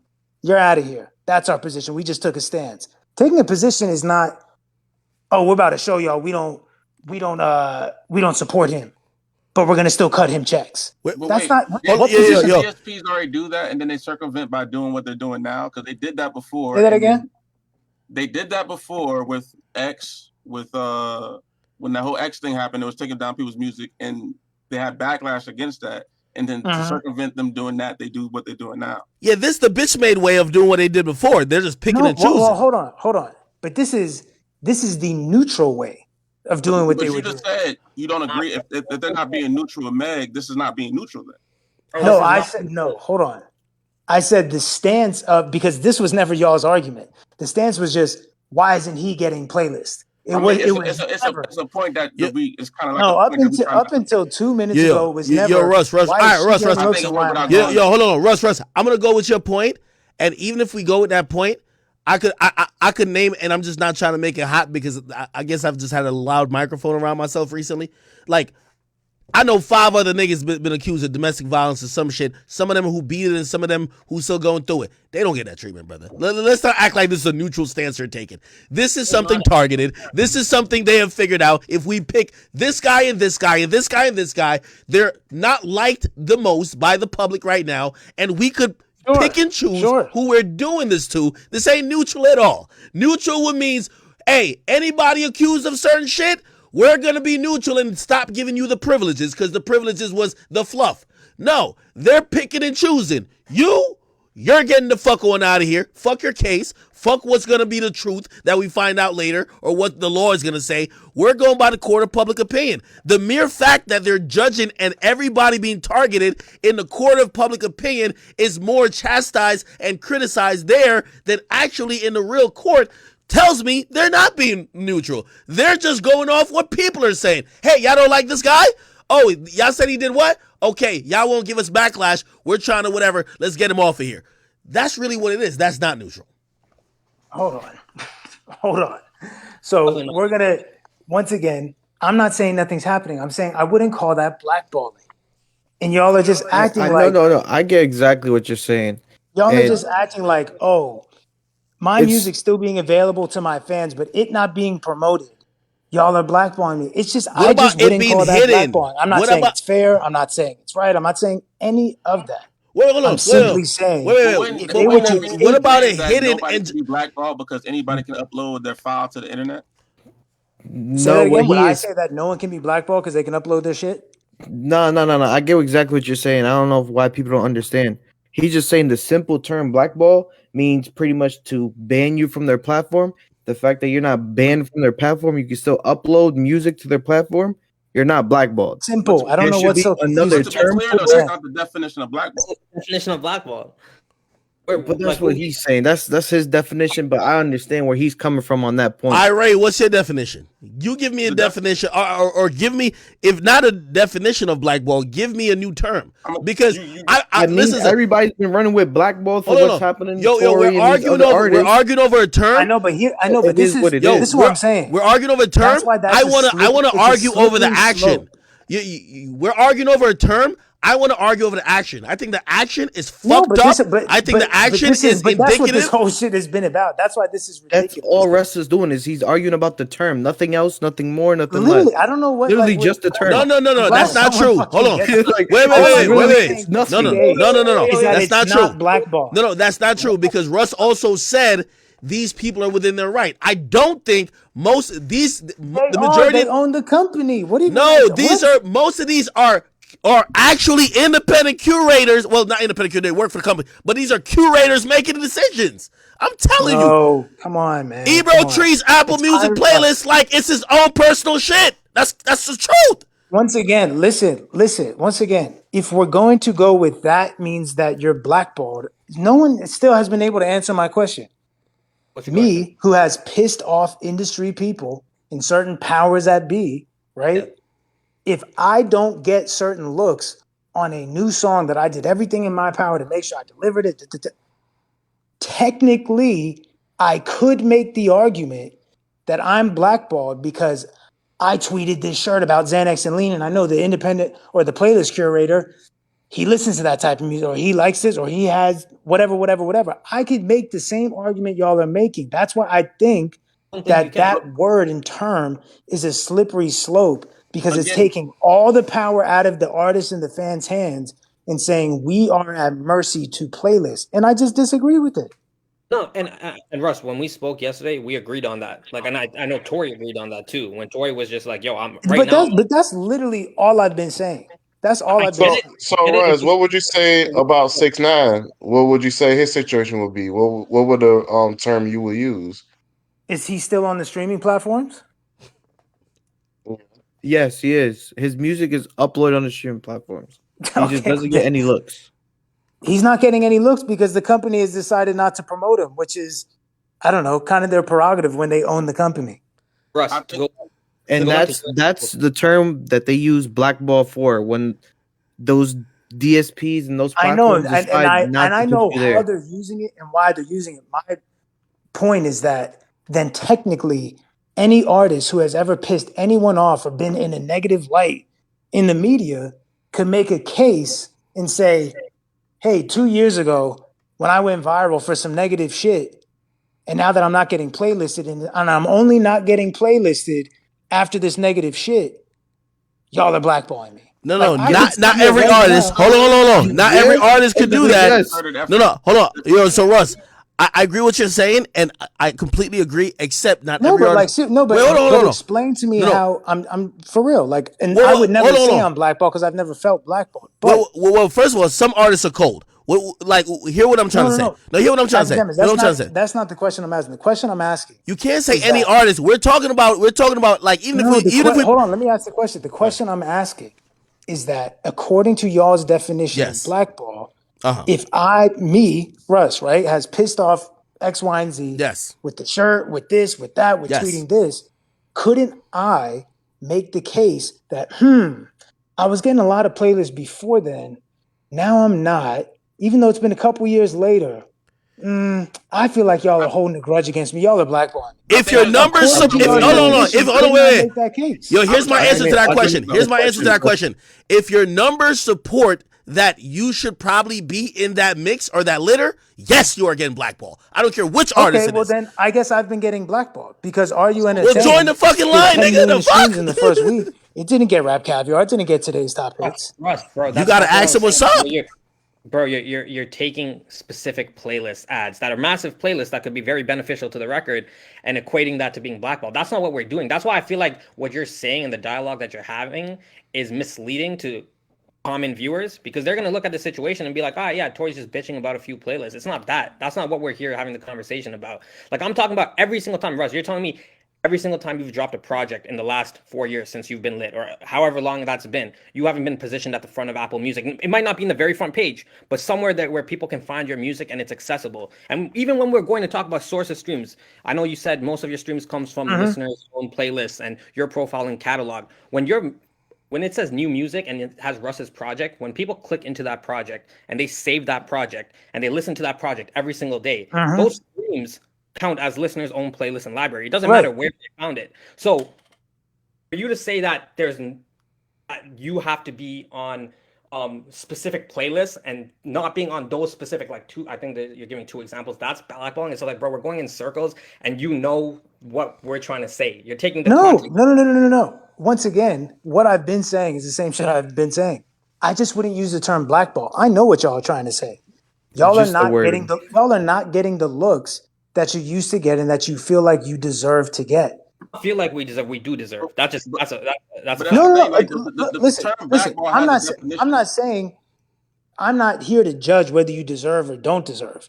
I'm simply saying I wouldn't use the term blackball. That's all. This is like all this shit has been about. Is that, in my opinion, it's just a difference in interpretation. In my opinion, blackballing is making it impossible for someone to work in that field anymore. If you're All right, hold on, blackballed in All right, Hollywood, no one's going wait. to work Hold with on, you. Right? Yeah, Like, There's a definition yeah, for blackball. but with all due respect, though, right? Yo, Russ, like, I feel like you're filibustering this whole conversation. Like, you're how stopping am I? this. I've been saying the No, same shit wait, since hold the on. get go. Hold Yeah, on. he's been saying the same shit. No, It but feels hold like on. nothing But different. that's exactly what filibustering is. Like, my nigga, like, you're stopping the conversation. Academics, look up the term filibuster. Filibuster is when you ramble Yeah, and try to extend the length of time that's what and you're just doing. Hold talk on. for We're 10 trying to hours. hold on Filibuster is not you're saying the same shit. no. Yeah, That's but exactly you what don't I'm say accusing you of doing. You know why? Because we all get it. You've explained 30 minutes ago that we don't agree on what that term is. But Okay, so why hold are we on. still talking about it? Wait, That's no. what, But we okay. agree what the action is. So now, fuck what the term is. We know what the action is.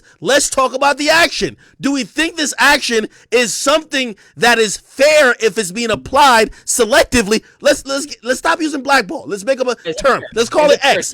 Do we now? Let's talk about the action. What do you feel about the action? Because you said it was privileged before. I would say, and that's what Yes. we were getting to before. I don't think like the majority of the industry is based off of. I know maybe not for you No, because but you're one of but one. academics, haven't we all heard of like the term, oh, you pissed off the wrong people before? I agree. Yes. Okay, so what I'm saying is that selective treatment and, oh, well, you're letting this slide and not letting this slide. You pissed off the wrong people. Maybe they will let X, Y, and Z slide, but they're not letting A, B, and C slide because that's just how maybe that's what it is. But that you pissed off the wrong people. That's all this shit comes down How to. do you recommend for those artists to like continue? Because like you have to admit they're now making music with By doing, basically. but Tory is succeeding through it. He's doing 24K first week is no like chump change, small feet. Could he have done more if he got looks? For sure. But like he has real fans. He's gonna be fine. He has people who stream his music. Is he missing out on more? Absolutely. Did he probably piss off the wrong people? Probably. And that is just consequences of actions, consequences of wrong place, wrong whatever it is that just like I said with my shit. If I pissed off the wrong people at one point in time, and that's what stopped me from getting X, Y, and Z opportunities, that's the consequences of my actions that I have to live with, and I have to take some accountability for that. I can't walk around life pissing off people, doing shit, saying shit, turning around, and then saying, I don't care if I pissed you off. You have to give me the same opportunities you gave me before I pissed you off. Okay, That's all right. entitlement. Hey, hold on, wait. Just to advance conversation. So what I'm getting from Russ is saying on the record, he is completely okay with his music career, what he calls, because we talked about deals and selling your music, he calls it his soul. You are completely okay with what you make, your music, your soul, being completely controlled by a few people who maybe you didn't say hi to them in the club. Maybe it was a bad day. Hold on, they're gonna judge you. Completely controlled? Completely. Well, completely? This is the narrative that's ridiculous, dog. Completely controlled. I mean, controlled to a large extent. No, dog. We're not about to say that your career is completely controlled, whether or not you get on a playlist or not. If that was the case, then artists who don't get on playlists are doing zero. Completely controlled? Come on, dog. Well, come on. Listen, every artist in the game get on playlists, man. We're talking about artists in the game. We're not talking about niggas who shooting from outside the club, bro. Like, yo, if you're in the club, I don't care how you break it down. No artist career is completely controlled. The majority of them are heavily assisted. Without playlists, okay. I do no streams. I have no success. I ain't gonna lie. Yo, Russ is so good. Extreme ass point. Yo, Russ is so good with just like sticking on to some words. Like, okay, fine. Heavily assisted. Does that make it better? Like instead of complete control. Like, bro, just say the truth. I'm just not gonna let you. No.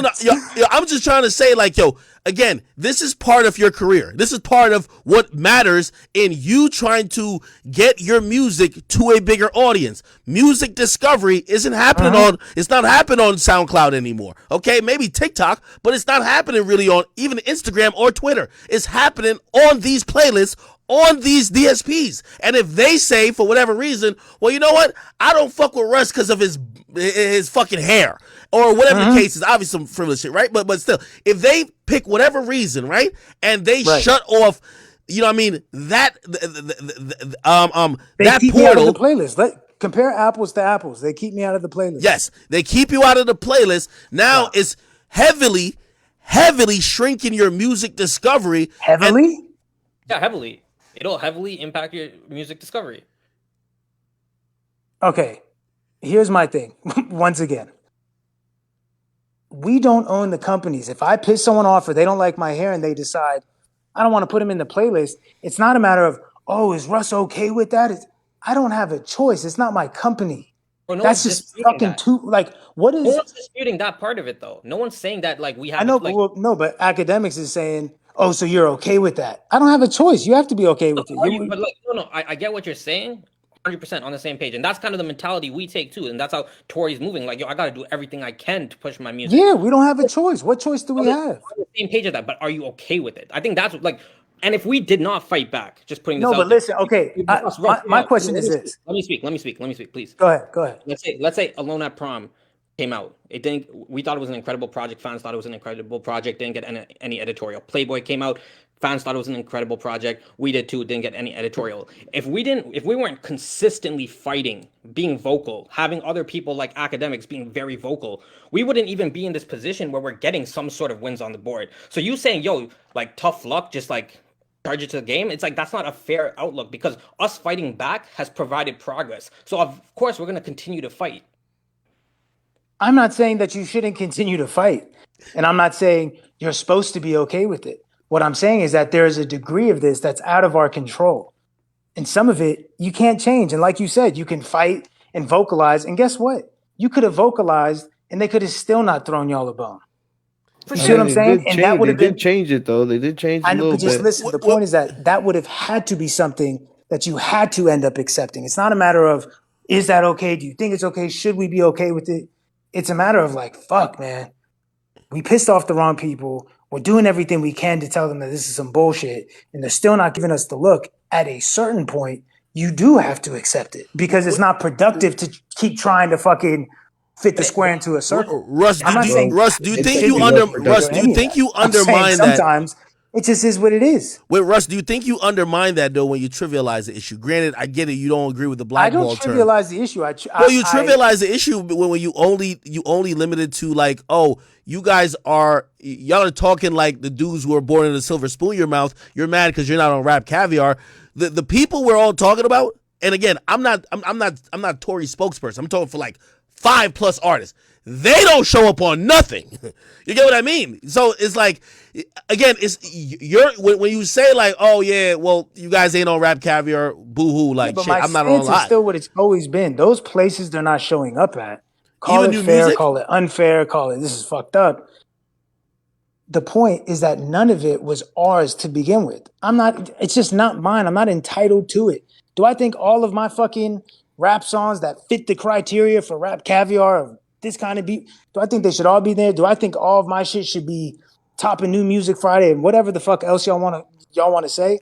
Absolutely. But at the end of the day, Situation we're at, dog. Like it's just like you're comparing it to a completely different circumstance. no, I'm And comparing it to every look you're talking about is Russ, hear me not, out. we're not You entitled also to. agreed when Academics was breaking it down. You agreed with what he was saying. You just said I don't agree to the term blackballed. But now he's just talking about this specific action, and you're. I'm keeping the exact same stance. I said we're not privileged to anybody's promotion by a company we don't own. That's what I've been saying.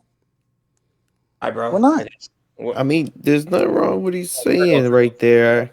What? But like, explain to me Because we how. aren't privileged to it. Like they can Explain. literally just say "fuck But you" for the rest of our lives, and it is what it is. All right, I'm just trying to okay. figure All out. right. Like, explain to me. No, so when I'm trying to advance conversations. Right? And no, this is academics. Just I know, but let that question simmer for a second. yeah. Me What's the question? saying we're not privileged to anybody's promotion of a company that we don't own.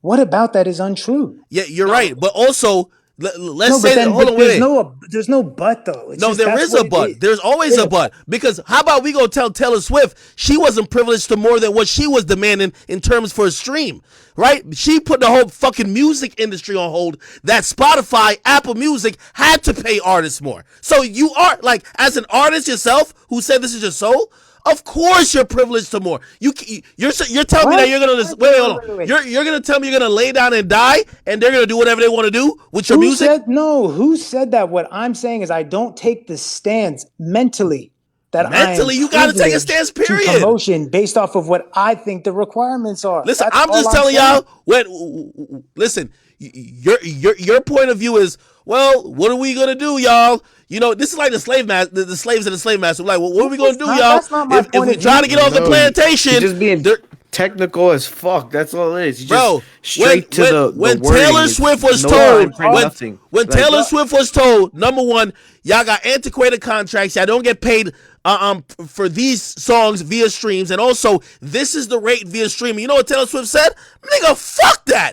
We're gonna have to take a stance. And by the way, again, that's why I speak up, because it only gets from bad to worse. You get what I mean? So I know when you say you're taking a stance mentally, but what you gonna do? Like just like fucking, just pray on it? No, you gotta speak up. That's why I encourage all the artists. I love to see all the artists jumping in, because you know what? Makes it more transparent. And you're right. Like, listen, what can Tory do now? He got to put the fucking work in. What can, let's say, Youngboy, the baby, 6ix9ine, put the fucking work in? No excuses. But this shit doesn't get better. This shit's gonna get worse. Here's my point. And this is what my point's been. My point is this. I don't feel entitled to promotion. Let me make the whole point. I don't feel entitled to promotion, privileged promotion from a company I don't own, which is why I just worry about what I can control.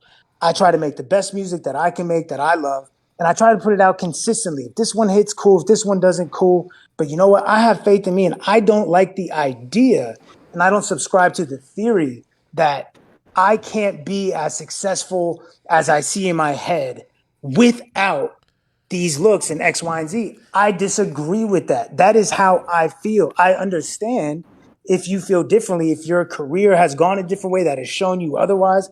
Me personally, I'm taking the stance that, you know what? Between me, my music, and my fans, I'm going to get whatever the fuck I want to get. And if people don't want to help along the way, AKA promote me, push me, whatever, that, you know what? I'm not owed that. I'm not owed that. Completely different, It's very Russ. easy to Completely say that different. It when you're completely not different when employed. you're basically saying, "Hey, I'm rolling the die, and if I get like a 6, great, I'm on a playlist. If I get a 4, I'm not." Okay, cool. Which I don't think no artist. I wouldn't even sit here and really even go to bat for any artist who thought they were entitled to shit.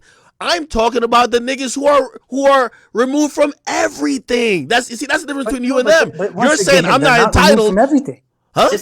Yes, we were. We were. This is the No, first. what I mean, no, when I say everything is the platform. Oh, that's That's deep. not like this is what I'm saying. We are acting like playlists and positioning is everything. And we No, no, cannot no keep one's saying saying that that. because it's taking No, power away from the artists and the fans. And I'm not ever no, going for that. brother, I'm never bro, taking a stance that takes power away from the artists and fans. I'm just not. We're just gonna keep talking in circles. I Anna, understand that something's we'll agree happening. to disagree. We'll agree to disagree. But one thing I will say is I feel like if you were in Tory's shoes, I'll just put this out there. I feel like if you were in Tory's shoes in the context of how he's been I treated would by be pissed.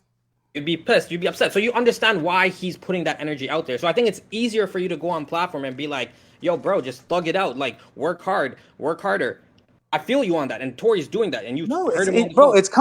it's coming from someone who at one point everyone in the rap space was like, fuck this guy and turning their backs and not trying to fuck with me. And they wanted to do the collab. And now ever since this happened, now they don't want to do the collab and now they're I went through all that.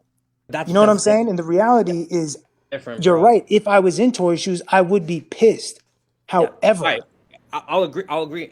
That's cool. That's all I kind of wanted to hear. Like, if you were in Tory's shoes, of you'd be course, pissed. that's I bet. what duh, I mean, anyone would be pissed Jonah, if he's they're in not their really shoes. What saying I'm saying, what I'm anything off. saying, He's just what being I'm super saying fucking technical, and it's just No, I like get what the verses. everybody in the world is gonna drive him crazy because we feel like he doesn't understand what we're saying, but he understands very clearly. He just wants to be very technical and straight to the fine print about things. It's less about being technical. It's more about being like, my stance is the power is in the artist and the fans. That's my stance, right? And I understand the stance of that's all well and dandy, but these playlists help us a lot. These looks help us a lot.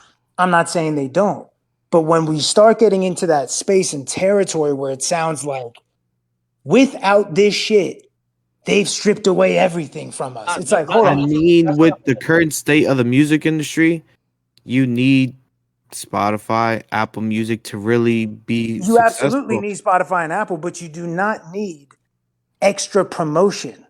You don't. And if anything, Tory doing what he's doing week one should show everyone. It should actually be inspiring for people because it's like, oh, so you don't need playlists as much as we thought because he's still doing good numbers.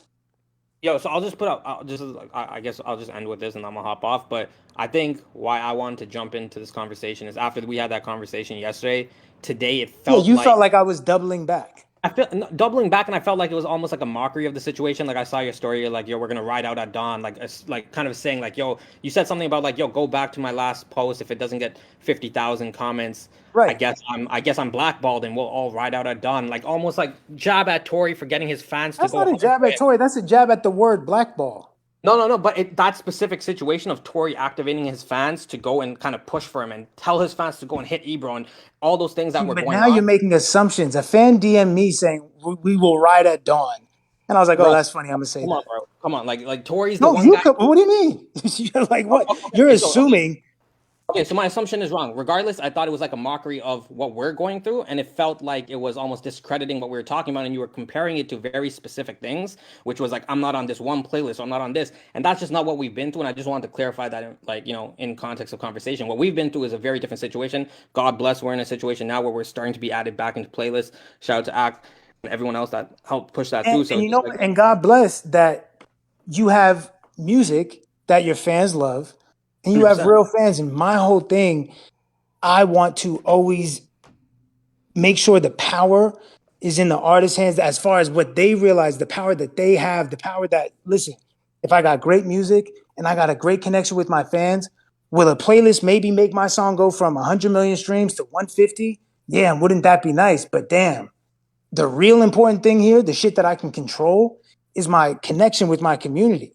And that's Sure. like I just don't like the narrative of how much power everyone is giving to the playlist. It's just like, wait a second, we're forgetting who runs the whole shit is the No, 100. artist.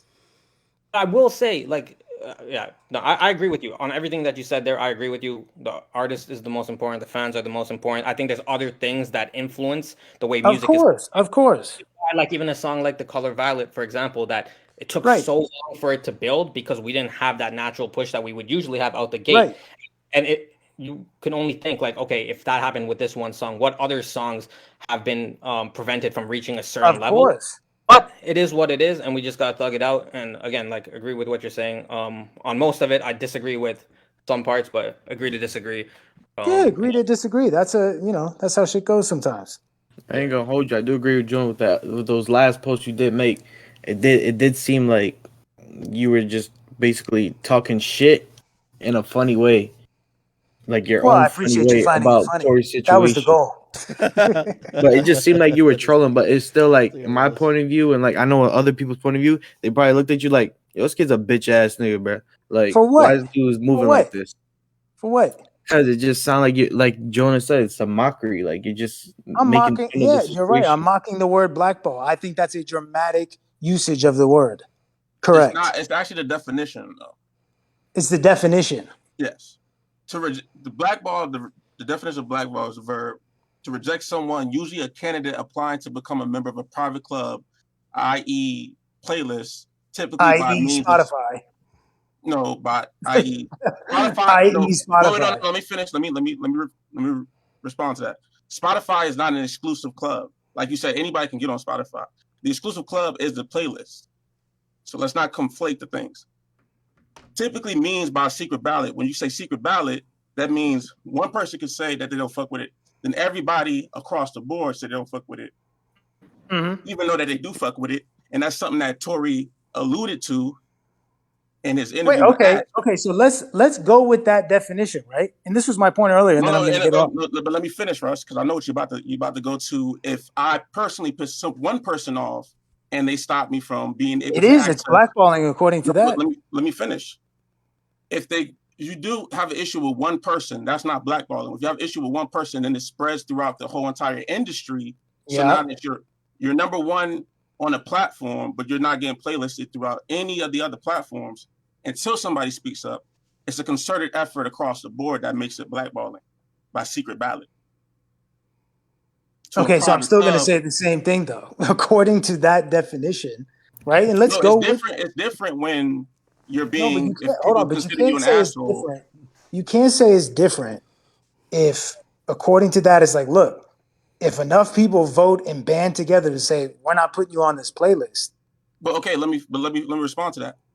If they're only doing that to appease other people within the industry and not because they Yeah, actually have an issue, that's not necessarily them having an issue with you. That's blackballing. and no, I agree with what you're saying. What I'm saying is that I can make the case that that has happened to me. I personally just don't think that that's really blackballing me because I'm still able to be on Spotify and make my money. But No, but if that's the thing. That's your thing. But that's the thing. To say that against Tory is inaccurate because that's actually blackballing by definition. I disagree. I disagree with it. I think blackballing would be preventing him from making money and selling his music at the store. But Well, I mean, Again, the regardless, store I know, is but not then, an but exclusive this is what I'm club. saying. But then every artist who has ever pissed off enough people in the industry where they act on it and say, hey, we're coming together. We're not going to fuck with this guy. We're not But nominating him again, for this. if And they're they're saying they blackballed. actually fuck with you behind closed doors, but saying they only can't fuck with you, that's blackballing. Yeah, it is black. But then it's like, but then Tory's not the only one who's blackballed. There's a lot of people then. But we're only yeah, talking about like Tory Yeah, though. you also never said Tory was the only one. I can only speak to Tory because that's the only one I'm familiar with. But there could be other artists that there are going definitely is through. Bro, other I mean, artists. I mean, but this is what I'm saying. Do y'all know how many artists have pissed off people behind closed doors and now they're acting Hold on. accordingly? I'll give you an example. And No, but yes, stop. to No, your but you can't point. just deviate. No, Answer. Do you no, know no, no, how no, many no, no, no, no, times no. Wait, wait, wait. artists have pissed off the wrong people? Yeah, but Sure. I'll give you an example of the scope of it where we could call it blackball, like Monique in Hollywood, right? Obviously, she had a problem. You know, there was Lee Daniels and a few other people she had a problem with, but those people were influential where nobody wanted to fuck with her. Well, if she can't get no fucking movies after she won an Oscar, you know what I mean? Again, yeah, she got blackballed. Of course, that's what you use the term for. Nobody would fuck with her. Yeah, so again, you can't piss off a few people, but we won't use the term blackball until it's just unilaterally across the board that nobody's fucking with you. And for these artists, it's not like you're like, oh, okay, well, you know, it's not this one you get next time. It's just that nobody fucks with you. You know what I mean? Especially if behind closed doors they're saying that they fuck with you. Of course. Well, I feel like behind closed doors saying that they fuck with you and then them not fucking with you, I wouldn't say that that's blackballing. That's just being fake. I wouldn't necessarily say What if that. if they're saying due to their job they can't fuck with you? The job is telling you that they can't fuck with you. That's blackball. Oh yeah, but back to what I was saying. The amount of artists who have pissed off the wrong people and then have to pay for it. I mean, come on. You know how long that list is? Hey, let me ask you a question. Do you think Colin Kaepernick is blackballed from the NFL? Absolutely. They're not letting him play in the NFL. They're not letting the nigga on the playlist. Like, no, but y'all are, see, but this is the issue. This is the issue. Colin Kaepernick cannot play football. He cannot go play football. No. The equivalent to that is not I'm not in a playlist. The equivalent is I can't make music. I can't sell music. Colin Kaepernick can't play football. No, he could go play in the Arena League. Okay, no, I got a question. I got a the question. Arena So League would was you trying to say- sign him. Hold on. Would you say Tory is blackballed from the playlist? Would I say he's blackballed from the playlist? That's Just the fair. playlist. I would say that, yeah. All right. So what if he's saying that definition the whole time and you just want to be general about the whole thing? Well, because they were being general saying that they're blackballed in general. They're not. Yo, Russ is so technical. So you agree that he's blackballed from playlist? Yo, So you no agree- way we just That's got all I here where need from Russ you. admits he's blackballed. Like that's what, like when we say blackball. Because that makes sense. When you say, "Oh, I'm blackballed from the playlist," But when I asked you earlier, would you say if somebody got can somebody get blackballed from shows? You said yes, and we can agree Yeah, that they can. Tory has been effective also in shows as well. Tory doesn't do shows. No, he does do shows, but he was blackballed from festivals that weren't picking him up at all. And then now they just came around and they're picking him up again and things like that. Again, you so don't yeah, have- he was blackballed. Hey, hold on. By the way, when I say blackballed, even in terms of any artist, I'm not saying they're disliked. I'm not saying most of these other things they don't get. They all still perform. Shit, even 6ix9ine still performs. He's in Russia doing some shit, right?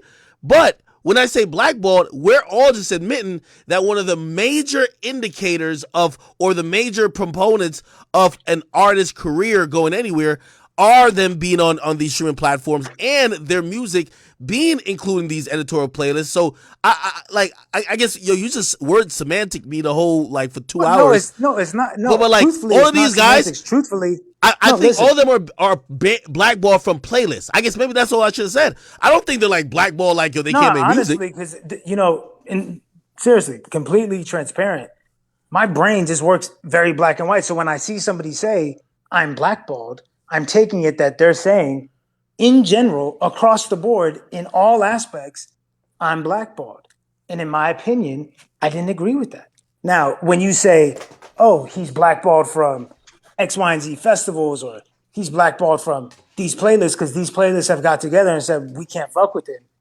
I can go for that. When I hear that I'm just being blackballed, that to me sounds like you're not being allowed in anywhere. On Spotify, they kicked you out. Get him out of here. That's what it sounded like to me. Just know I got him. As simple as that. He agreed. That's all I got to say. Yo, Russ, I ain't gonna lie. Yo, Russ, I ain't gonna lie, man. You gotta be my debate partner if we ever go to the. No, it's just listen. Yo, It's Russ, just a matter turn back of, around and be like, yo. either being specific or just talking in general. But I understand where y'all are coming from. And I told Toy that on the phone. Yeah. Can you understand how that comes off as undermining? I didn't agree with the general usage of the term blackball. That's it. Yo, Kyrie, I think we just got because I think we're all in agreement now, right? I don't think no one here No, meant to. we're I in don't think no one agreement. here meant to say that Tory was blackballed from making music, from studios, from But this is all what I'm saying. When you performance don't, venues. yeah, but see, He's blackballed. this is the like, this is the this is where like hyperboles are like useful and effective marketing. When you make something extreme, I'm just blackballed.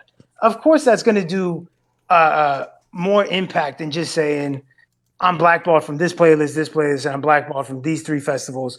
So I also understand just coming out and being like, look, I'm not getting into specifics, but in general, I'm blackballed.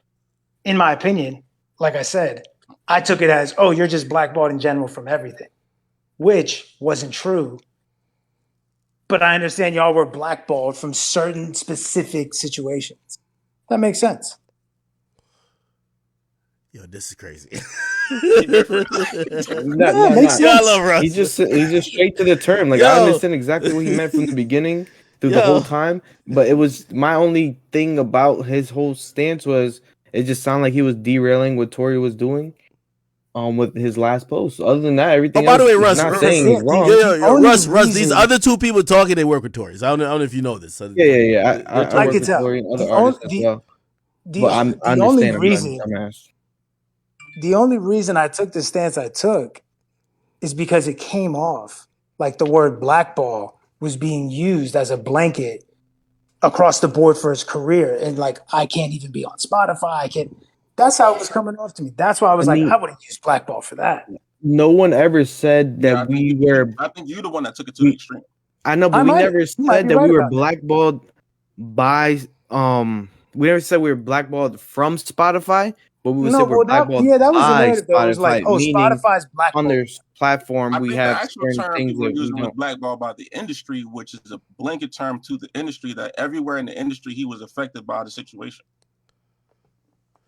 And that's fair. When I hear the term blackball, this is what I'm saying. I'm thinking y'all are saying we are blackball. We can't get in. They won't let us use fucking Spotify. Like when you look at someone like Andrew Tate, to me, that's blackballing. They're not even letting him on the platforms. He's out. It's over with. You got blackball I from guess the it's fair to say that there's degrees of blackballing, and I think blackball is the blanket term and the basic term. Yeah, I can go for that. There's probably different levels of blackballing. That's fair. I think deplatforming is the new Deplatforming. Russ. I would say deplatform is like the extreme version. Russ, I Yeah, gotta that's know, what man. X got, and then they reverted that quickly. Yo, Russ, I gotta know, man. You fuck with Andrew Tate, man, or not, bro? Nah, I don't like a lot of the shit he says. Word? That nigga a G, man. That nigga's hilarious. I just think it's more. I think it's. He says a lot of shit tongue in cheek, but he be having some good messages. messages. A lot of. Like I think sometimes, again, I don't think his message is for like a kid audience, and I do think he exaggerates. He speaks in hyperbole, like a lot, and a lot of stuff is meant to really just entertain. But there's some good messages along the way, man. We gotta get some masculinity back up in this bitch, man. That's one thing I'll say. Yeah, everyone has something good to say. It's just when like the shit gets a little too on the slippery slope of like maybe this is more harmful than good if it gets in the wrong ears. You ever fuck with Kevin Samuels? You ever listen to his shit? No, I didn't keep up with him like that. Yeah, you ever listen to Fresh and Fit? That shit is ridiculous. That shit is ridiculous. Thank you. That shit is ridiculous. That shit is ridiculous. That shit's ridiculous. But no, I think that was the miscommunication and misunderstanding was that I was taking it that y'all were saying we're blackballed, we're not even allowed in just because we're not getting promotion. But I understand you guys are saying, no, there's degrees to it, there's levels to it. We're not fully blackballed. We're still allowed to be here. Yeah, they're just not giving us the fucking. And by the way, yo, to your point, Russ, there's so many levels to it. Like for example, Kyrie, he agreed, brother. Yo. By the way, Russ, I would say there's so many levels to it. Like for example, if 6ix9ine came out and said like 6ix9ine is blackballed from all major venues in the United States, that's facts. No insurance company will let him in, nigga. I remember like Hard Rock after the shit happened to Barclays. Live Nation don't fuck with him. That's blackball from venues, right? Obviously, that's not Tory. That's not Tory. Tory definitely could perform, and if somebody wanted to pick him up for a tour, maybe a couple sponsors will drop, of course, right? But Are they gonna shut the venue down that he don't go in and perform? No, they ain't gonna do that. You know what I mean? So Nope. He did perform at a Live Nation event. yeah. So that's so he's still doing shows in the States, or no? Yeah. Oh, By the way, I think so. Even when I brought up like, and by the way, that's what I'm saying. So if he's still no, I'm not even trying to harp on it. Still, this conversation is kind of No, yeah, he was just blackballed from certain things, but that's people pressing certain buttons behind the scenes. Like it wasn't really like every single thing. You know what I'm saying? He was still making bread throughout this whole thing, but obviously he could have made more money. And then a lot of people just turned the other way because of his image, and they're if just he's like, still "Yo, we doing want to be shows, associated our business with his if right he's now." still doing shows in America, and like Akademiks is saying, if you're banned from like Live Nation, AEG, Golden Voice, yeah, all these venues and promoters are like, no, you're not allowed to do shows here. That's like, Yeah, he that's a never different. really got that. It just like, for example, there'll be a festival and like an offer that normally would come in, never came in. You know what I'm saying? An offer that would normally come in, like the money was fucked up, it was lower than usual, or Nah, it just not the didn't. like money, Rolling but Loud like, will hit him up, but they don't hit him for up no example, more. say a roll. I'm not saying that this happened, but say like a Rolling Loud in Miami happened and they didn't reach out like they normally would reach out. And he did the last 4. Like say that, right? Yeah, and he did like previous, you know. Yeah, I mean, I don't know. I've done Rolling Loud and I didn't get a call back either.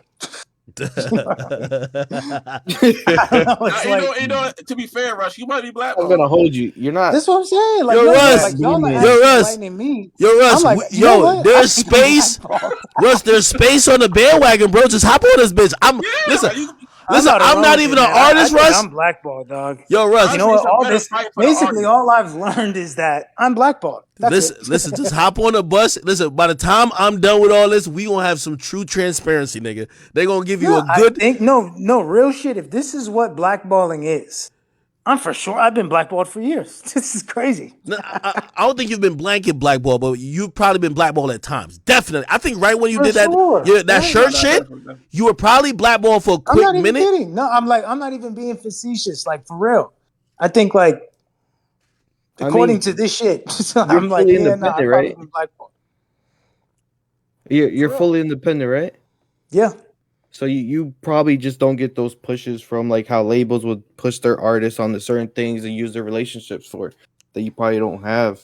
Nah, Just Russ got a simple as team, that. man. Don't listen to Russ, because every time Russ drops some shit, he be doing. First of all, I think Russ make his cover art like in Microsoft Paint, man. He got the simplest cover art possible. The shit go gold or platinum like in a few months. Nah, this thing got a cheat code. He either got a cheat code or he got a team. Trust me, it's one of those. The team is the cheat code, man. Come on. Well, shit. I think Tory. I mean, I think Tory been not building that his hard team to too. get the right team. No, I'm just blackballed. For real. I'm not even like this is what I've learned. Nah, but people like you now. Like you see, shit has came back around because when you were my fans never stop fucking with me. No. Outside of my fan base. Yeah, I'm but not worried the about them. majority of the They audience didn't like me. They don't like me. They won't like me. It is what it is. the majority of the audience was really like first of all, they kind of hated you for certain things that you basically said that came out to be true. You get me? Like they hated you when we were in the drug era of music. Now that shit has and been, I feel like I didn't say anything that was ever untrue. But you're right. Me. But once we got past it and the whole new thing was, yo, that's not the cool music to kind of like really lift up. They were like, oh, Russ, you're not that bad now. You know what I mean? So it's like they hated you for a while, but they came back around. Yeah, those are the passive ones, though. The passive ones matter, bro. Like, yo, you got diehard stands. You know what I mean? But like, shit, if you get a couple more passive like you ones, said, man, the passive ones matter for the fluff. You gotta I'm get not the really fluff. interested in the fluff. You don't want a diamond record, bro? Come on now. Of course, I want a diamond record. I'd rather have a diamond record off of core audience. And first of all, when it's a diamond song, there's fluff anyway. Doesn't matter. That's what I'm saying. You're gonna need the fluff for the diamond. So like, what I'm saying is when a song gets that big and naturally handsomer, 1 times platinum, there's fluff there. There's people who heard handsomer and didn't even know I had any other song. They thought I was a TikTok artist. So there's fluff naturally with any song that goes platinum, double platinum. When you start getting into that territory, there's fluff regardless if you were going for it or not. Wait. How do you work these songs? Like, I feel like, and by the way, we got some independent artists in here, so hopefully they can learn a thing or two. So that marquee shit, by the way, I seen Spotify rolled out, suits of Spotify, that's home team. But I didn't think people were using it. I guess you and Tori definitely did, which probably helped you out a Yeah, little bit. marquee campaigns are useful. I don't know if Jonah and was it Kyrie are still on. Yeah, I just recently got a couple of my artists into the marquee. Yeah, marquee is useful. I mean, I haven't used it that interesting much. way of doing ads, though. It's very interesting. I do think it's again, to what was it Jonah? What Jonah was saying about like the validity of like how like are they actually doing that? Because wasn't there a thing where through DistroKid they had some type of thing where like you can boost your discoverability of a song by clicking I don't know over? because I've never used DistroKid, so I don't know the mechanics. Okay, so I know he's a through TuneCore DistroKid, loyalist, but I think man. it was like this thing where you can switch over your song to be more discoverable, but it will take away a certain amount of percentage of revenue. But it was in beta. That sounds fucked up. That sounds crazy. It was a thing between, I'm not sure if it was DistroKid or TuneCore. It might have been both of them, but I know it was like a beta thing, so not everybody had access to it. So it's like I know exactly what you're saying. I don't know exactly where it came from, but it was basically you could give up some of your like your royalty percentage on that particular record for just increased visibility. And and I forgot how that was through, but yeah. Hold on. Yo, Russ. Like very similar to that as far as like how I feel about like, because I feel the same way about the playlist pitching the whole 3 weeks before. That's to me just to like hide another type of payola to me. You know what I'm saying? Russ. I agree. You're Russ. What other tricks and tips you got, man? Because you got to have a bunch. I mean, I think Kyrie would probably agree with this, but you can't, as much as people would like to think you can pay to play, like, oh, you can just force a song to be a hit. If that was the case, there would be no flops. Every song on every major label would be a hit. So it's not just this sort of like, oh, if you just have the money, you can make anything be a hit. No, you can't force people to like your shit. Yeah, definitely not. And for me, that's why, like, I guess for me, one of the bigger points I was making throughout this whole conversation and what my stance has been is just making sure that artists and up and coming artists understand that the majority of the power and the important shit is in the artist's hands and having real fans. Because for me, it's like, oh, well, how are you working these songs? How are these songs going platinum that nobody knows? My fans know them, and that's really all that matters. That's it. I don't need to try to like work it and get, Lil Baby's fans, they have their mind made up on me. You know what I'm saying? Like, they don't like my shit. Okay, I'm not going to focus on an audience who probably isn't going to like me regardless. I'm not going to go reach and did it. Just is what it is. Let me stay here in my niche and just try to serve them. And at some point, one of these is going to stick. And when it sticks, I'm going to push the button on the video. I'm going to spend money at radio. But, it's like you can't push the button on a song that isn't organically reacting and catch a hit. Yeah, and I think that's the thing where it's hard to explain that to one artist who don't. If you're talking to, it depends on like where you're at in the scope of the conversation, the scope of your career. If you're talking to an artist who's been signed and never had to push a button on something themselves, they're not going to have the understanding of what Russ is talking about, nor is an artist who is at the beginning of their career who never even understood what a budget meant is going to really understand what it means to push the button on anything. So it's very hard. And again, as an artist who does everything myself too, it's like I understand exactly what it says. So I never disagree with like you should be focused on building your own leverage. I do think there is a caveat that I don't think Russ's fans is the same fans as everybody else. For sure. In primary of hip hop. So I do think there's something about that we have to take into account, but within saying that, I don't want to discredit Russ by saying that, you know what I'm saying? Fairly, respectfully. Yeah, I mean, at the end of the day, it's like, I think people, depending on the kind of music you make, you attract the listener, based off of if you make X, Y, and Z kind of music, that's the kind of listener you're going to attract.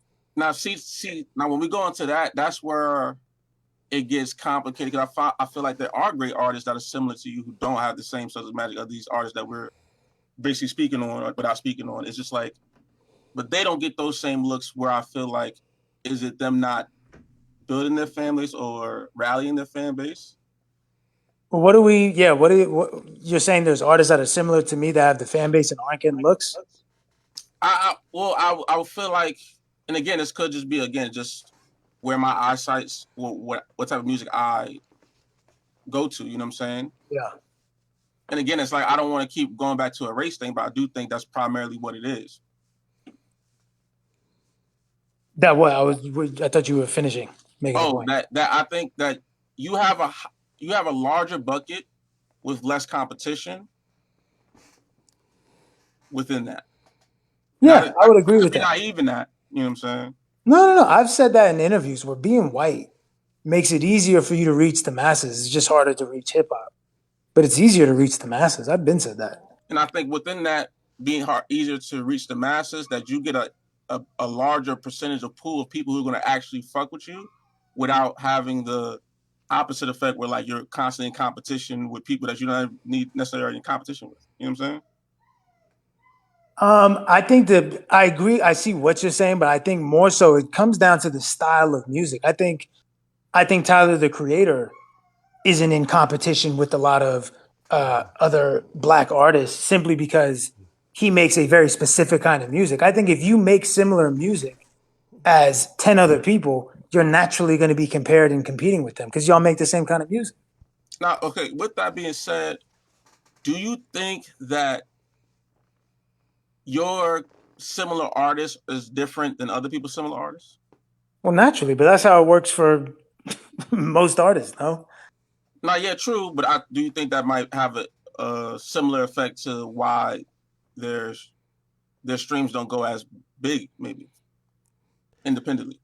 Listen, well, I think I know what you're asking. I'm confused on what you're asking. Well, I think he's trying to say like you probably have more dedicated and loyal supporters, mainly or part of the reason because you're white. I don't think so. I think it's because of the music you do and the dedication you got. I think you figured out how to build a core before you ever got hot. You know what I mean? Like when some people heard of you, like it might have been Colombia, but that was a fluff. Like you already had a dedicated fan base who were already fucking with your shit. Look, I think this, now that I know what y'all are asking, and I think it's a question that a lot of people have when they like look at my career and see my numbers or whatever. It's just from the outside looking in, it's just like I don't fucking get it. Whatever. Like he's white. Obviously that helps. And there's this. But if you're not a fan and you haven't consumed the catalog, you're overlooking the shit that I talk about in my music. That's a big part of why I have the fans that I do have, because the music is talking about certain shit that people are getting it tattooed. People are, not committing suicide because of what I said in this song, and this helped them through their parents' divorce. Your music is more relatable. Huh? You're saying baseline, your music is more relatable and transparent. I can agree with that. I think my music is more relatable to the masses based off the messages I talk about, because the messages I tend to talk about are more universal as opposed to regional. I agree. So like, me going, like I'm doing a show at the Pyramids in 3 weeks, right? If my music, if the substance was just, if it was regional, as far as like, you're only going to understand this if you're from here, etc., which is nothing wrong with that music. I'm just saying, if that's what my substance was, it'd be harder for someone to eat in Egypt to relate to what I'm saying, as opposed to if my music is about self-belief and, don't hesitate, pull the trigger, and, fuck these people, let's do whatever. If that shit is a little bit more universally relatable, you know what I'm saying? So I feel like that's why. What do you say? I hear what you say. I just feel like I can think of some artists who I think could fit the same thing who don't have the same fan base, and I can't really pinpoint why. Say the artist. Who? Smino, Kyrie. I think Smino could serve as the same type of fan base that you have. Well, I could tell you right off bat, Smino to me is incredible. Smino's music is also like, I can hear my music and hear Smino's music.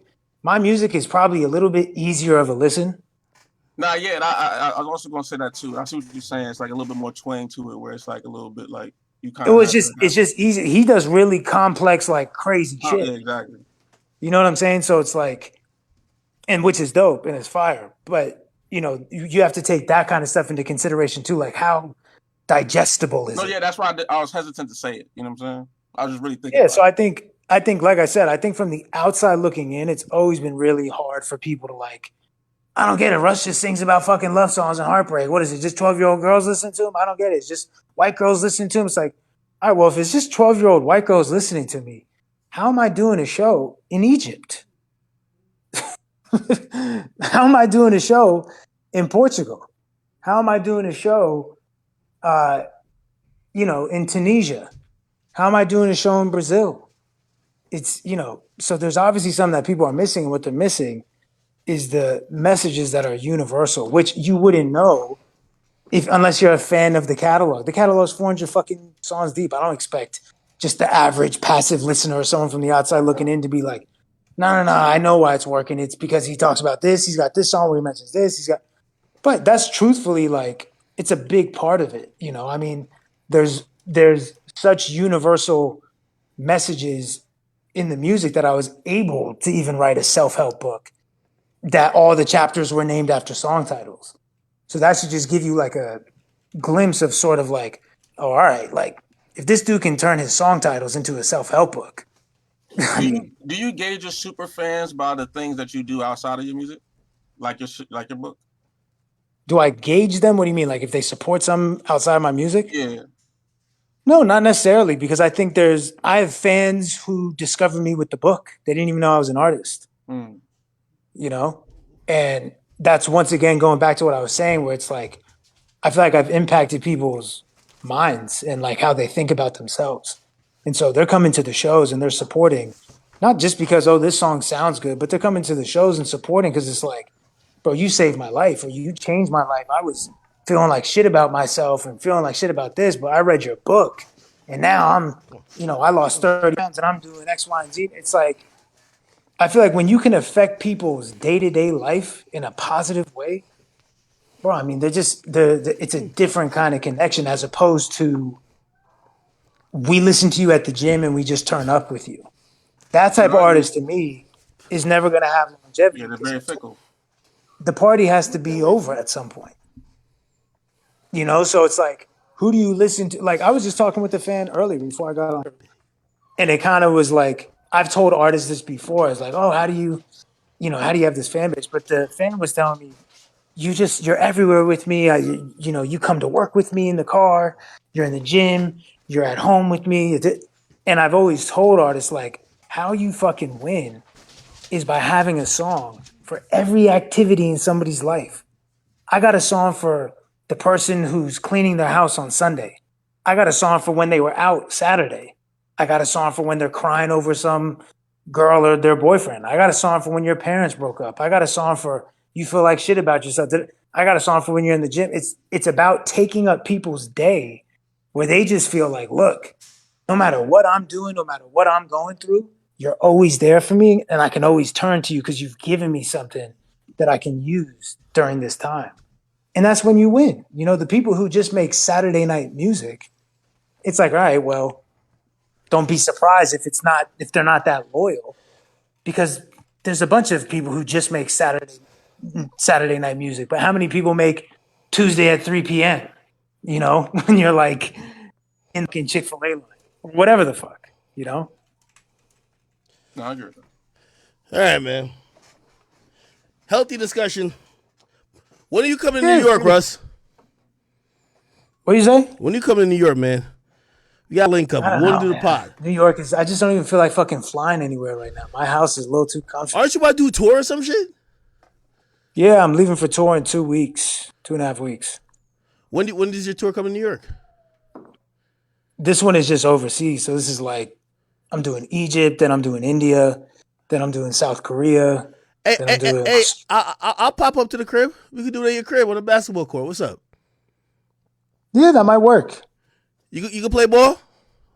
I do a 1v1 too man. afterwards. Come on. I just built the basketball court too, nigga. I got a jumper, nigga. There's no, bro, come on. They call me come Curry. On. You're getting tired after fucking the score would be 3-2. Yeah, no, It's happening out. I definitely get to get 6 timeouts. It's like a real game. Yeah, and look, all I'm gonna ask from this entire conversation, don't clip up and do some fucking clickbait, trying to take shit out of context and do ridiculous shit. Oh no, I won't. But there's a lot of people who just watch the shit. You get what I mean? That's right. They will. Yeah. So like I have one person who runs my official like streaming channel. So that's my man Drill. And you heard him, and definitely like I want, this is qualitative conversations, not clickbait shit. Clearly, this is why I know some of y'all just want quick screaming matches or just like quick like gotcha moments. I think these conversations are important. It's one of the reasons I've been trying to push to have these conversations. And also, I think Russ is just one of the best people to have these conversations with. You know what I mean? Because he could be able to see on both sides of it. And also, he's someone who I don't think the industry has ever really favored him like that. So, I think never. I think that's what was also like so interesting to me last thing, where it was like, there was so many people that were like, you wouldn't get it. The industry loves you. And then I'm just like, wait, what? I think the opposite. About? I'm like, I think Russ has been just so used to like getting it out of the mud. He's just kind of looking at everybody like, yo, what the fuck are y'all complaining? I've never had. You know what, Kyrie, you still on? Yeah, Russ know he come off as a dickhead sometimes. I feel like but I Russ, think he's been working from the outside. Said, I think there's a lot of truth to that as well. I think my stance in a lot of things, not just with this, is like kind of what he said, which is I've just been so used to not getting the fucking looks and so used to sort of just getting it out the mud and whatever. I just got to fucking keep my head down and deal with my fans, because if I try to fucking, worry about these people that are not fucking with me, it's going to drive me crazy. So I feel like I've been so used to that when I see other people who are like, whoa, what the fuck, like making a whole commotion, and not that they shouldn't and not that it's fair and all these things, I'm just sort of like, yeah, join the club. You know what I mean? But I get it. I said, there's absolute validity to what y'all are going through and what you were saying. I get it. Anyway, Ray or anybody else, last, I'll give y'all the last word. Yo, Russ, there's a chat brother that works for you, does some work with you. His name is Telly. Just want to shout him out. Camera dude. Yeah. I just want to shout him out. Okay. Come on, man. Tilly. He's nice. He's young too. He's hungry, man. Nice. I just wanted to shout him out real quick, That's what, is he in this chat? How do you know Tilly? He used to be here. I got his number stuff. I talk to him sometime. Come on, man. Everybody in chat, nigga, man, somewhere or another. Yo, Ray, what happened now? I just want to know if he heard Tori's album. I don't know if he answered that before. You heard the album? Have I heard it? Yeah. Nah, I haven't heard it yet. All right, please check it out, man. It's kind of fire. Yeah, I'm a peep. Dope. See? Progressive conversations, man. By the way, again, we're super fortunate that we get to have these conversations, number one. But also, I definitely think it's important for just transparency. Yeah, no, I love that. I love that. You know what I mean? Again, some people, they'll be like, oh, Accurate on certain so-and-so's team. Like, honestly, I didn't even know there was much effect. Like, I'm going to be honest with you. I noticed there was effect to some of the stuff I was saying when, just even talking to certain people around the baby. They were like, yo, after the whole shit you did on Twitter, we got the notification that we got added to more playlists. And I'm like, wait, well, if nothing's going on, whatever I'm saying shouldn't matter. So I'm like, you know what? Let me just keep pushing this conversation. And even if it's not for necessarily one artist or the other, it's at least about transparency. Let's actually talk about it. Because I promise this is the last thing that I'm getting off, because this is insane how long we've been on here. But I do think it's important because there's so much chatter from people in the stands and these like industry experts who are just living their regular civilian life, right? And it's like, we need more people who are on the court. Yes. Also behind the mic. We need more JJ Redicks and less Bill Simmons. You know what I mean? 100%. You're right. And by the way, it's kind of a, I talk to even some of these people who are actually making some of these decisions, and I think we all have these behind doors conversations, and a lot of times you might hear just like, oh well, well, I would love to at least be a little bit more transparent on the record, but my company might not be cool with it, this and third. And I just hope we get to a point where it it shouldn't be that spooky, because it shouldn't be that spooky where it's just like non-transparent, because that's how you get to turn into like a situation where radio became, you know what I mean? Where it's just kind of, oh, okay, it's kind of like that head nod, brown paper bag, like, if you know type of shit. Like, again, I thought the internet was to erase all of that. And, again, if we just add a little bit more transparency, I'm not saying everything's going to be perfect, but at least we'll know what's what. Yeah, I mean, I'm all for calling shit out. That's what I do. So I love it, man. Nah, I love it. I perfect. appreciate the combo though. Hey, anytime you want to hop on here, like, obviously you're in the Discord now, so like anytime you want to hop on here, whether, it's something I've said on Twitter, something that I've been posting a bunch, whatever, like I like to intellectually spar with you. Like, you're Well, and the someone. only reason why I wanted to come in is because I was in my Discord and fans are like, yo, Ak is talking about you on Twitch. I'm like, well, he doesn't need to do that. Bring me in the room. Just say whatever you were going to say. Oh, no, of course. It wasn't like, let me just bombard your shit. It was like, look, if you're discussing me, you might as well. Oh, no. This discuss is me better. with me. I was just trying to say it for the pod. You feel me? I like saying it for the pod, but it's all good. We got in a good conversation about this. That's beautiful. There's a million more other things that, we could jump into, and, we definitely will, like, we'll either set it up. Either I come to you or I'll wait till you come here. Or Yeah, we'll figure something out. Yeah. But but good looks, man. Thanks for coming on. Ray, good looks to you, brother. I'm Jonah. Good looks to you as well. And of course, I seen Boom, who hopped in the conversation before, and also Kyrie, for definitely, helping. Yeah, it was all good shit. And I just want to say to all the artists in here, make sure that you're focusing as much as you can. Make sure you're focusing on building a core audience. The passive shit, it helps. But the people that will stick with you, regardless of what the industry's saying and all this shit, is your core audience, and focus on building that up. Talk with your fans, even if it's 10 of them. Talk with them, DM them. Yeah, 100%. You know what I'm saying? Like, build the community brick by brick, and you'll be rewarded for it in the long run. Well said. All right, cool. I'm out. Good shit, y'all. All right, definitely, bro. Nope. All right, that was some cool shit, chat. Well, we got him. Got him to say Tory's blackballed on PlayStation. Man, y'all niggas. Ray, you stupid. I love talking shit and debating and shit, so had to get him. Yeah, I ain't gonna lie. You know, definitions bother me. So when he said it wasn't blackball, I was like, blackball has a definition. Yeah, no. Well, no, I think he's right too, in the sense of, I think he came in here being super literal, and I think he got it over time. It was just like, bro, we're not talking about like this nigga can't make music or drop music or he can't sell music. You know what I mean? And maybe he was taking it like extreme, because that's an extreme way of blackball, right? But I think he kind of got it, And also, here's the thing too. I think he's just been someone who's been grinding from outside the club a lot. Like, he's been grinding for years outside the club, and like, I think for him, he's like, well, why are y'all making excuses? And I never made excuses, or I never got the chance to get that, they feel sorry for me moment. And number one, it's a little bit different, but also, like, I think he's past it.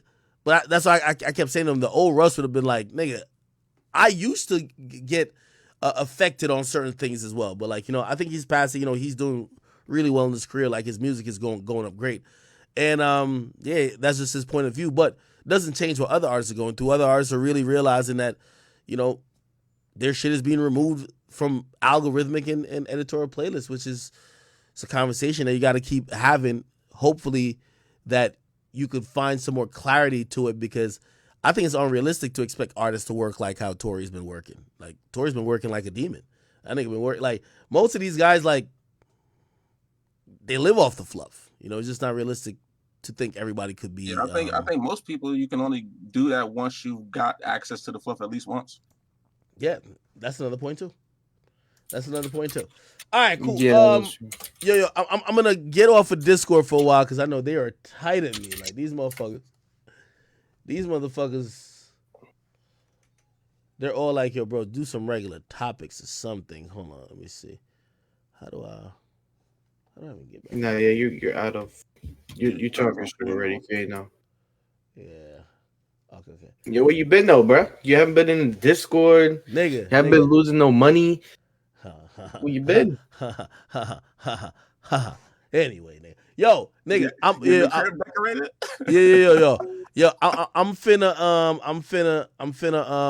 I'm finna run through some like regular topics real quick. Just that these motherfuckers could at least be somewhat happy with the stream because they was tight that it got derailed. But Ray, I'm gonna holler at you in Discord. Yo, Kyrie, DM me if anything. And I see you while I intern. All right, let me mute up. All right. All right, people. Okay. Did I get disconnected or some shit? Did that mean my new dog? I brought my new dog in here, man. Coming up with a name. So I'm letting my shorty determine the name, but I don't like the name she got for it. She want to call it like Star or something like that. Like first she been calling the dog Princess. It's a girl dog. I'm just like, that's just not gangster. You know what I mean? I was kind of going with Hennessy. I was going with like, Venus or something like that. Cause obviously we have Pluto or whatever. Yo, I'm gonna keep it real with you. Maybe I just never remembered Pluto being that small. Bro, this new dog is so fucking small, like it fits in your hand.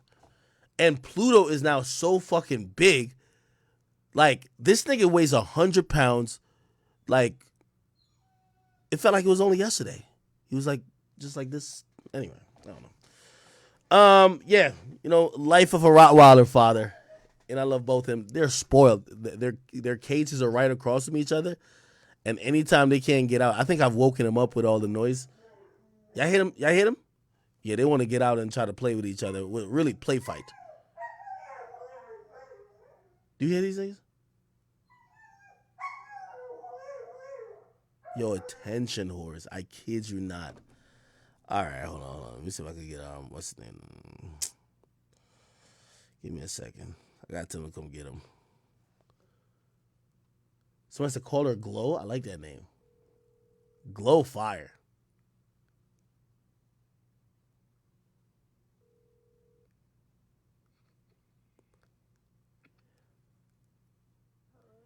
Hey, could you come downstairs? The dog's making a lot of noise. I'm still on stream. Nah, just come out. I'm serious. I'm still on stream.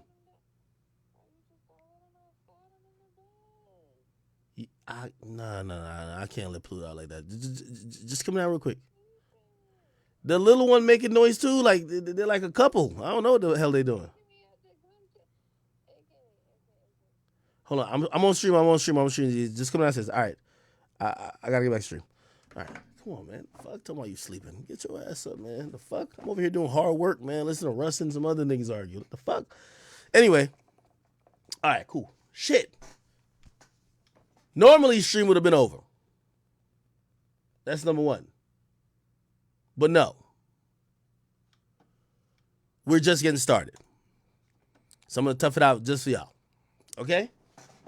Okay. Let's figure out what the fuck been going on in hip-hop. Spam up some topics. We'll get to them instantly. The BT Awards happened, right? Let me see what's going on with this shit. Oh, my God. These motherfuckers, man. These motherfuckers. I'm on the shady room. Let's figure out what happened.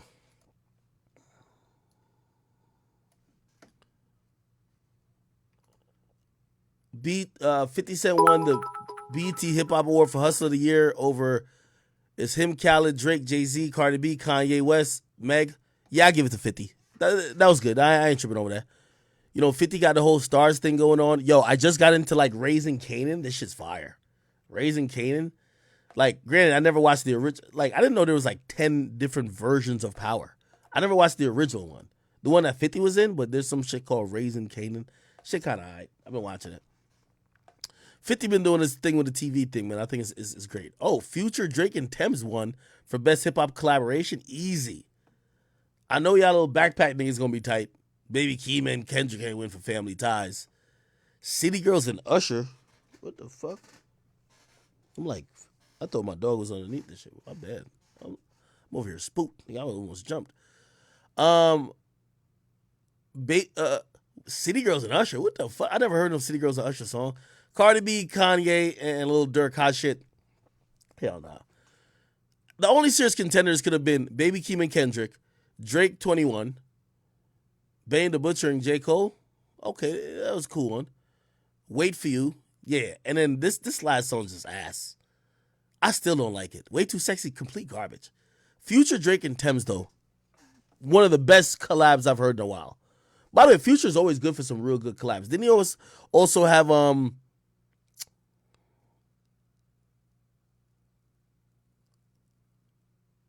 what's that collab he had with Drake before? It was some shit where working at what song is that? What's the name of that song? Life is Good. Great song, great song. So yeah, now Future always have some great collabs, man. Shit, Future always had. Didn't Future have Love Song with Rihanna? Future always got some really great collabs, dog. Love Song with Rihanna. He had what other song? He had Drunken Fuck. He had Future's had a lot of great like duos or collabs type shit. Anyway, let's keep going.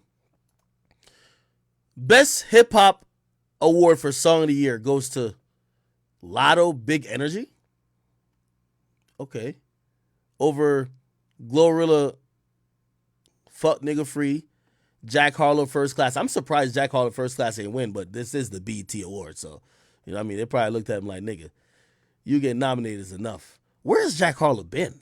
I feel like that nigga was everywhere, but now I don't see him nowhere. You know what I mean? He's probably prepping for a tour or something like that, but I haven't seen that nigga in a minute, right? Cardi B, Kanye West, and Lil Durk, Hot Shit. I remember everybody was gassing this song like it was gonna be fire. That song was, it wasn't like one of my least favorite Cardi songs. I'll say that. Kodak, Super Gremlin. Wait, Super Gremlin was nominated and didn't win? Oh nah. If I'm Kodak, I'm tight. Did Kodak say something over it about this? No fucking way.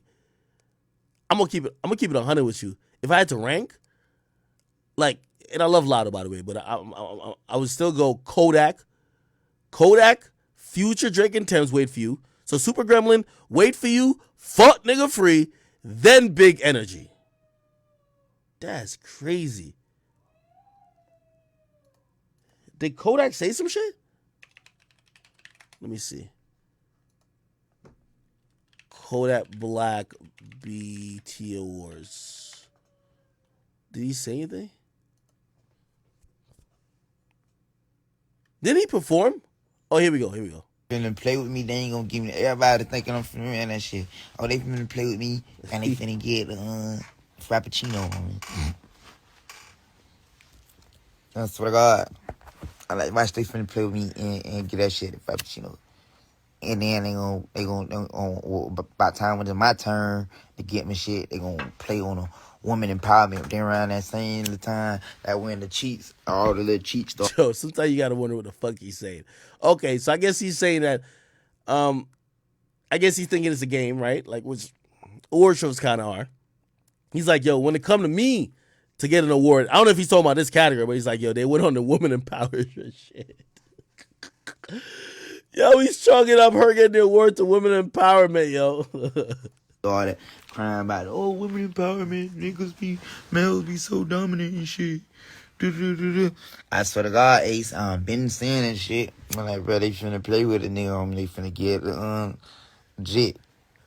Not even Drake, not even Future, not even everybody. Nothing. They finna get it and shot it. Cause it's just. She said not even Drake. Okay, because he's saying that. Okay, it probably should have been Drake and the Future song, which is Wait for You. How the whole little shit was looking on me, like you know what I'm saying? But how she gonna say that about an upcoming artist and she's still an upcoming artist? I don't know, but you know, shit. Congratulations, that little one. Congratulations on me. I ain't tripping. Don't even try to play like I ain't hating on no bitch. I ain't hating on nobody. Yo, Kodak is a national treasure, man. Yo, that nigga's just too real, bro. He's still being himself. Yo, man, I'm up.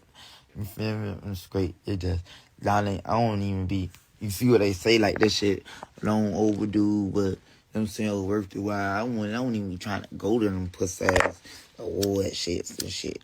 Boy, everybody was turned when I did my shit. Boy, everybody was turned. I tried it. Man, that shit lame in a bitch.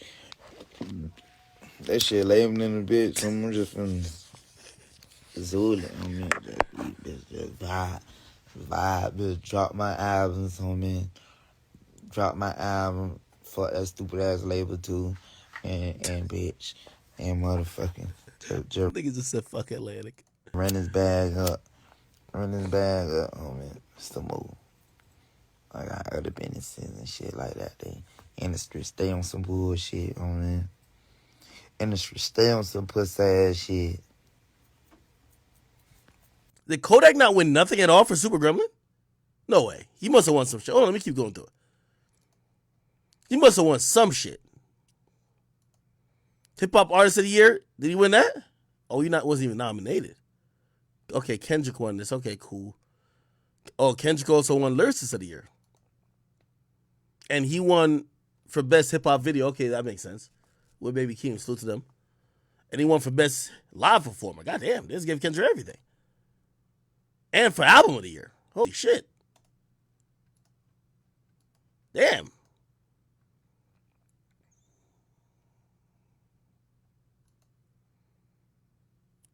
DJ of the Year was Drama. Congrats to him. Wait, I think he's dropped like Gangsta Grills or something like that. And also Uzi signed to him, so fuck it, man. You know, Uzi signed to that nigga, bro. Oh, Glorilla won some shit. First of all, I want to thank God. Y'all, I'm crying. I want to thank God. I want to thank my team, my mama. Yo, God, he the biggest CEO. Okay. She won over Baby Keem. Damn, I'm surprised they gave her Best Breakthrough Hip Hop Artist over Baby Keem. Damn, over Baby Keem and Nardo Wick? I don't know why they got 5. I feel like 5 years should have been on there last year. Huh, okay. I like Glorilla, so I'm not mad. Any more awards? Okay, anyway, let me go back to the Kodak shit. Industry stay on some pussy ass shit, man. I just gonna get my money out of these people. And like, bitch, I ain't on that shit. I ain't going no toe. None of that shit. Nah, suck a baby dick, bitch. I ain't on that shit.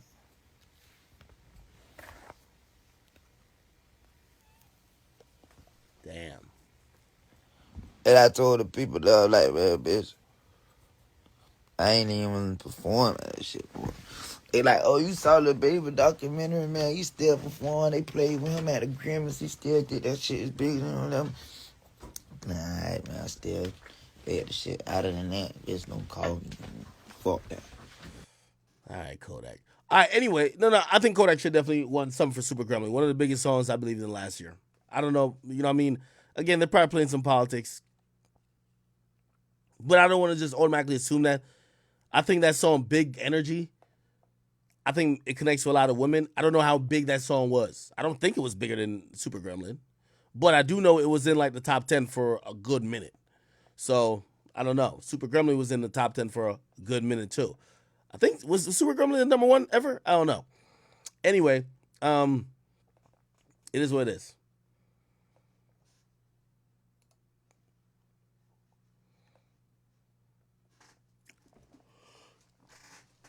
Well, I have to get a Red Bull or some shit, man. I'm about to get tired. All right. Anyway, I'm gonna power through this bitch. Okay. What else? I don't want to go over no fucking award shows. Let me go to my page. Go over to where the gangsters be at.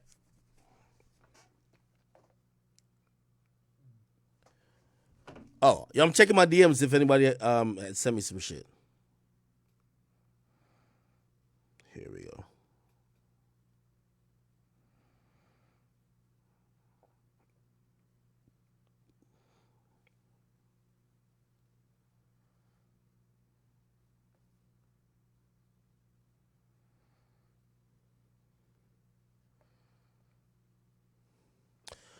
Oh, this is hilarious.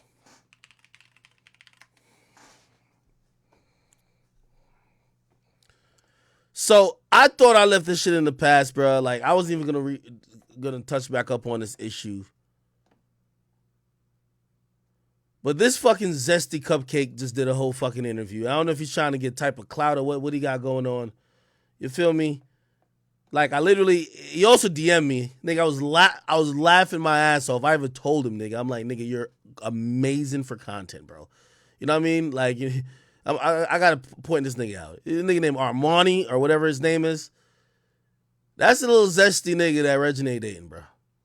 Now I'm glad that he responded because hip hop got so mad at me for talking about Regine. I'm like, all right, y'all got it. Regine, my bad, yo.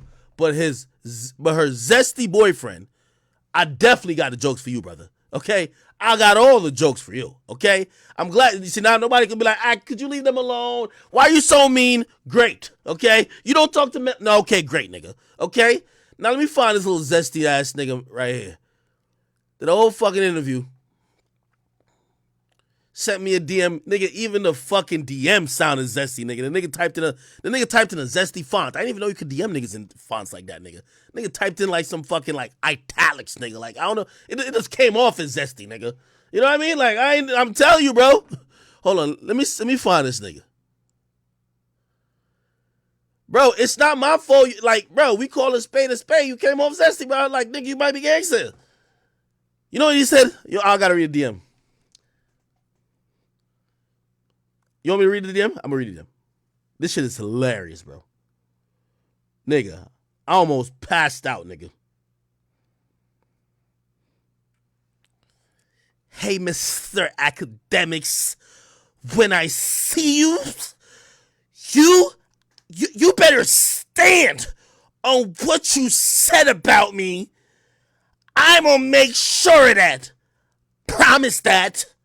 Period. That's how that nigga DM me, bro. Couldn't fucking believe it. This shit's ridiculous, dog. The most zestiest shit I've ever seen, dog. Everybody keep telling me Detroit. I'm like, what the fuck?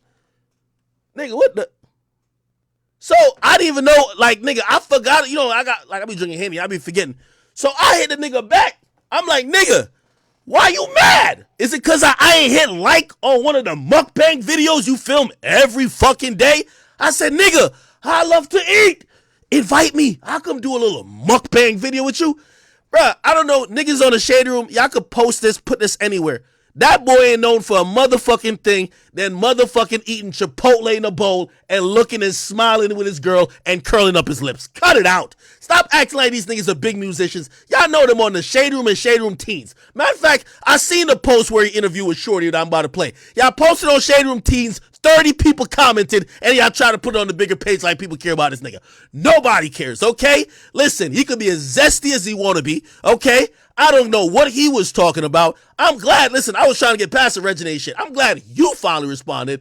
Finally give me some new content when I see you. Yo, nigga, I'm reading the fucking comment, and there's spit coming on my screen like he's just being all zesty with it. Oh, hell to the fucking no. Listen, man, brother, man, I'm not trying to hate on you or your relationship. I don't care if you're the top, bottom side, or if you're on the left side or the right side. I don't care. None of my business. Y'all are right. None of my business. Why do I care if he's the top or the bottom?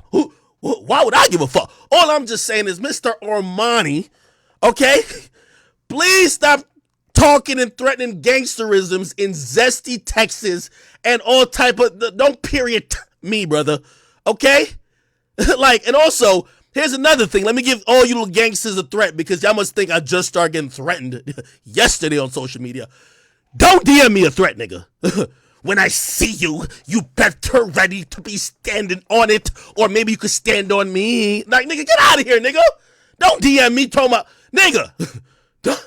Don't give me the zesty threat, my nigga. Just do what you gotta do. The fuck? This zesty motherfucker, nigga. I don't know if you are top or bottom, if you left or right, nigga. Just do what you gotta do. I don't give a fuck about your Q&As, your mukbangs, or whatever the fuck you be doing, nigga. Fuck is you talking about? You better be able to stand on what you be saying, or at least stand on me. Like, no, nigga. The fuck? Nigga, if you think I'm the only nigga call you zesty, read your comments. The fuck going on up in the bitch, bro? Am I the only nigga call you zesty? No! Nigga, that's the talk of the comments. I'm sorry. I could read. Open your fucking eyes. The nigga got so in his feelings. Let me place it. I want to talk a little bit about his comments because you kind of touch on a little bit about him calling you unknown or him calling. He is unknown. The fuck? Calling you random. You know what I mean? He is random. The fuck? Like, tell me a little bit about that because you've been in the spotlight for a minute. Yeah, no, it's cool. I feel like DJ Akademiks was, like he said, inside the Breakfast Club. I feel like he was, he was making jokes. He was trying to joke around, but I do also feel like he didn't do his research. I did my research, nigga. You got like you got like 200,000 monthly plays, nigga. I'm sorry, brother. You're not a big artist, bro. Like, bro, I just don't like the zesty threats. So now I'm gonna clown the shit out of you, nigga. I love when niggas tell me they're gonna do something. When you tell a nigga you gonna do something online, it's like you're trying to tell him like, yo, you better stop or else, nigga, I'm gonna keep antagonizing you. So I love when you said that. You know I messaged him? You want me to tell you why I messaged him? This is why I dropped that clip with Tussie talking about him. I said, nigga, thank you for making my week. Day one of me making content out of you and making a back over you just fucking started, nigga. Nigga, you think I'm walking outside like, yo, this nigga zesty nigga Armand runs into me. It's over. No, nigga, get out of here, nigga. We about to clown you. I'm sorry. You know what I'm saying? I don't care enough to prove or say nothing. I just don't get what he expected me to do out of that. What you want me to go online and say how gangsta I am or tell you the gangsta shit I've been in and say how... Bro, we weren't even expecting you to do nothing because we don't even know you. like you act like I was trying. No, we had zero expectations out of you because we don't know you. We don't know you. Keep in mind, y'all niggas is reacting to what I said. I didn't know you, nigga. Let's not get this fucked up. I don't know you. So I expected you to tell me why I should know you, brother. That's not finna happen. You get what I'm saying? I'm an R&B. Now, when I see you, I feel like I want to talk to you. You know what I'm saying? I feel like I want to set that straight with you. You know what I'm saying? But as a man, it's like, then go just do your research, bro. Like, this ain't... Nigga, you're not popping. I did the research, nigga. Get a fucking hit. I'm sorry, brother. Okay? Anyway, I knew I got a nigga in his feelings. You see, they trying to blame me for all of this. Okay, I apologize to Regine, but I didn't tell her zesty boyfriend to be all up in my DMs. The nigga in my DMs like he trying to shoot a shot. I don't know. Regine, watch out. The nigga in my DMs, he might be trying to shoot a shot. I don't know. I'm just speaking facts. Bro, the nigga in my DMs like he trying to shoot a shot, bro. I don't know, bro. I'm keeping 100. Anyway, you see, this is where I know listen, I knew I won before it started. After the nigga did a whole interview, nigga had to do an interview to remind me he's an R&B singer. Okay, brother. Okay. Then he tweeted some shit out. Oh, this is hilarious. Y'all gotta read these tweets. Listen, y'all. Me and my girl love the YouTubes and the social media. We do. But we do not live for it, sis. But I keep seeing people saying, girlfriend this and why he say. You gonna always be like that. Cause we only gonna show y'all what we feel is appropriate for us, period. Me and Bay. I was gonna make a joke about that, but let me. Me and Bay good, y'all. Y'all the lost ones. Okay? Okay. All right, sis. Go ahead, bro. Oh, okay. Hey, nobody take my comments and twist them now. I ain't saying nothing about Regina. She's a queen. But the boyfriend hopped up in my comments, hopped up in my DMs like he was trying to shoot a shot at me. Bro, if you trying to cheat, I'm not no mistress or mister. Nigga, no, nigga. If you trying to do one of those, nigga, I'm the wrong nigga for that, brother. I'm the wrong nigga for that, brother. Don't hop on my... If you trying to cheat or do whatever you want to do, brother, Don't hop up in my DMs, okay? With all that zest. All that zest. No, doggy. I'm not the only nigga who pointed out you zesty. Why you ain't mad at everybody else? Let's leave it alone. But anyway, he made a whole fucking statement. You know what I said to him back? Because I could tell. The way the nigga was stepping to me, felt like the nigga was asking me out on a date. Now, granted, my response wasn't the best. I thought he wanted to do a mukbang with me. I didn't know. The nigga known for doing mukbangs and Q&As.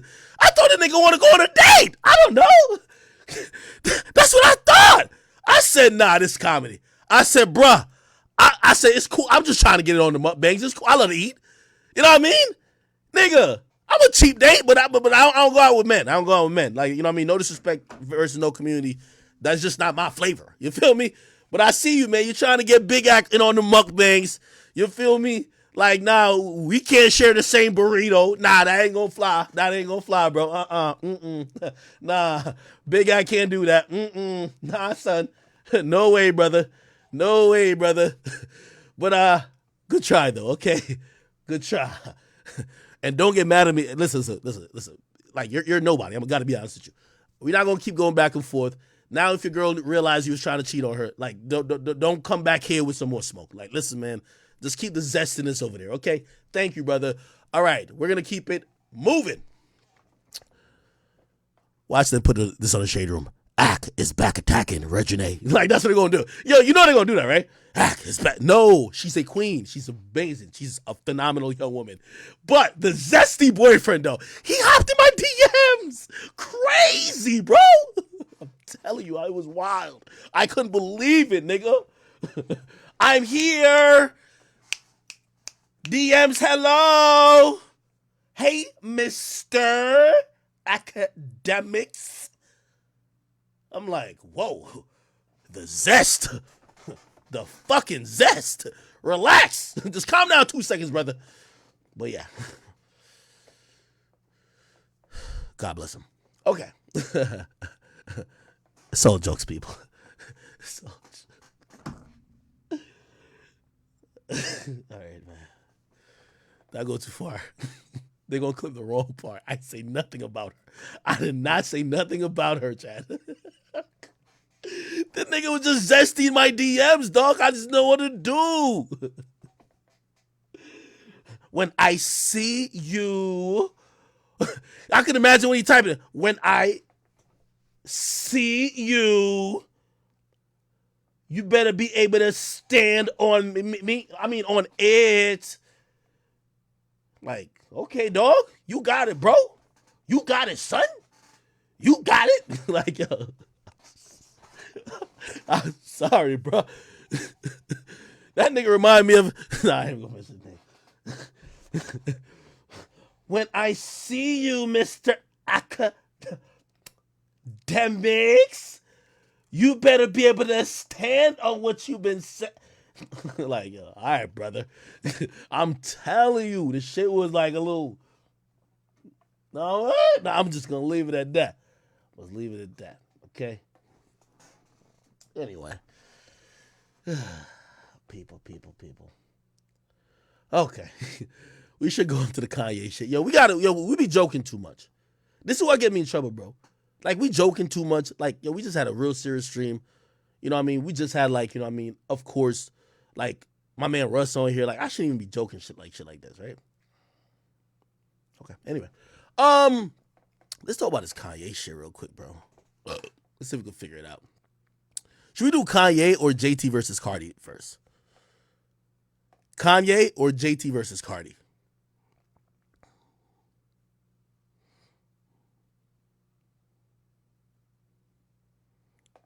What should we do? What should we do?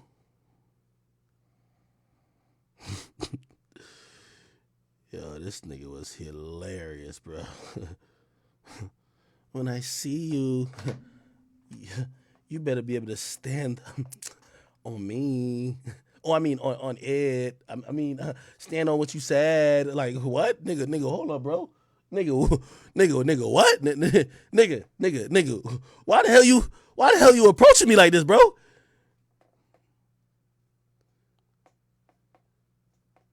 You know who that nigga tried to slide in my DMs like this nigga right here.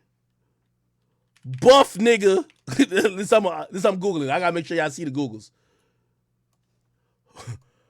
Buff nigga from Friday After Next. This is this nigga right here. This is how the nigga tried to slide in my DM, bro. Real rap nigga.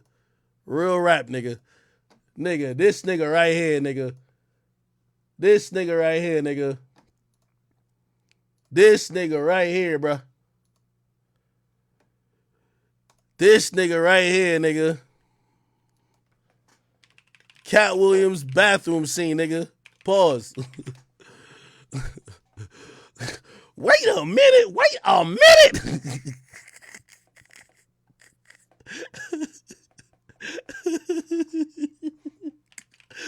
Let me play this shit real quick. Hold on. Yo, salute to the baby, man. On Blackball that nigga, man. That's my nigga, bro. Hold on. Let me show y'all this nigga slid into my DMs, bro. The baby did perfect acting job, bro. Hold on, nigga. Hold up. Hold on, nigga. This is how this nigga slid my DMs. Real rap, nigga. I'm telling you. This is how he slid into the DMs, bro. Y'all gotta see it, bro. Y'all got to see it. Y'all gotta see it. Hold on. I'm gonna find this shit. We gonna find it. No, we gonna find it, bitch. Chat, where's it at? Where's it at, chat? Help me. We gonna find this bitch.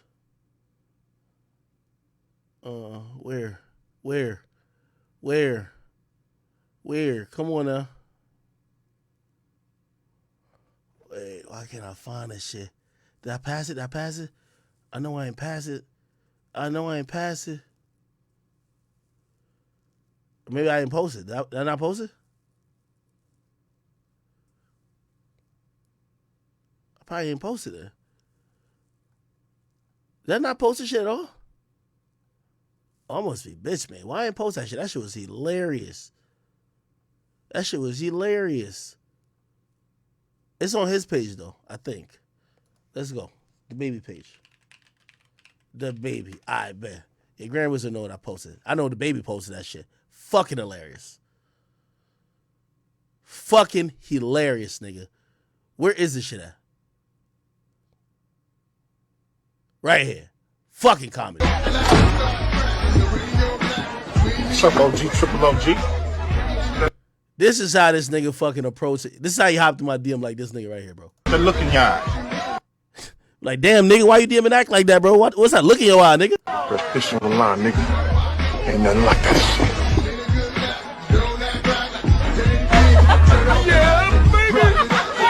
I'm minding my business, man. Drink a little bit more water. Smell like ammonia in this bitch. Come on. There you go. One at a time, people. One at a time. I'm dealing with an animal over here. One at a time, please. One at a time. Busy right now, working with a monster. You know what this is. New boo. Don't fight this shit. What shit? Just let it happen. Let what happen? What the hell you doing with the phone book, nigga? I ain't even in the phone, but what the... Nigga, you better... This ain't funny, nigga. I'll bitch slap your ass. Come on, I ain't playing.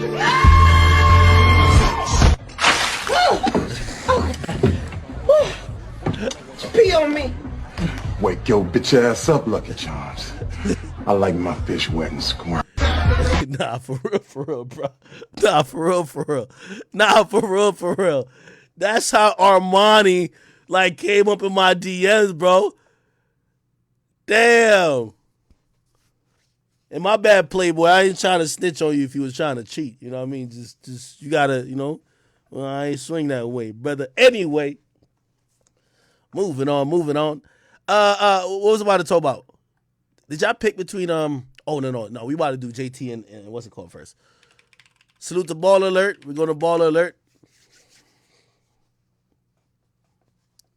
They got the whole DMs. This is great. Here we go. Here we go. Here we go. Where is it at? Where is it at? Where is it at?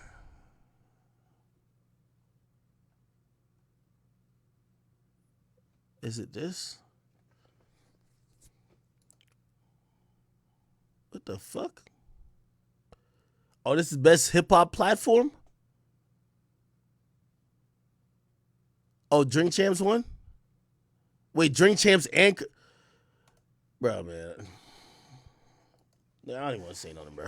Like, nigga. Let me not even say it, bro. Actually, nah, let me just not say it. Nah, let me just not say it, bro. Ain't both of them shits on Revolt? Let me not say nothing. Let me just keep moving, bro. Like, let me just moving on. Let me just keep this shit moving, bro. This shit ridiculous. Okay. All right.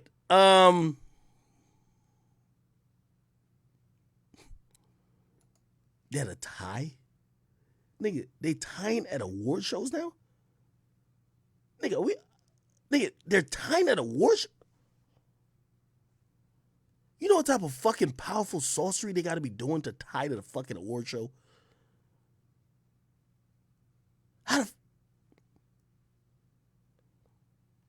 You know the craziest part of this whole thing? Nah, I know I said I was gonna move on, but I just want to show you. This is the craziest part of the whole thing. Revolt TV. I just gotta show y'all this shit. This shit's ridiculous, bro. This shit's ridiculous, bro. It's fucking ridiculous, my nigga. I just want to show y'all something real quick.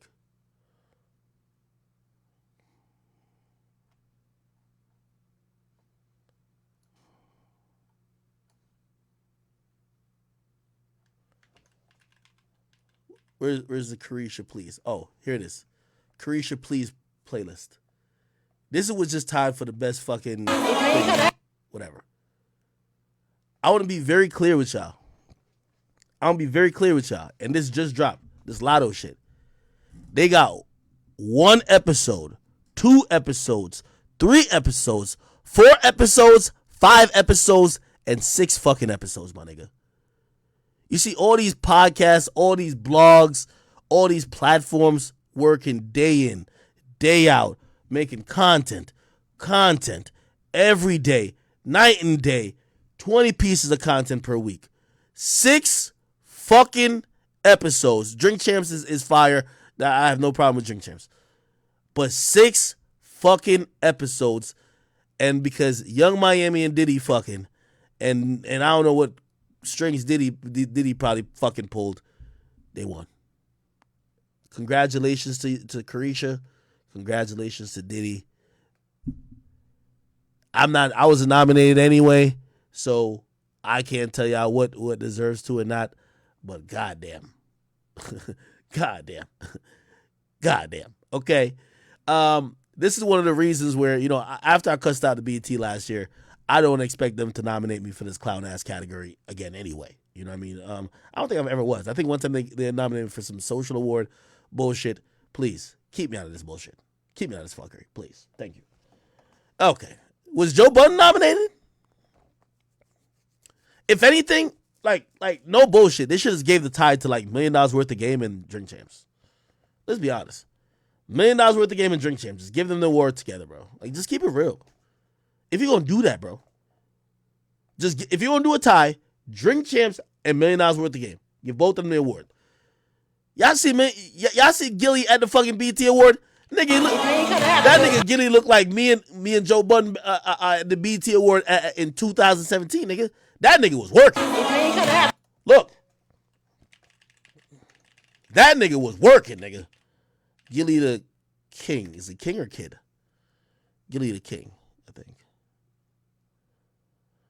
Look, this nigga got BT clips going left, right, and center, nigga. Him and Fabio. Who the fuck is this? I don't know who that is. Who is that? Who's this person? Spam it before. I don't want somebody to feel like I'm dissing him. Who's this?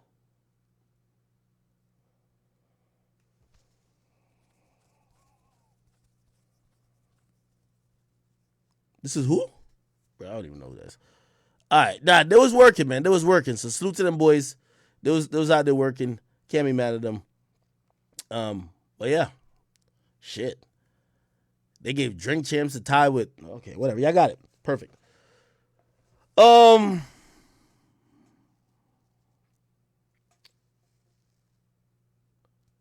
Somebody said they running out of interviews. Nah. Like yo, $1 million worth of game. Drink Champs. I feel like everybody got their own lane. Everybody got their own purpose, and I wouldn't be mad if none of those people won. You know what I mean? Not that nobody cares about what I think, right? All right. Anyway, can we find a motherfucking? Let's see if we can find it. We need to find Carisha, not Carisha. JT versus Cardi B. Let's see.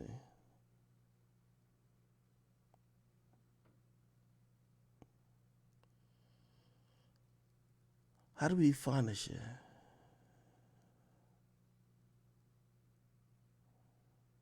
Is it this? No. Okay. Oh, this is it. Wait.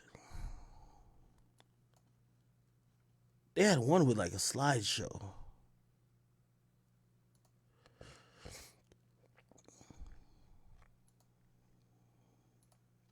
Hold on. Oh, here we go. Yeah, this one got it. Okay.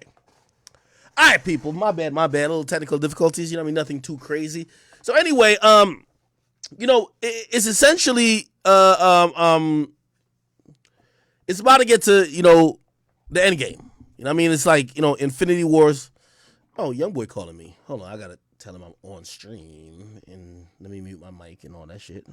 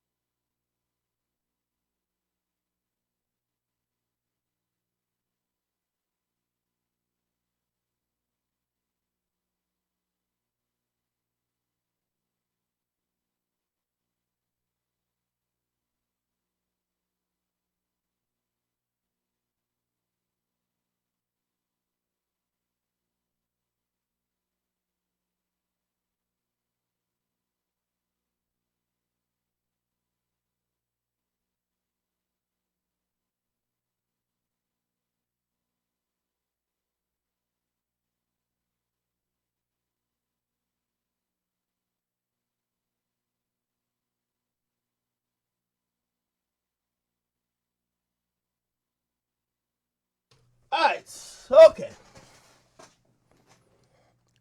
All right, well, no.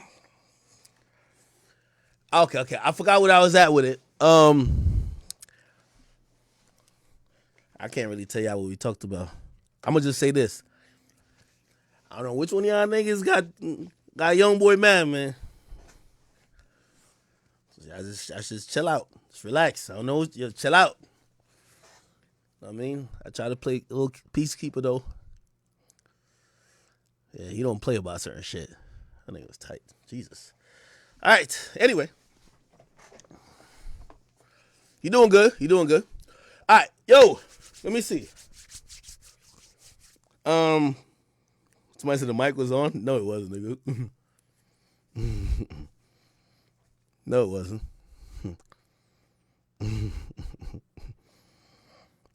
Nah.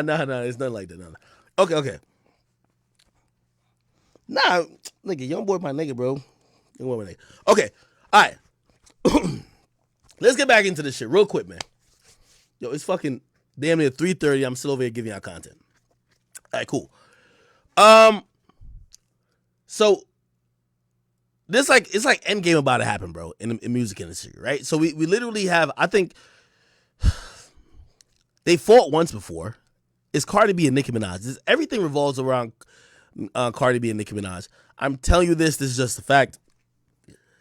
I never wanted to believe that maybe this is like a passing of the torch type situation, just because, and I love Cardi, and I've talked to Cardi many times personally, but Cardi's just not the same caliber of an artist as Nicki Minaj. She's just not the same caliber of rapper. That's just what it is. Now, she's way more likable, and I think as a brand and as a person, she has the potential of maybe, getting to the heights where Nicki's at, which may be even possible outside of music. Just that her brand could be that big. You know what I mean? Not obviously Nicki's one of the best rappers ever, so we're used to that mold where you got to be the best rapper ever. But Cardi could do her thing, and also Cardi's just way likable. Okay, they fought once before. Really, they never really squashed it. They just kind of like choose to ignore each other. They haven't really gotten back into it with each other since then. And there's been just a lot of stuff, and I don't want to be like one-sided. So like, every time I talk about these things, I get either a bunch of Barbs or Cardi fans be like, no, you don't talk about this, you don't talk about that. So I'm going to try to recap it as best I can. So Nicki Minaj recently she wants all these like girls to pick sides. Like, she's just not into y'all fuck with me and y'all fuck with people I don't like. Here are the people that I believe she don't like. Number one, she don't like nobody who don't give her the praise as a queen. So that eliminates a lot of people right there, right? So if somebody don't give her the praise as being the top queen, she don't like that person, right? She don't like nobody who fuck with Cardi. You do a song with Cardi, you praise Cardi too much, she don't fuck with you, okay? She used to fuck with Meg. She don't fuck with nobody who fuck with Meg neither, okay? I think Meg just didn't bow down Kiss the Ring. Also, I think Meg did a song with Cardi, the WAP song. She not fucking with it. And I think Meg just didn't fucking basically just give her life to Nicki Minaj. Now, granted, I know there's a bunch of barbers going to be like, no, well, there's the other side, this and third. Nicki requires some loyalty. And by the way, I understand if she requires some loyalty. You know why? A lot of these girls not moving without her. You get me? Like, a lot of these chicks, they don't sell no records. They're glorified personalities. And when Nicki hops on a track or puts them on a track, their shit goes up. So she's probably looking at them like, bitch, I helped you for this. Like, why are you over here fucking with my ops? Now, granted, these chicks are just trying to get on. They're just too, number one, the majority of them can't rap with Nicki, so they're scared of Nicki like that. But number two, like, you know what I mean? They're like homeless dogs. Like, and please excuse my terms of that, because it doesn't mean anything in terms of women. What I mean by that is they run to whoever who got the food. Oh, is it Cardi that got the verse with me? Or got the song? Hey, Cardi, we love you. Is it Nicki? Oh, we love you too. That's just all the majority of these female rappers do.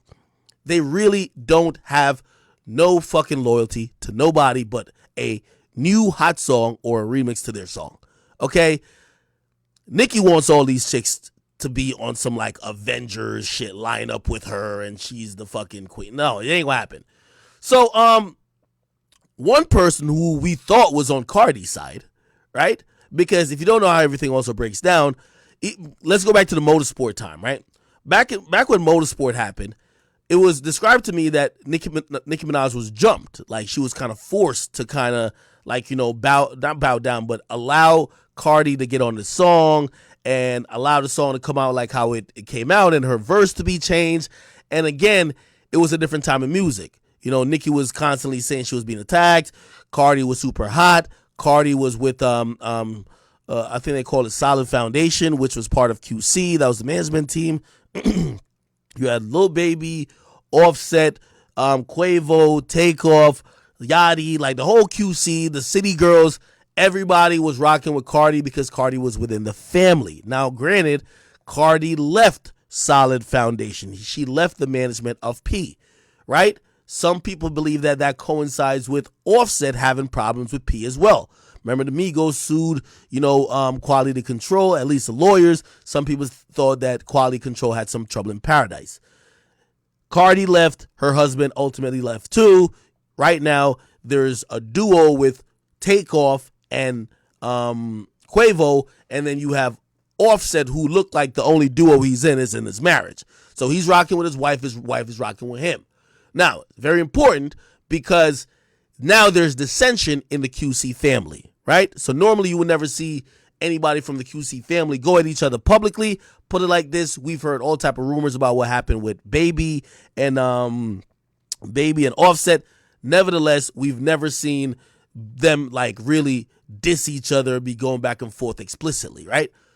So Offset and his wife Cardi start separating, and this is where the interesting shit happens.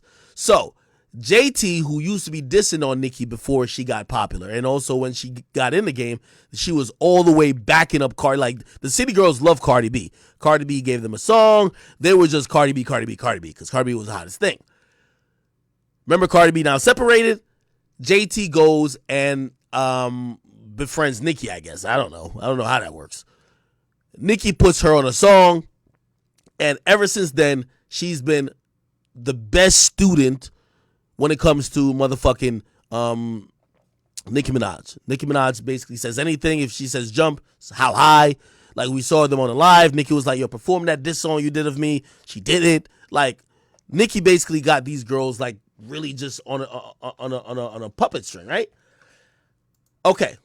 Now, that was a lot to explain to get to this point, right?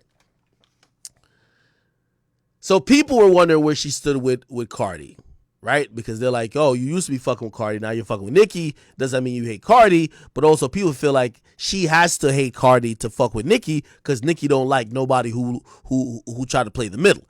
So JT sent out a couple tweets or something like that, and Cardi took it left, and they started arguing, and I'll just start reading through the shit, okay? Woo! Anyway, this is why Cardi's saying lapdog. She's basically accusing JT of being Nicki Minaj's lapdog. Then you have JT saying wiener dog. Then it says, I hope you don't think you're no bully. And then you have Cardi B say go fetch, basically trying to clown JT, saying, yo, Nicki Minaj controls you. You're like her lapdog, okay?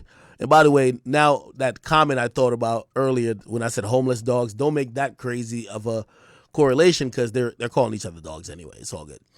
JT said, yo, Cardi, you go fetch a real talent.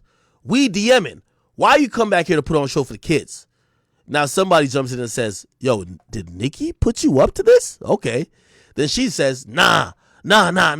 See, I want to know so bad and be wrong. I don't gossip with her about nobody. All this because of fan pages. So she's basically saying that Cardi and her are basically fighting because fan pages. All right, hold on. This nigga top calling again. Give me a second. Let me make sure I'm muted. Oh my God. How do I mute? Oh, right here.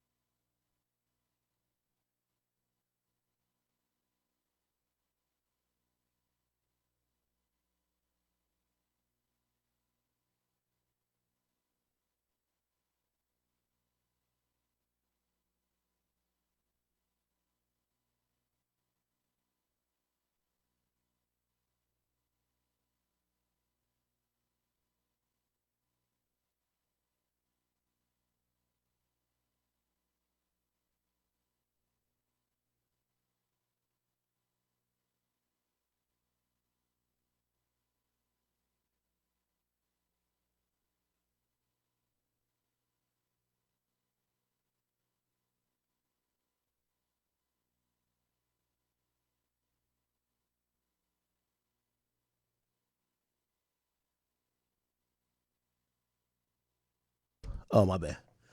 Sorry. Chat, I'm feeling like I should just come back in the morning and deal with these topics. I'm making an executive decision. Noon stream. I'll come back tomorrow. I'll deal with topics, straight topics. It's fucking 4 o'clock. And this whole Cardi B thing, like I gave y'all like an intro to it. I want to flush it out a little bit too. We gotta talk about this. We gotta talk about the Kanye shit. We gotta talk about the Lil Zay Osama shit. Yo, this nigga left a fucking. There's a lot to talk about. Okay, and I don't want to rob y'all because I'm getting tired and also it's late, so I'm rushing through things. I know we got to talk about Kanye. I'm so sorry. Okay. Somebody says fuck Russ. Nah. Don't say that. Yo, put it like this. We're gonna have tomorrow at noon. So I'm gonna give y'all 8 hours to sleep. I'm gonna sleep a little bit. Let's come back at noon and we're gonna talk about everything. Okay? So I'm sorry if like we dragged along, but noon. Someone said, would I be on? Nah, he cooler. Nigga say he wanna play me 2K. I'm gonna beat that nigga ass.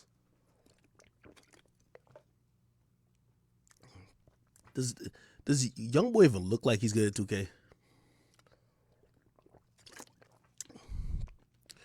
When I met that nigga on a private jet. That nigga was playing. What was he playing? Was it 2K? Might have been 2K or Madden. Nigga was playing Madden standing up, looking mad as hell at the screen, nigga. Ain't no way that nigga's good. Like,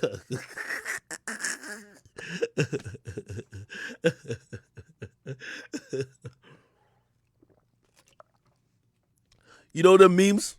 How YB fans play video games? That's exactly how young boy play video games, nigga. That's exactly how, nigga. That nigga just he's staying bow leg.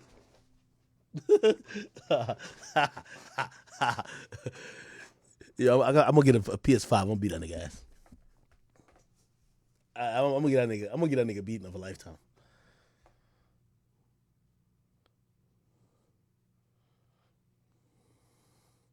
Oh, you say about to get 2K on PC? I bet, nigga.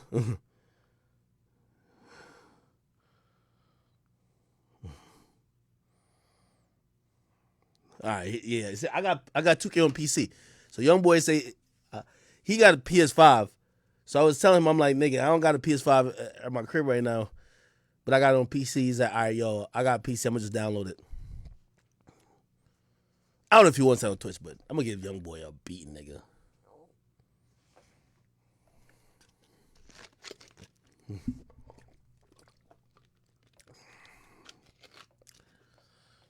Why do you have?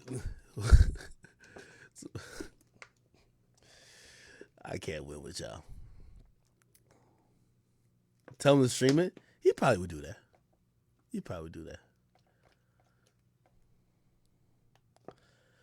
2K on PC? Yo, you could download NBA 2K on PC, nigga. All right, anyway, yo, listen, chat. I'm back at noon. Shit, who knows? By the time I wake up, I probably already gave young boy the beats on 2K, and then I'll get on stream. All right, chat. Love y'all. Sorry again. I will be back tomorrow, or I'll be back in a couple hours. All right. Love y'all. I'm gonna keep the stream up. Peace.